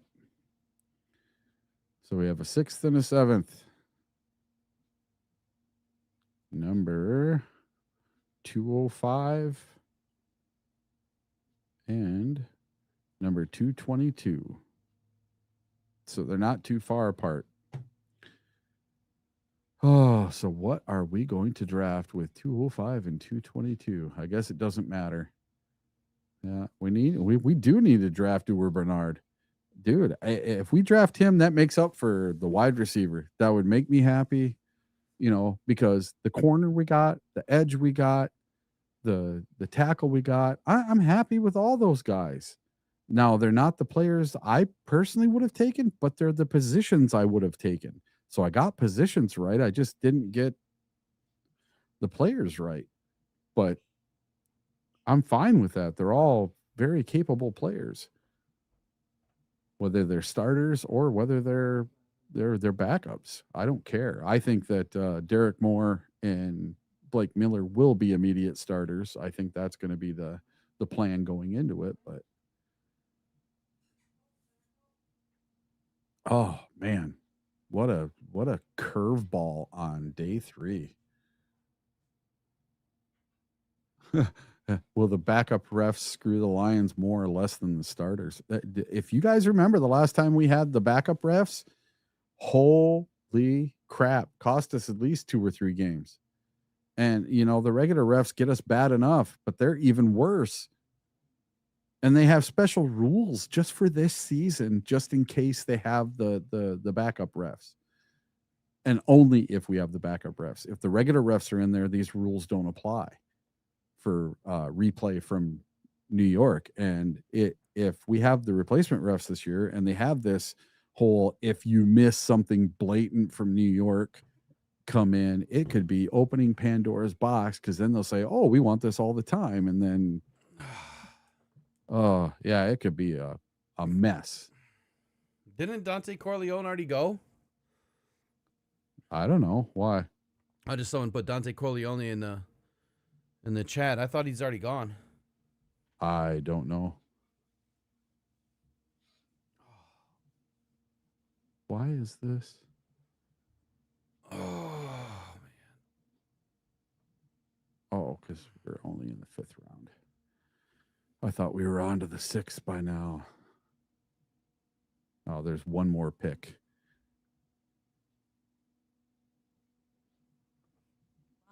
Lexus. Experience amazing at your Lexus dealer.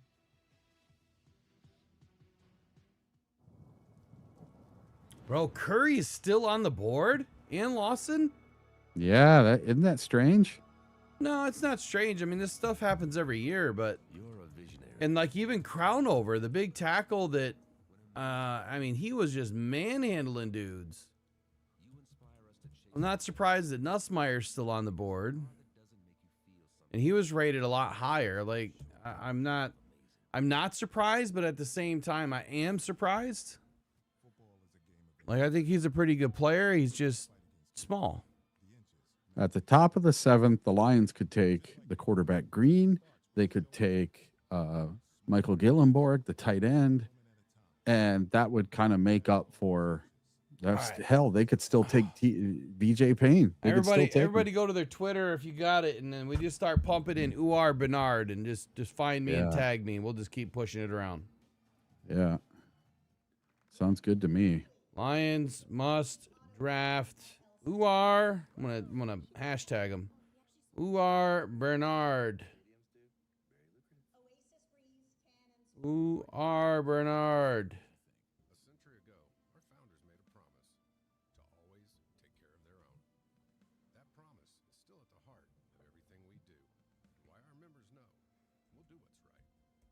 I would love to see them get Uar, dude. That would make my day. That would make my day. I just posted too. We just got another thin corner, like Rakestraw, and then another receiver. Make it make sense. Here's my post on Twitter if you guys want to follow along.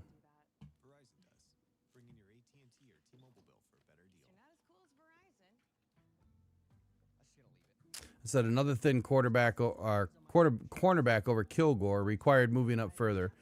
Another receiver when we have 36 offensive players and he's a slot and not an X and didn't grab a tight end.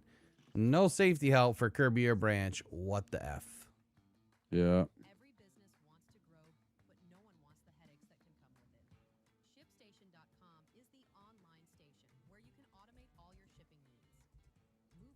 All right, we're into the 6th round now. Finally. Let's get this done. And the Lions don't pick until 2:05. What pick are we at? We are at 182. So we got 27 picks until the Lions. A whole round. Yeah. Well, you know, I get it. Like, you know, the proof will be in the success. I believe in that too, T-Webs. It's just like, man, some of these players just don't make sense. So for the last half, I'm going to switch microphones so I can actually test this thing. All right. Yeah, let's trade up our last 2 picks. Give them both of them. 205 and 217 or whatever it is. And let's move up and get VJ Payne and make my day. And then get Uar Bernard as our first free agent. That I'm ready for.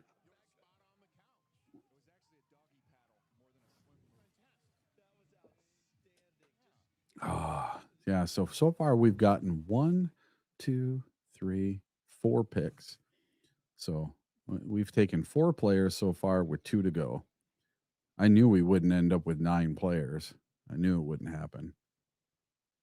So we started the day yesterday with 9 picks total.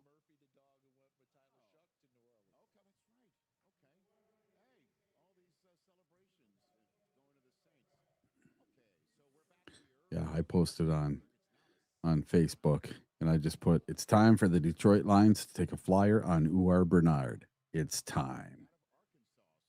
See how much traction I get on that.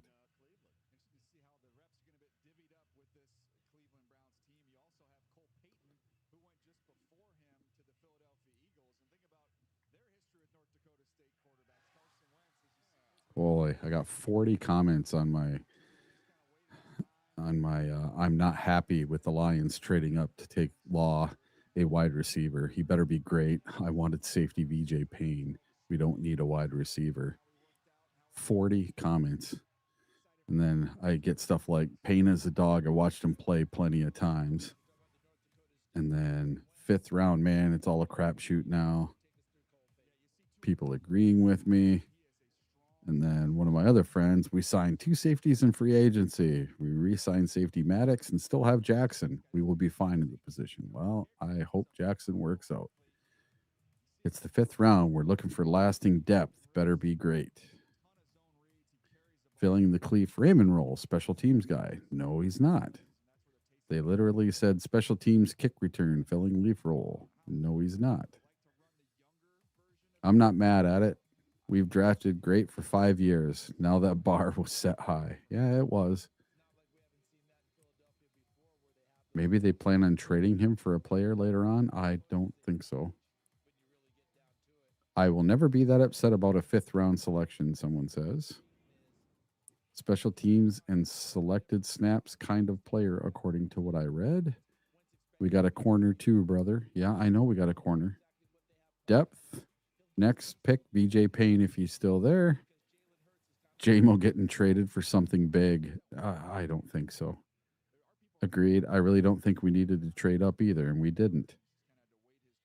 And then somebody put, I like Law, bigger, stronger St. Brown. No, he's not. And then, hey, brother, you always need a wide receiver. Should be taking a wide receiver every year. I don't know about that. I don't mind it because we lost Raymond to the Bears. Well, we signed Dortch. Keith Abney was a snag, though. I like him. Well, I like him, too. We do need a returner. No, we don't.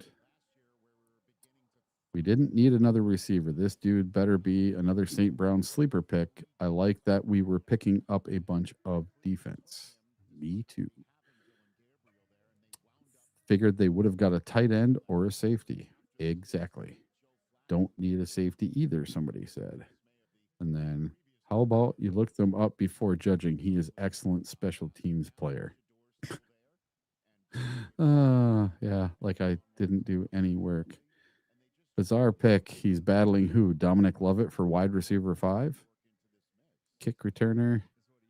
And then somebody agreed. I'm hoping for a massive nose tackle to help the run defense. We already have 3 wide receivers with the same profile on the team: Kennedy, Lovett, and Dortch. And that is great. Wasted pick, I'm sure, unfortunately.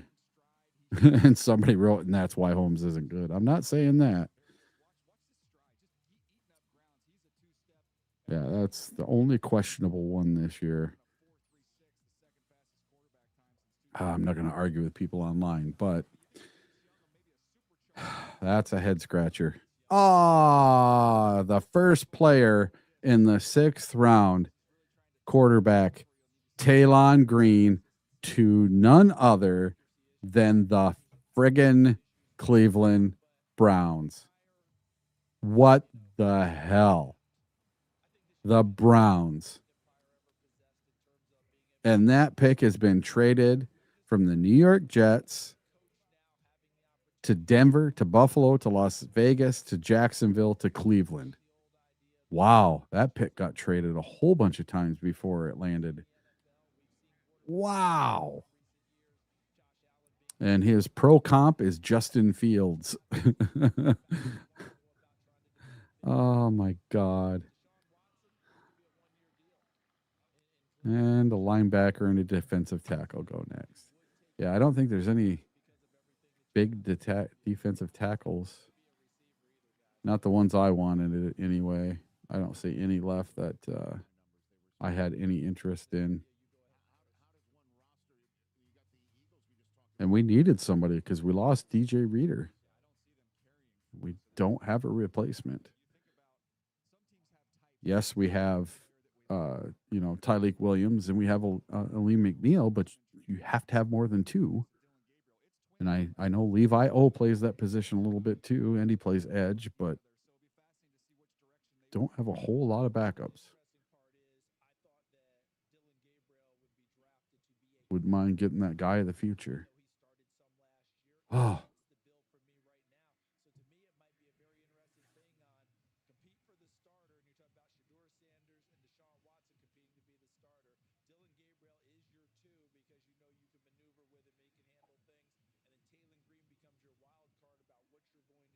Yeah, I'm about ready for the draft to be done. All right, do I got audio? Yeah, I hear you. Sounds like it's picking up everything, though. Yeah, I hear your garage door going open or something. No, I don't have a garage door opening.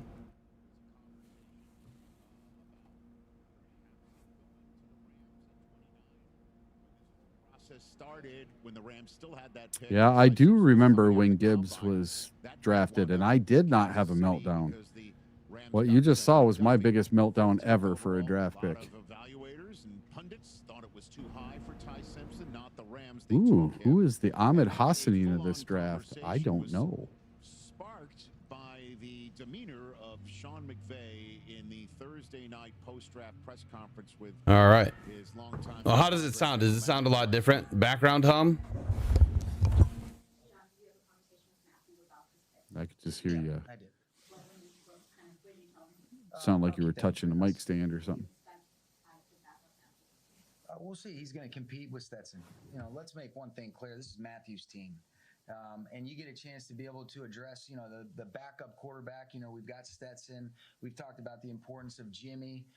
So to be able to add somebody that you can evaluate a body of work where he was asked to play the position and a lot of things that do translate in terms of concepts, reading with his feet, some of the different things in the drop back in the play action game, the movement game. So there's a lot of things that Coach Grubb did that's very similar to kind of how we operate. So it made it an easier evaluation to be able to kind of say, all right, what would that look like if you did translate it to our level?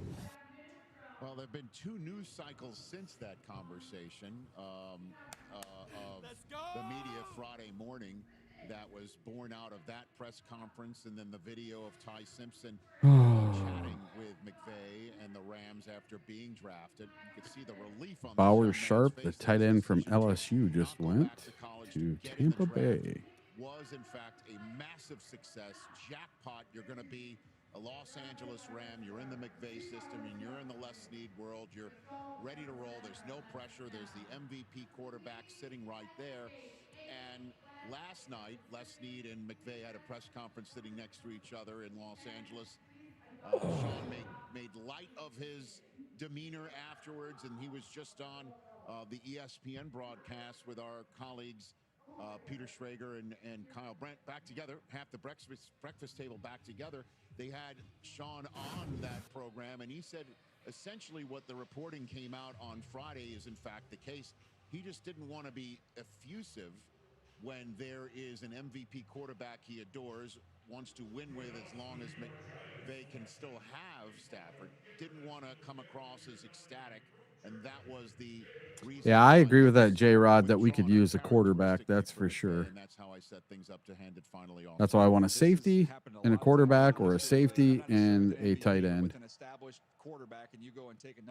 This might not be the year for a quarterback. Who are you going to take? Pavia? Yeah, nobody else I really want. Quarterback never likes it, and I don't know what's been reported. I don't need to know what's been reported. Ooh, I wouldn't mind Heidenreich just as a flyer.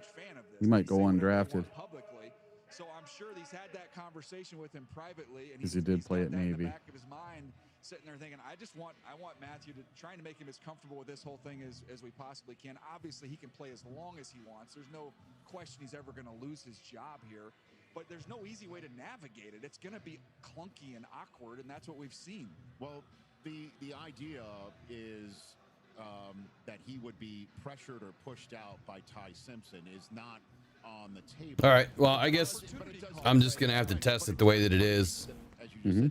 But it sounds like it's picking up a lot of background noise. Might be.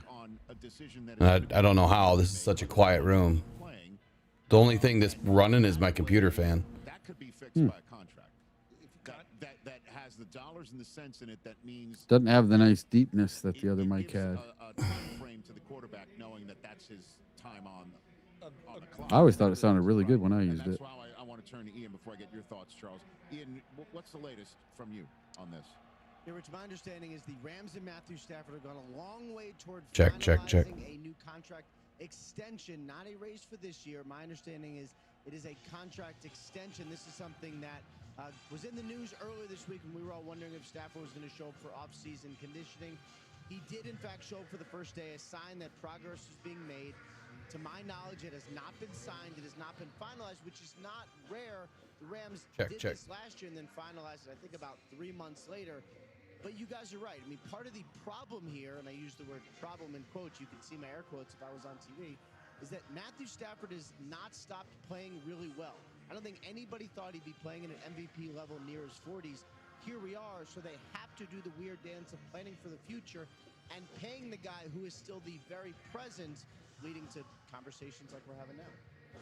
So, Charles, it's a contract extension, which means longer than just this 1 year, right? And if the money talks, then the clock doesn't start ticking maybe in Stafford's head if that is an issue. Yeah, and look, doesn't the clock ticks based on how Matthew Stafford's playing and the Rams are winning or losing, right? So the clock ticks faster one way, slower the other. We're expecting the clock to tick slower. And I think you guys have covered, that part of this really, really well about what's going on. Yeah, this thing is like, I look back and you talked about Ty Simpson. I don't know. The aisle there, the hallway. It's like it's either too hot or something. It doesn't sound right. Yeah, sounds kind of tinny. Always sounded thick and full when I used it. The other quarterbacks weren't seemingly evaluated to that level because Carson Beck didn't come off the board until we got to you're the third experiencing round. your free They trial. looked around and said, we've got an opportunity to be in the first round and stay in it rather than go back and take a $6.5, $7 million offer to stay in college. Let's play this long game. So to me, I saw exultation, and not only that, to go to the Rams, to go to Sean McVay, to the quarterback guy. The only downside, DJ, is something we talked about the first night. 4th year is when he played at Alabama. We're talking about we're expecting a minimum of 2 years with Matthew Stafford. 1 season of football, That'll be the 7th year. One season in the last 7. How does that get you prepared to play in the NFL? I also think a part of that is Matthew Stafford's probably had the last couple months. Well, it is what it is. We're just gonna test it and roll it to see what it does. I'll screw with it later. Oh, you using it now? Yeah, it's still in there. Oh, it sounds better now. Well, I mean, I made some adjustments, but That's pretty good for you being that far away. yeah, I mean, I had to dial it all the way down. It was really hot. Yeah. But anyway, Sounds good now. Maybe less than the Rams thinks is what just could not get them over the hump last year is the back end of the defense.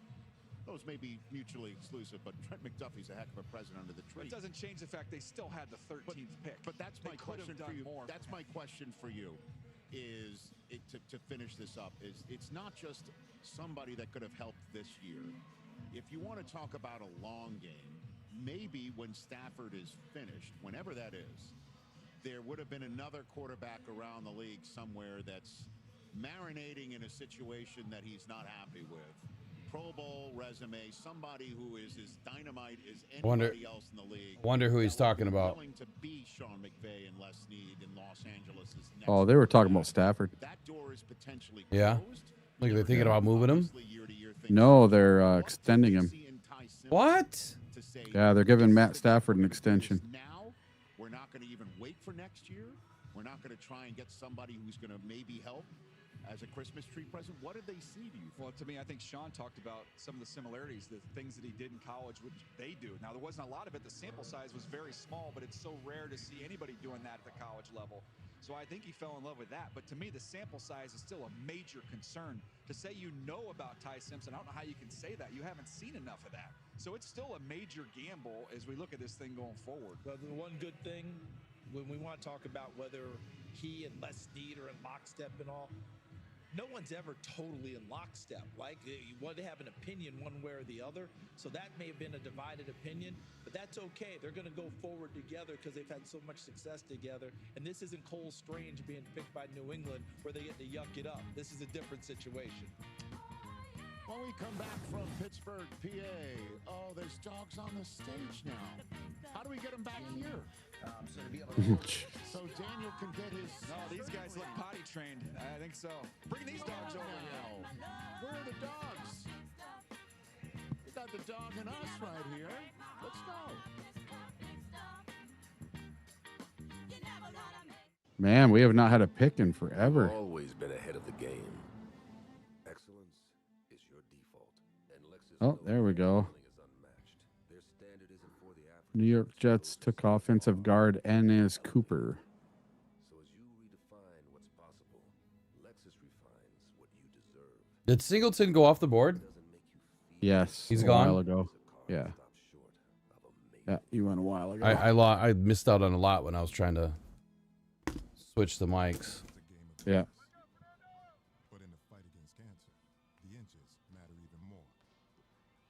Just like any fight. Oh, Zane Durant just went to it at the end of 5.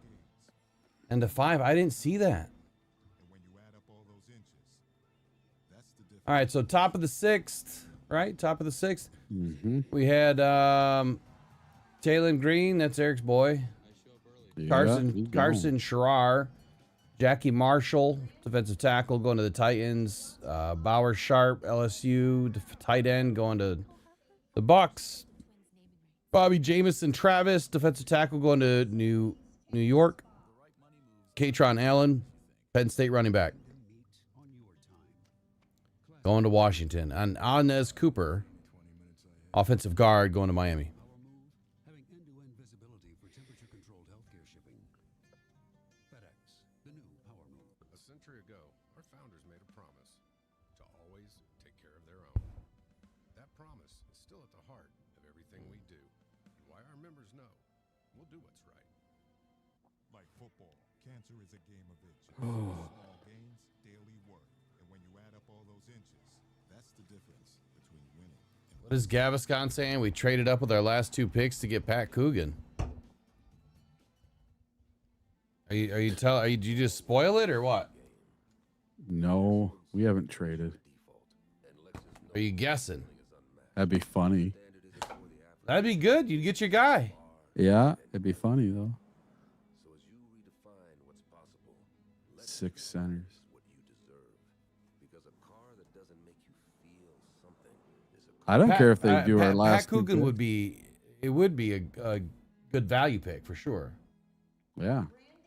Take our last 2. Move up right now. I'm ready. If Let's they were go. going to take a center, though, they should have taken Connor Lew because they don't need him to play. Like in this draft, when you have low talent, not that many picks, that are worth anything, you take the Connor Lew and you sit him on NFI. He doesn't touch the roster. And even when he's healthy, you can do what they've done with other players and you just promote him. I think you have to do it at least the last 6 games so your contract doesn't get told. But hey, if it happens, it happens. The Lions have had it happen once now in 5 seasons with Onwuzurike, Levi Onwuzurike. They told his contract.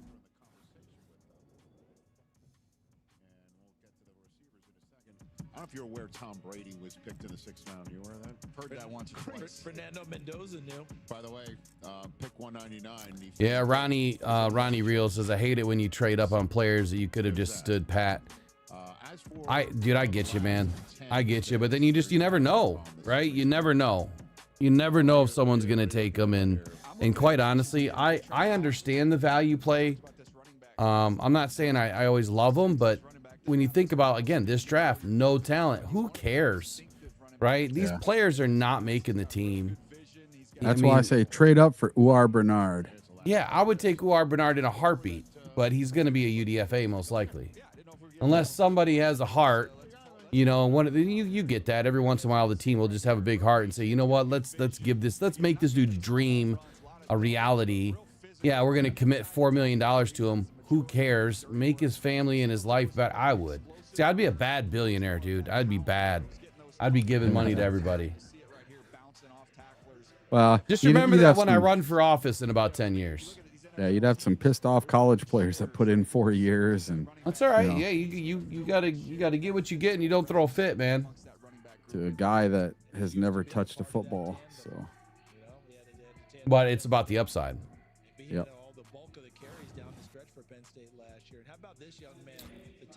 Yeah, J-Rod, Uar Bernard. You got to go back and watch the video I did on him.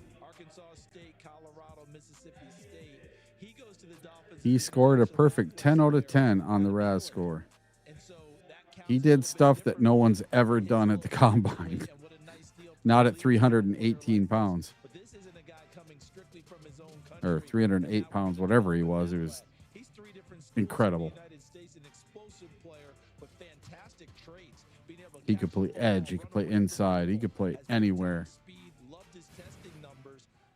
You could literally put him on any position on the football field, I think, and he would excel. They may be quote unquote taking a chance on an international player, but his international players played here a lot of football. So let's go back to that McCoy Lemon moment where he thought he was going to be staying put right here in Pittsburgh. Offensive tackle J.C. Davis of Illinois just went to the New York Giants, and the New York Giants are once again on the board for the next pick.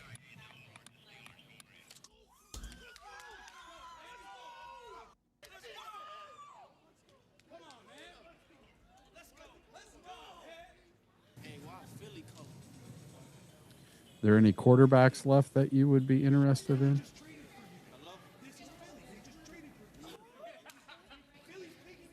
I can't believe that Nussmeier's still there and Green went ahead of him. And why did the Browns draft another quarterback? That's just nuts. They did? Yeah, 3 in 2 years. That's awesome. That's hilarious. 3 quarterbacks in 2 years.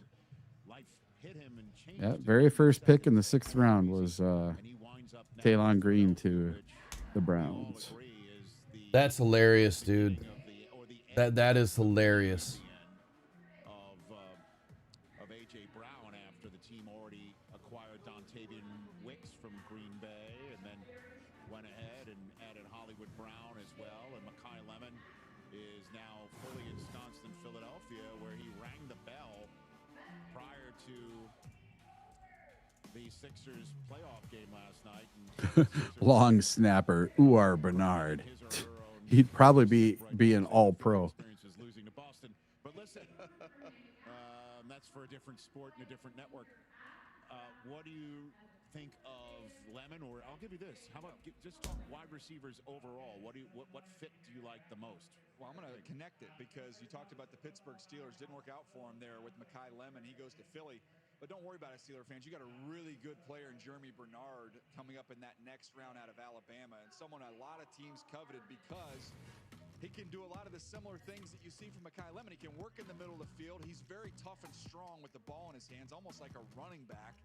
Everybody raved about him when they met with him about how intelligent he was. He's going to be able to handle a lot of volume. You can do a lot of things with him.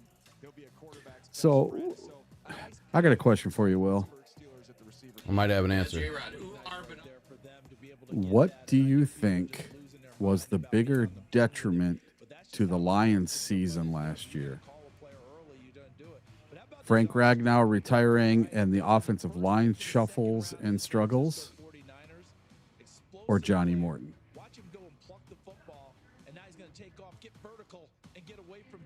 To be honest with you, I would say,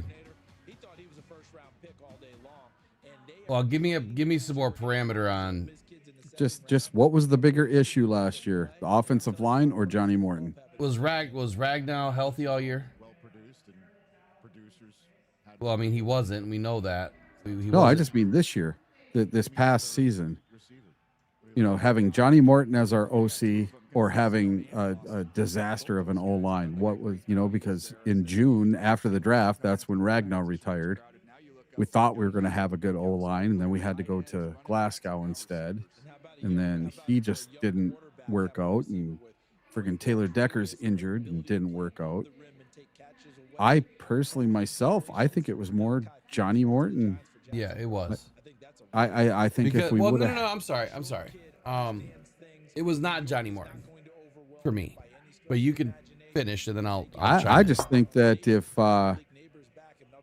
if we would have had the proper coaching in place to begin the season, we wouldn't have had all the issues with the O-line that we had, even with the players that we did have, because they came on in the second half of the season. They got better. So here's why I'm going to say it was not Johnny Mo. We still had a top 5 offense. Had we had a healthy offensive line, we win more games. Yeah. That's why, to me, it wasn't just... Johnny Mo was a big part of it early, but Dan took it over, week 6, week 7? Mm-hmm. And so after that, we still struggled because we had problems with the offensive line. And that's why I was saying, give me more parameter on Ragnow. Like, okay, does he come back and he stays healthy for the whole year? Then we win more games. We're in the playoffs. I think center position was directly responsible, not by ways of just Glasgow was the problem. It was the communication, right? The communication problems. And had Ragnow been in there, smart as he is, I think that he would have, either been able to talk sense into the coaches or been able to get the offense in, the right position. He's one of the best centers to ever play the game. Unfortunately, I don't think he's ever going to get a gold jacket. No. And he deserves one. He deserves one for what he put on the field, but unfortunately, he didn't win a Super Bowl. And I swear to goodness, if I'm the Lions, you bring that son of a gun back if you make it to the big game. You sign him to a one-day contract to put him on the field. Earlier this week, the NFL Foundation teamed up with Gen Youth to host a day of activities, including a flag in school clinic at a local Western PA middle school. Schools can apply now for a free NFL flag in school kit. 11 more picks. Come on, Brad, trade up. Let's go.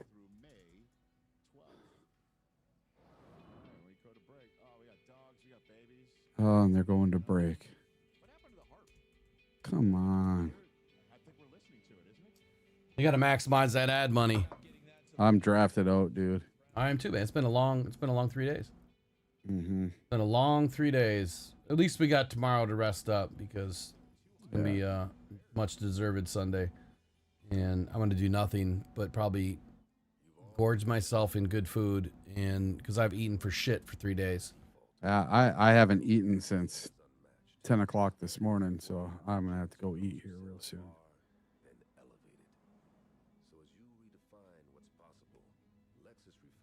Well, we do it all for them. Yeah, I just want this last draft pick to go.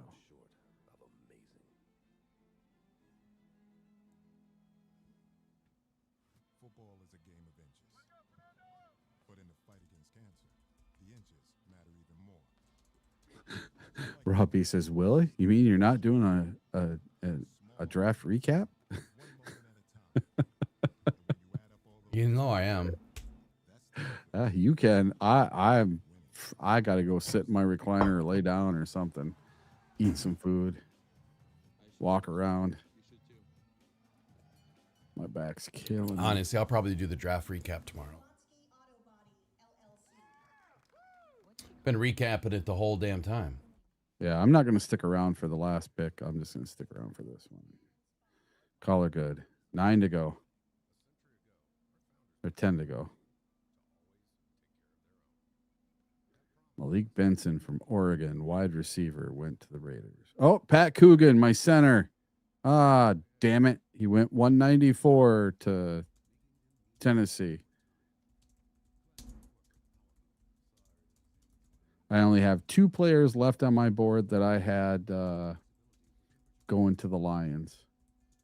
That's VJ Payne and Damani Jackson, or Fuller, but it's looking like none of them are even going to get drafted.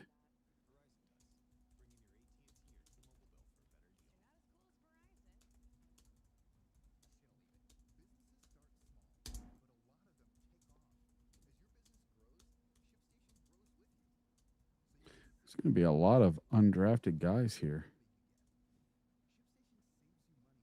A lot of UDFAs.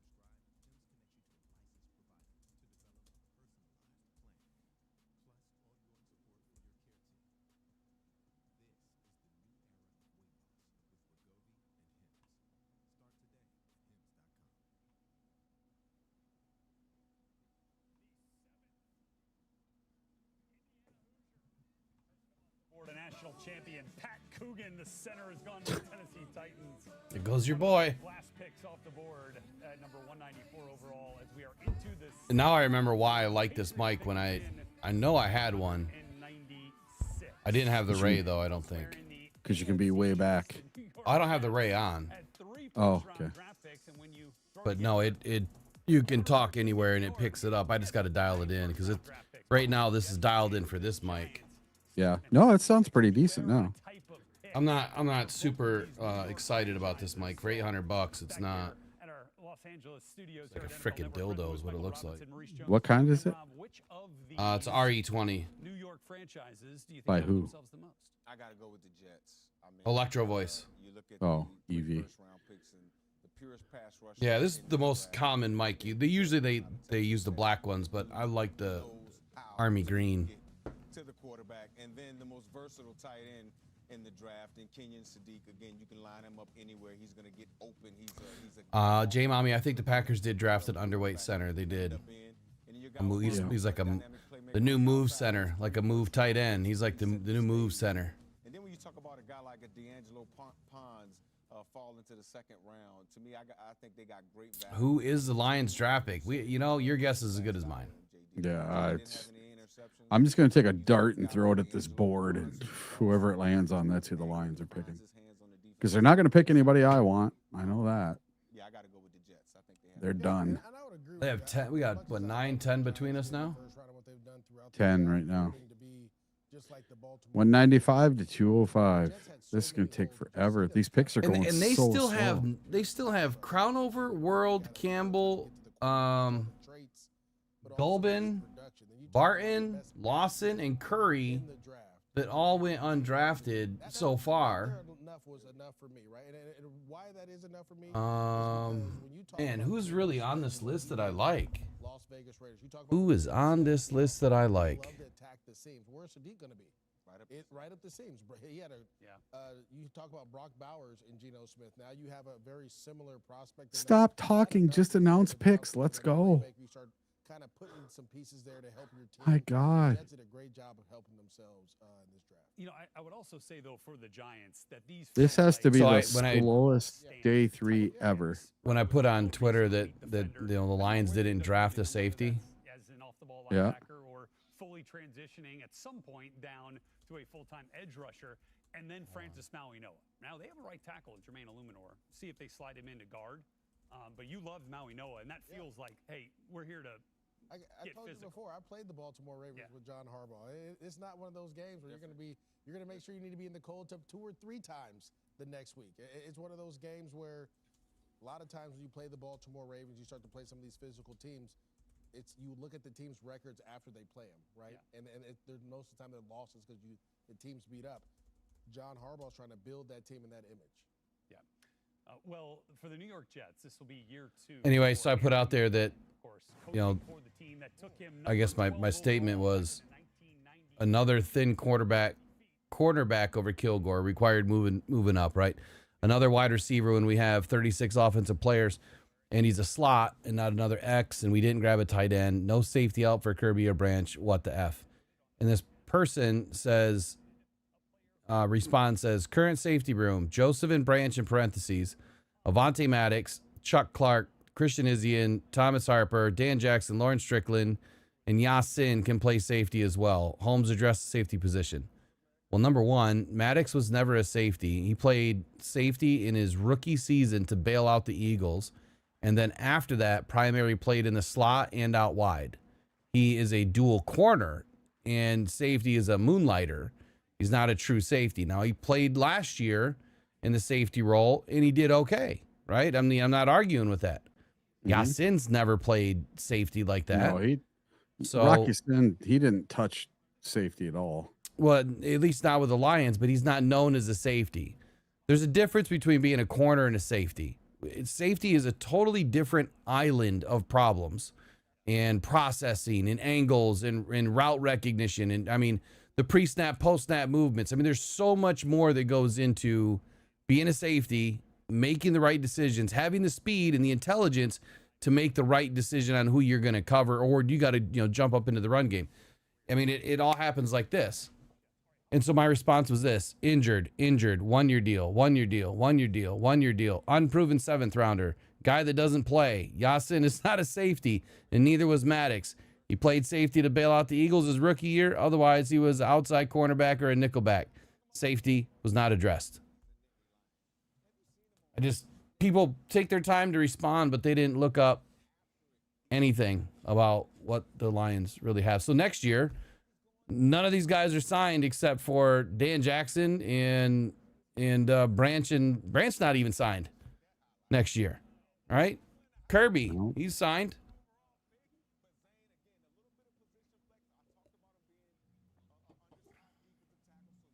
I like that broken logic. It's funny. Yeah. So you can't just watch a YouTube video and convert a corner to safety. I mean, YouTube University does some wonders for some people, but yeah, pretty tough to convert from corner to safety. I got to tell you something, man. So since I'm getting into all this 3D printing stuff, I have a college degree. I know what it takes to get one. And since buying this damn 3D printer, I have had to go back to YouTube University, and this is harder than my degree that I got from a university. I don't understand two totally different things, man. Music versus yeah, but music is numbers. Technical. It's the same thing. No, it's not. So I mean, I have familiarity with memorizing 3D printing to a degree, being an engineer. It's memorizing numbers. It's all the same. You're not really memorizing numbers. Yes, you are. Nah. That's all music. My music is all numbers. I'm talking about 3D printing. You're not memorizing numbers. You have to remember all the sequence of numbers and how they go together. So once you draw the drawing and you turn it into a file, you upload it. That should be it. Yep. It's not that difficult, but it's learning how to you draw. Oh, you should see what I'm doing. And figuring out the software and then figuring out your machine. Yep. That's the only tough part. Yeah, 8 million variables. We got one of those silhouettes the other day, and that's a fun little machine. I'm gonna tell you right now, Will. If you buy one, get the Bamboo Labs H2C. I wish I'd have just bought 2 of those and been done with it. I love it. It is absolutely the best 3D printer ever made. I already bought one and returned one. Yeah. But I bought the Creality, and you said it was no good, so I returned it. But then I found out they don't govern your drawings or your. I returned mine as well. I don't have the Creality anymore, so I'm down to just. The Creality is, I don't know. It has a lot more options to it. I don't know, but it just doesn't have the nice display that they're talking about. And Bamboo Labs is more user friendly. Very user friendly. They made it specifically for music. They made it specifically for music masters because they knew it would be challenging. Yeah. Oh, dude, you don't even know. Yeah. Like Will Campbell's replacement was drafted this late. Nah. Yeah. Who? You didn't see? No. Your guy got taken by the Patriots. Who? Crownover? No, he got taken by the Texans, not the. Yeah, Crownover got taken by the Texans. I thought Crownover got taken by the Patriots.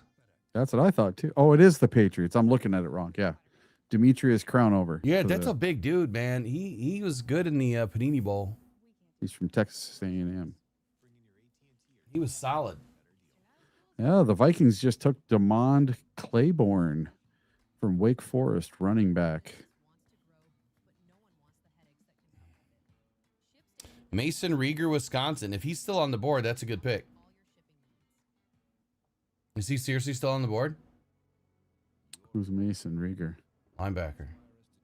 Oh, edge linebacker. I don't see any Rieger. Yeah, he's on there. Where? Wisconsin. Should be the third one on the board. I don't see him. Not for a linebacker. Let me reset my board. Oh, maybe my he's under board's off. edge. Yeah. He's under edge. That's why. SIS has him as an edge. Well, I said both. Edge linebacker.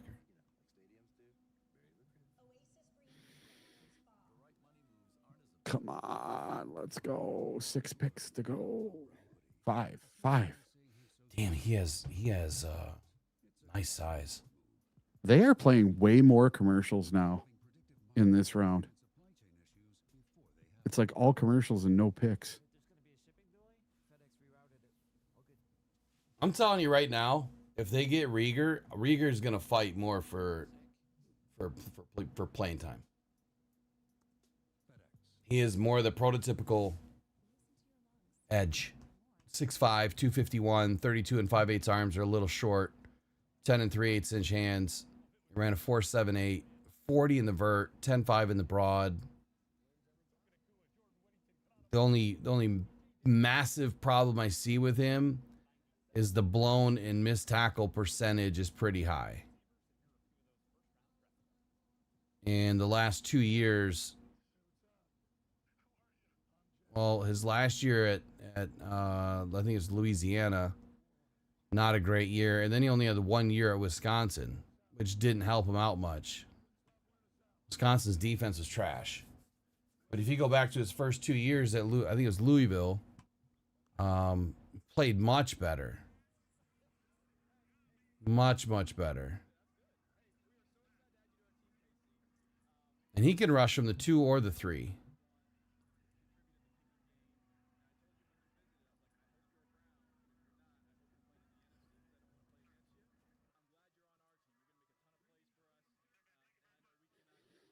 All right, the Packers are on the clock. 4 picks to go.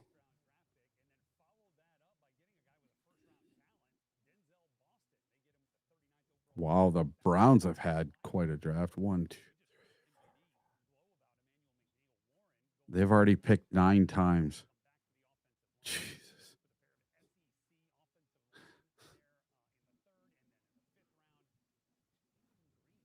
Browns are going to be a new team this year.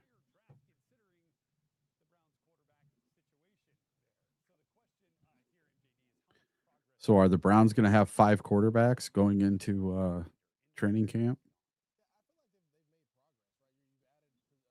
Sounds like it. I don't even know who they have on there right now. They'll have at least 4 because they have the 2 they drafted last year, the kid in the 3rd round, and then Shedeur Sanders, and then they're going to have Deshaun Watson, and they're going to have Taylon Green. So that's 4. This mic is so messed up to me. It's just not. It's not performing for me. Nah. Yeah, I just got to play with it. Yeah, I got to get it figured out. I'm turning it up right now. Add a little more, but it's gonna pick up more. Yeah, you got to noise gate it out or something.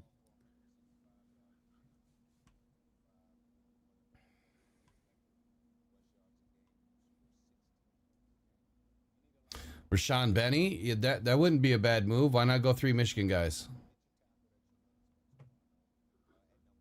I think the Lions are set on Michigan guys for a while, probably for another decade. Yeah.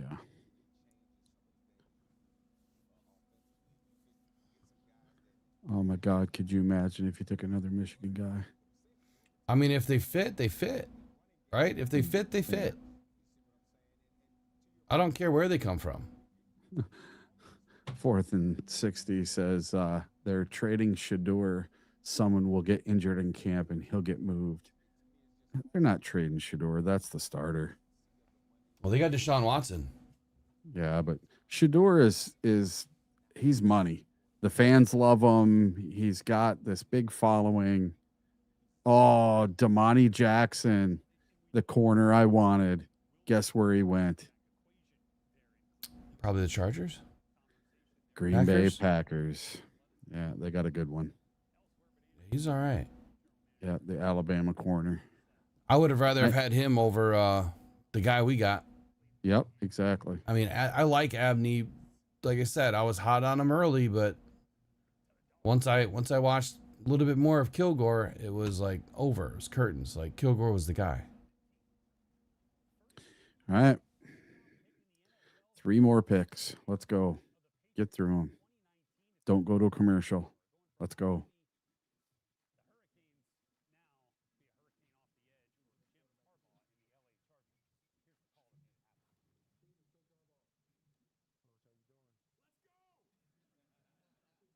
How many picks did we have? Oh my God, could you imagine if you took another Michigan guy? There's 3. 3 picks to go. 3 picks to go, and I'm hanging it up for the night. It's almost 5 o'clock. I gotta eat something.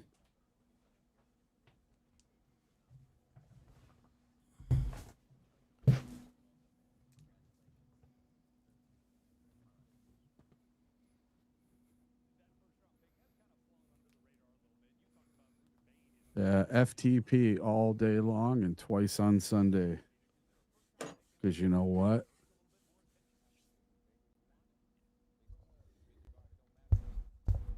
Green Bay sucks. That's what I got to say about that.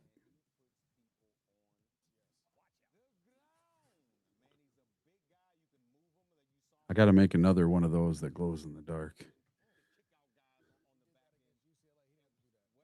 Or make one with lights in it.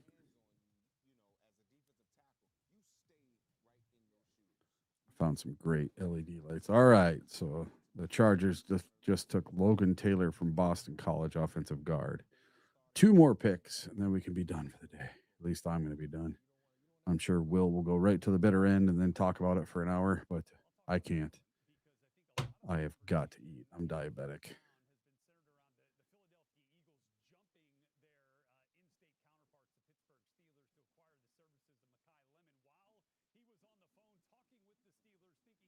Yeah, Kurthard. I really wanted Taylon Green too. I thought he was just about the only quarterback I really wouldn't have minded. I can't believe Nussmeier's still there, but so be it. I don't think any other quarterbacks are going to go. What I tell you about Nussmeier? Yeah, they're all going to be UDFAs. They're all going to be unrestricted free agents. They're not getting drafted. I think that's it for quarterbacks. They'll bring you in to be a camp body or something. You are having a fun time with that thing. No, I just had to add another piece of mic mount. Yeah. To get it right, because it was off to the side. I just got to move it, which I'll do it later, and it's way too high. All right, one more pick, because the Jacksonville Jaguars just took a wide receiver, C.J. Williams from Stanford. So now the only team in front of us that can take V.J. Payne is the Texans.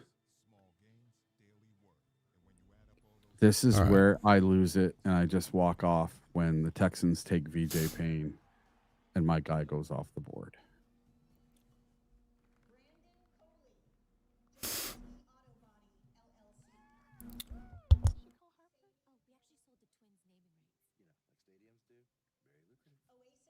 I like how this one has a mute button on it, but yeah.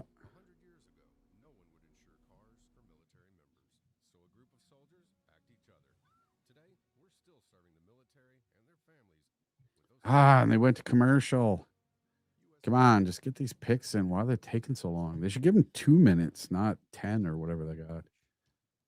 Well, this year they were giving them 8 minutes in the first round, and then 6. Was it 6 or something like that in the rest of the rounds? Yeah, it's still taking too goddamn long. Lions are on the clock. I don't see that yet. Come on, Brad Holmes, trade up. Trade up one spot. Yeah. No, Lions are on the clock. Maybe they did. Maybe they took that 7th, said F them picks. They move up one spot. Yeah. No, they didn't. They're on the clock, though. I still see the Texans on the clock. Texans pick is in.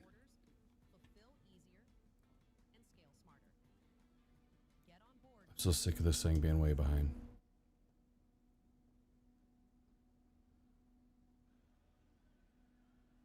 Commercial break.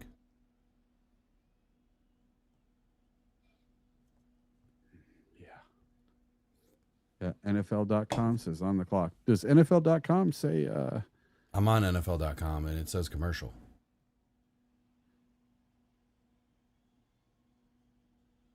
Oh, the pick is in for the Texans. It still says on the clock. Just hasn't... No, it says the pick is in. I see it on the bottom of the ticker. What ticker? Where it says draft live. Oh, I see it now. Yeah, it is behind Texans. the thing, yeah. Says the pick is in, so Lions are on the clock. Finally.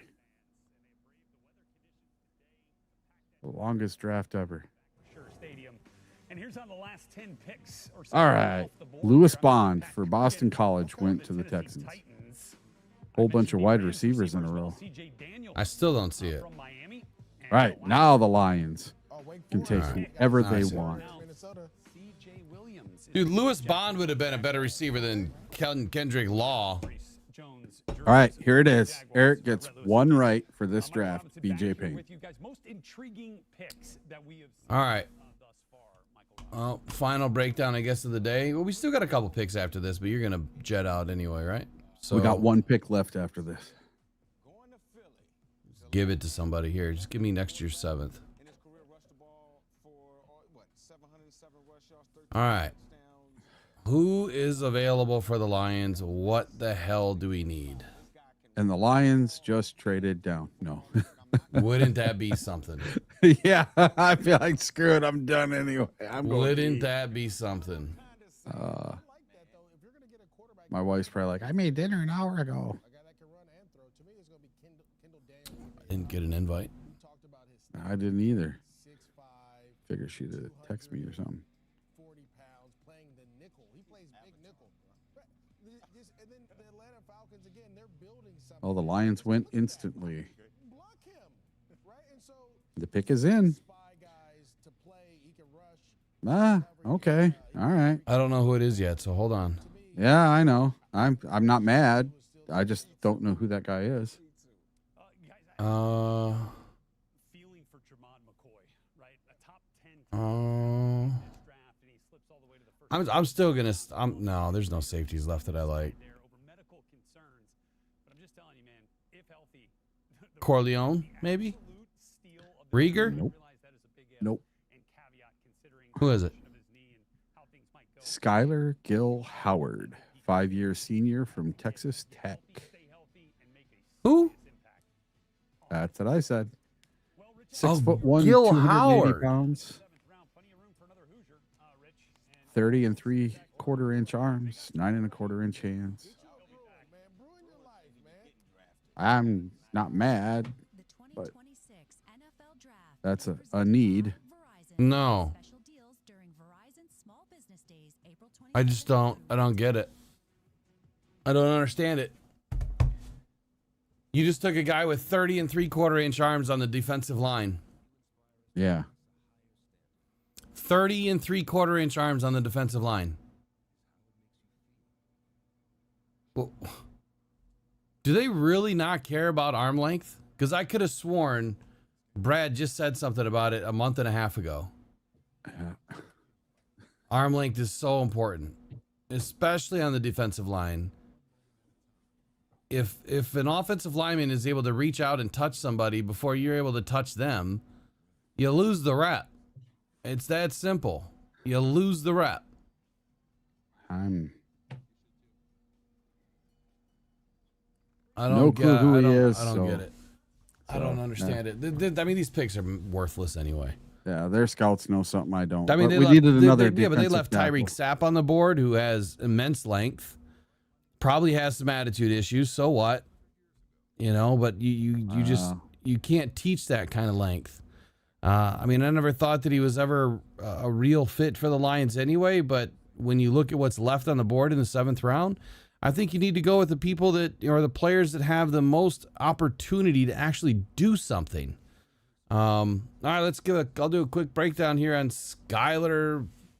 Well, hey, whatever. I'm gonna hit the road. All right, Jack. So I will Come see back. you guys Monday morning. All right, man. We'll see you. Have a good day. Skyler Gill Howard.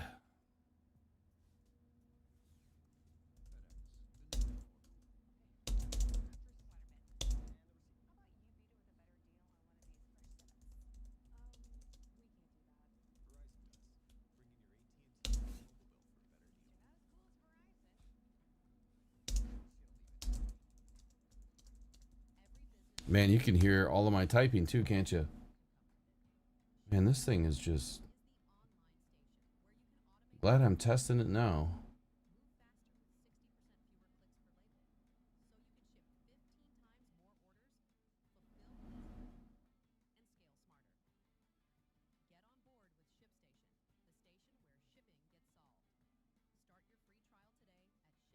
Oh. Okay.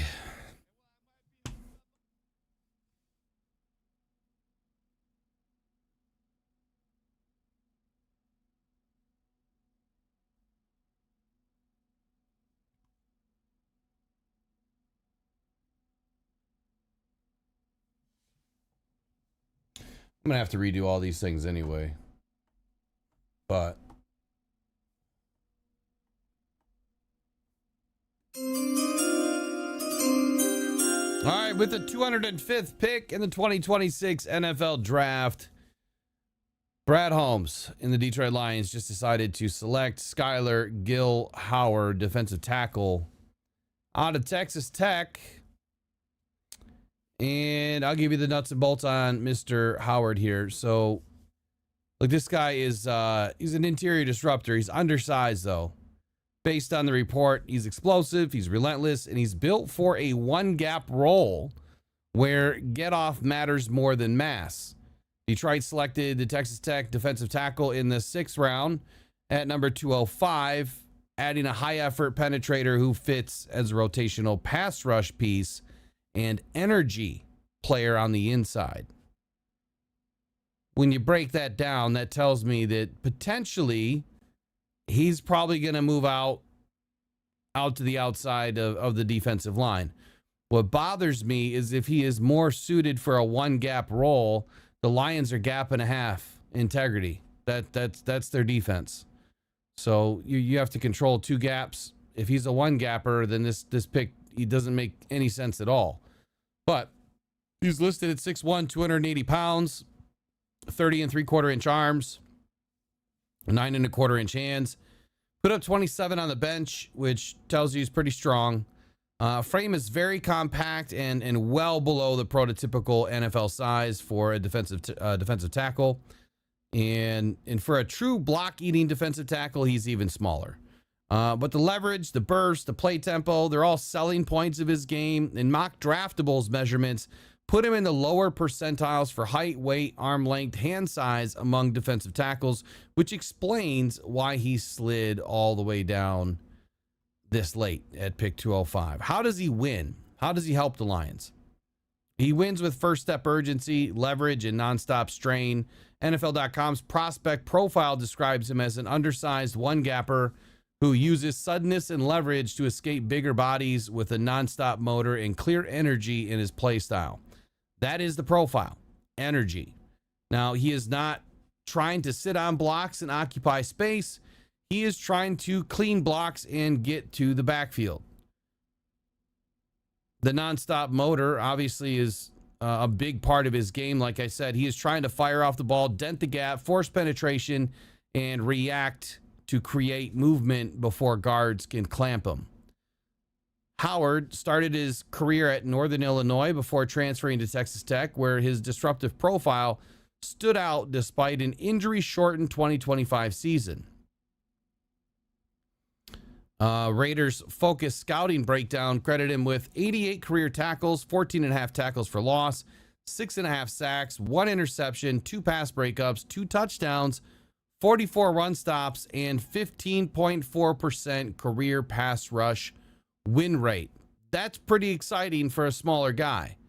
It also noted that before the season-ending injury, he logged 17 pressures, 1.5 sacks, 2.5 tackles for loss, and a 17.5% pass rush win rate in 2025.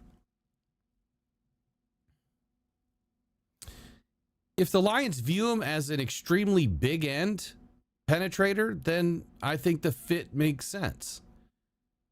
Obviously, I don't think anybody watched any of his film that I know. I'm going to have to watch some film. But he's not a full-time nose tackle. He's not even a full-time defensive tackle. He's kind of a tweener. Can he be a 2-gap anchor? I don't think so. He gives the Lions an interior changeup behind the heavier bodies. It's someone that's going to be a little bit quicker, attack and maul the guards, run stunts, work in sub packages, and create backfield disruption. The more I'm reading through this, I'm actually starting to envision the play here by Calvin Shepard and Dan Campbell and Brad Holmes. It's the changeup. You're going heavy with Tyleek. You're going heavy with the Lee McNeil, all the other bodies that you brought in. This is a lighter body that's a little bit faster. And if you're going to use them primarily to run the stunts, then that makes sense. If he's going to hop behind and then plug the gap, penetrate the gap, and then get into the backfield, it helps to be a little bit quicker. The only downside is I don't have any agility scores for him, so I really don't know how quick he can be. Gil Howard, he does have burst, leverage, effort, and interior pass rush juice, but it's the compact frame that helps him play low and squeeze between the guards. The concern is the mass and the length. Howard can get swallowed up. So this is the developmental areas. He can get swallowed up by the longer guards if his first step does not win the rep, and double teams will test his anchor. Big Blue View's scouting report also framed him as a strong fit for aggressive one-gap defenses, like I mentioned earlier, but not a natural block-eating tackle. They also noted that the 2025 season-ending ankle injury as part of the evaluation that was cut short. Now, the NFL path really depends on the role discipline. Let him penetrate, keep him fresh. Don't ask him to live as a two-gap space holder. I guess at the end of the day, you know, he's not built like a classic NFL defensive tackle, but I think you can find a role for somebody that is an in-betweener size that carries a different set of versatility than maybe the rest of the guys you have on the defensive line. That I thought was the play for a Mekhi Wingo. Like that's the role that I thought that Mekhi Wingo was supposed to fill, and I still think he's supposed to fill that role. So it's an interesting pickup, but like all the rest, welcome to the D, Gil Howard. We'll see you at training camp.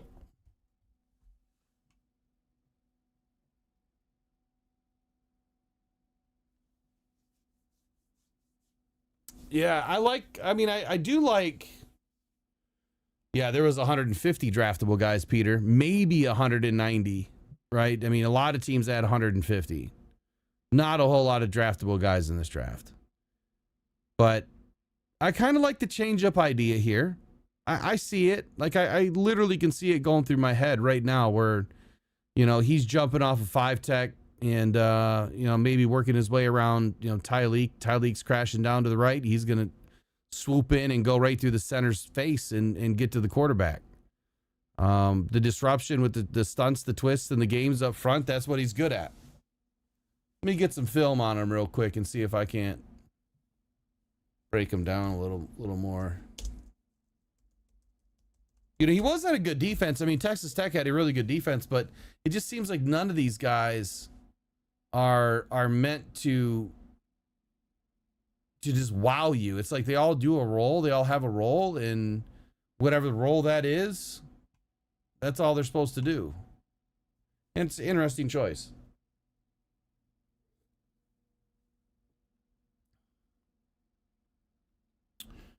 And we have, let's see, 1, 2, 3, 4, 5. It's like about 13 or so picks before our next pick. All right.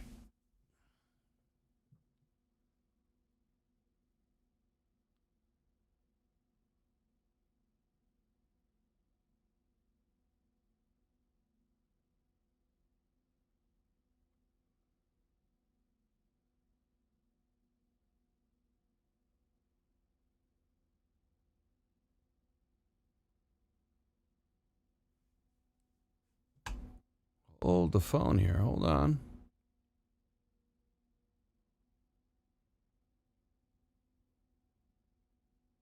Hold on. This guy has a little pep in his step.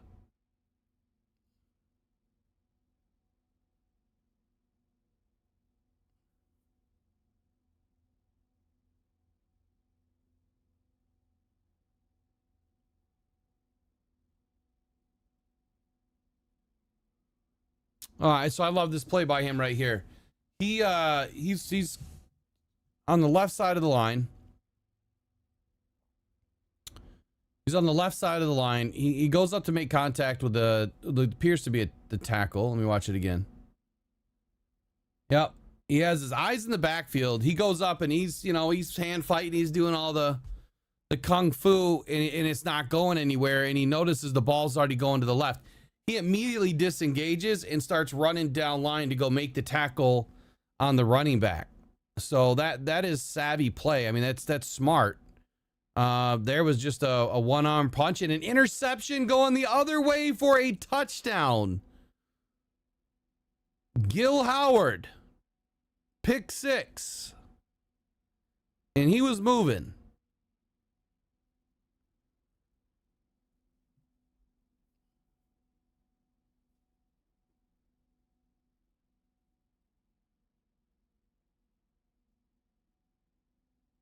Wow, what vision. This dude can move.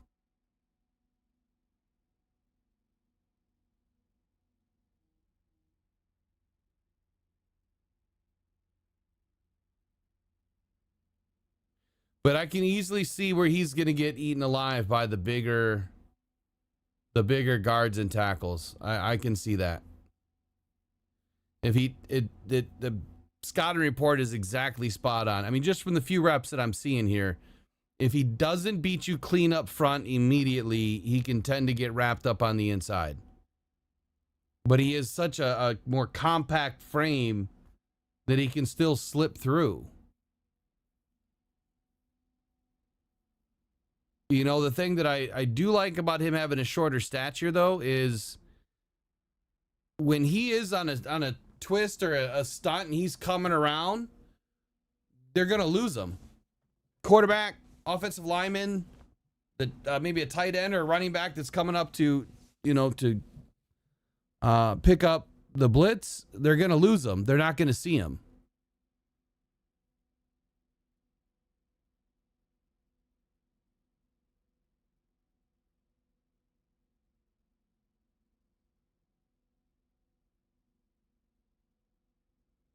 Man, what a power anchor, too.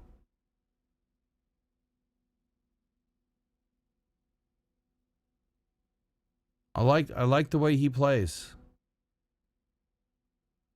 This might not be such a bad pick. I don't think he's going to wow us on Sundays initially, but this guy doesn't give up. I mean, he just ran 10 yards downfield to go make a tackle on a quarterback.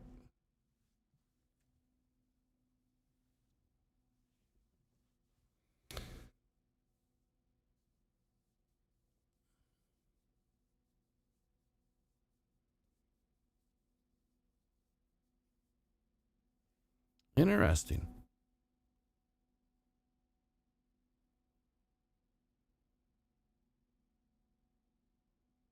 Interesting. I can see the hope.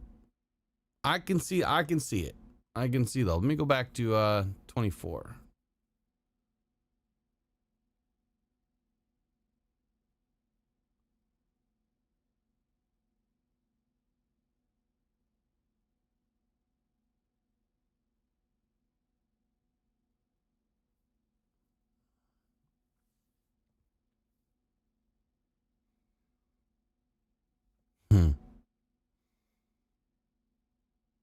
Here you go.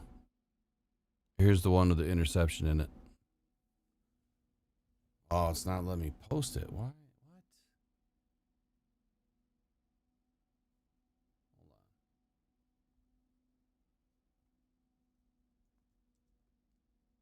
There you go.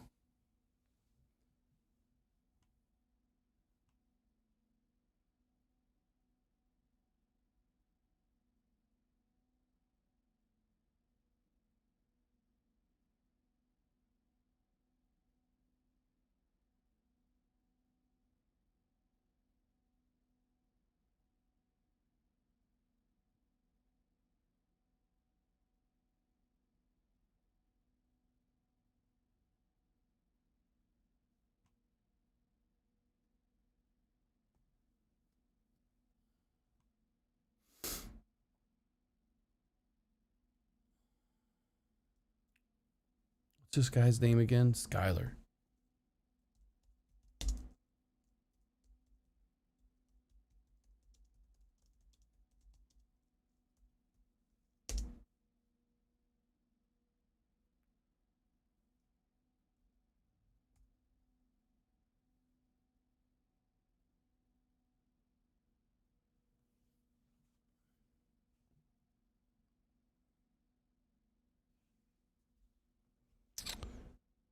J-Rod, have a good weekend yourself, man. I'm about out of here myself. I don't think I'm going to make it. We'll see. But, yeah, just watching some of these highlights. Again, I can see the hope. I can see the usage. But what I can't see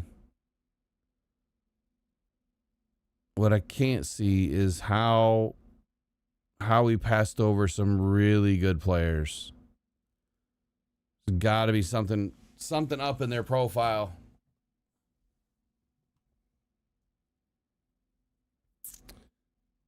So now let me update the depth chart here. Let's see if he was just added in.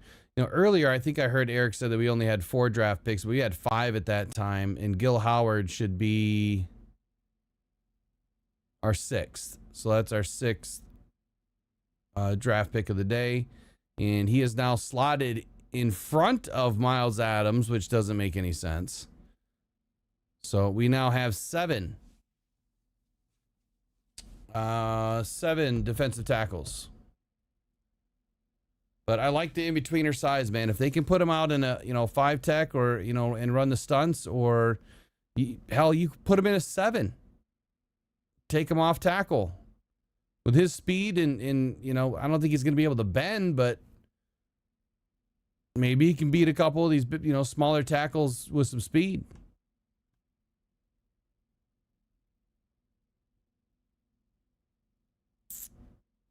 They could, Attila. Like, I think that relationships are everything, man. And there's definitely a relationship there with Shep.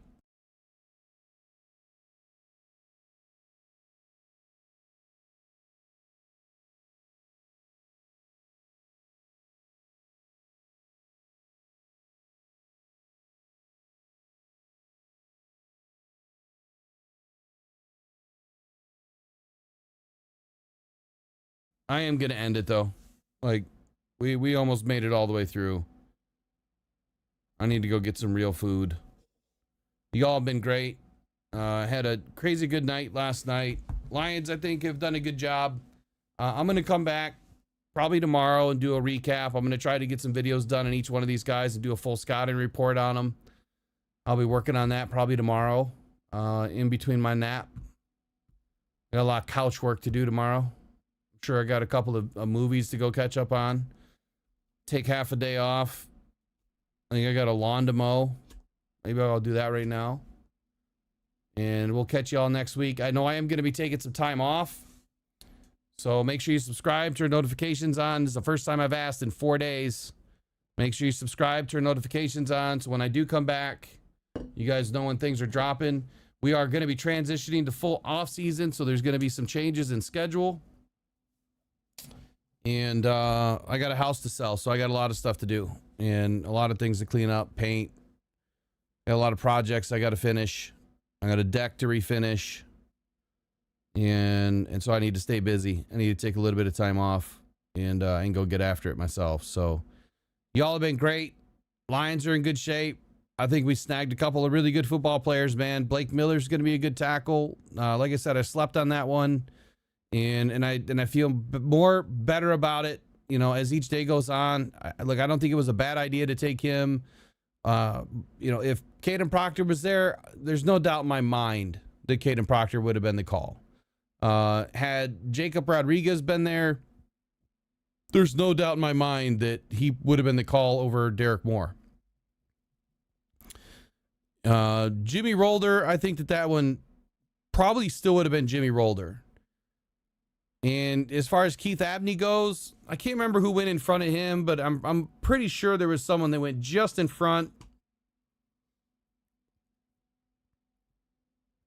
that made sense as to why we took him. I think it's a mid pick at best. I'm not super excited about Abney, but that doesn't mean that I don't think he can play. So Capehart and Zaki Wheatley both went off the board. Jelon Kilgore went off the board.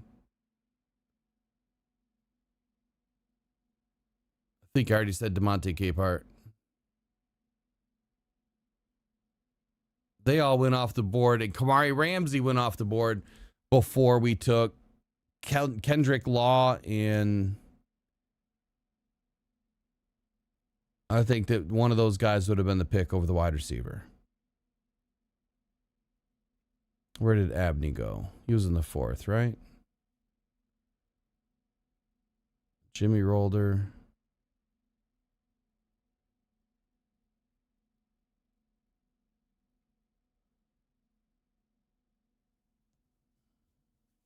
are in the 5th.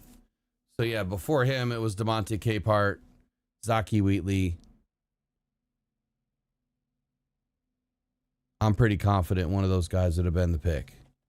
Not because I liked them, not because I did any work on them, just because I think they're better football players. But that's just me. And we might disagree. I don't know. We might. It's all good. It's all good. I knew this was going to be a tough draft.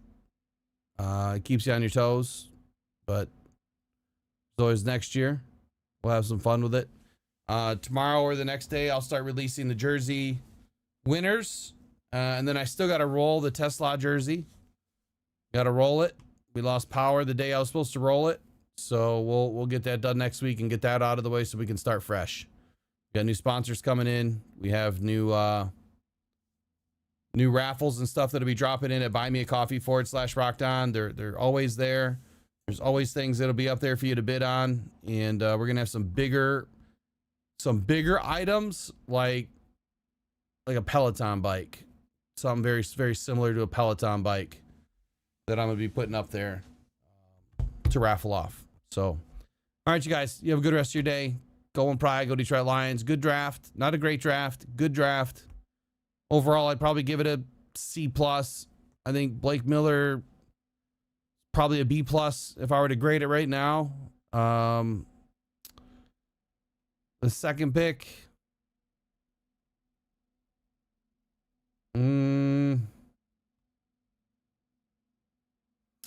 Derrick Moore, I'd probably put it at a C-. I think he would have been available a lot later. Guess we're doing a minor recap. And then after that, we didn't have a 3rd round, so we go to the 4th round. And I think what was our first pick? Rolder. I'd probably put Rolder in that same class, C-. Abney, probably a D. See, Danny Dennis Sutton was there in front of or after Rolder.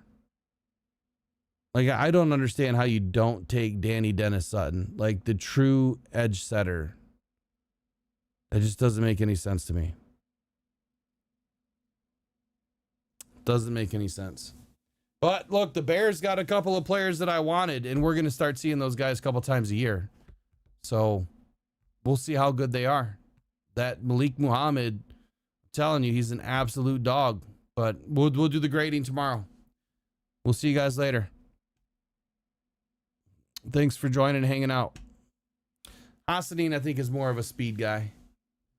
I'd have to, honestly, I have to go back and watch Ahmed's tape. I think he can do a little bit of both, but I think his goal is to win. And win early in a rep, but I'd have to go back and watch his tape. See you guys. I'm out of here.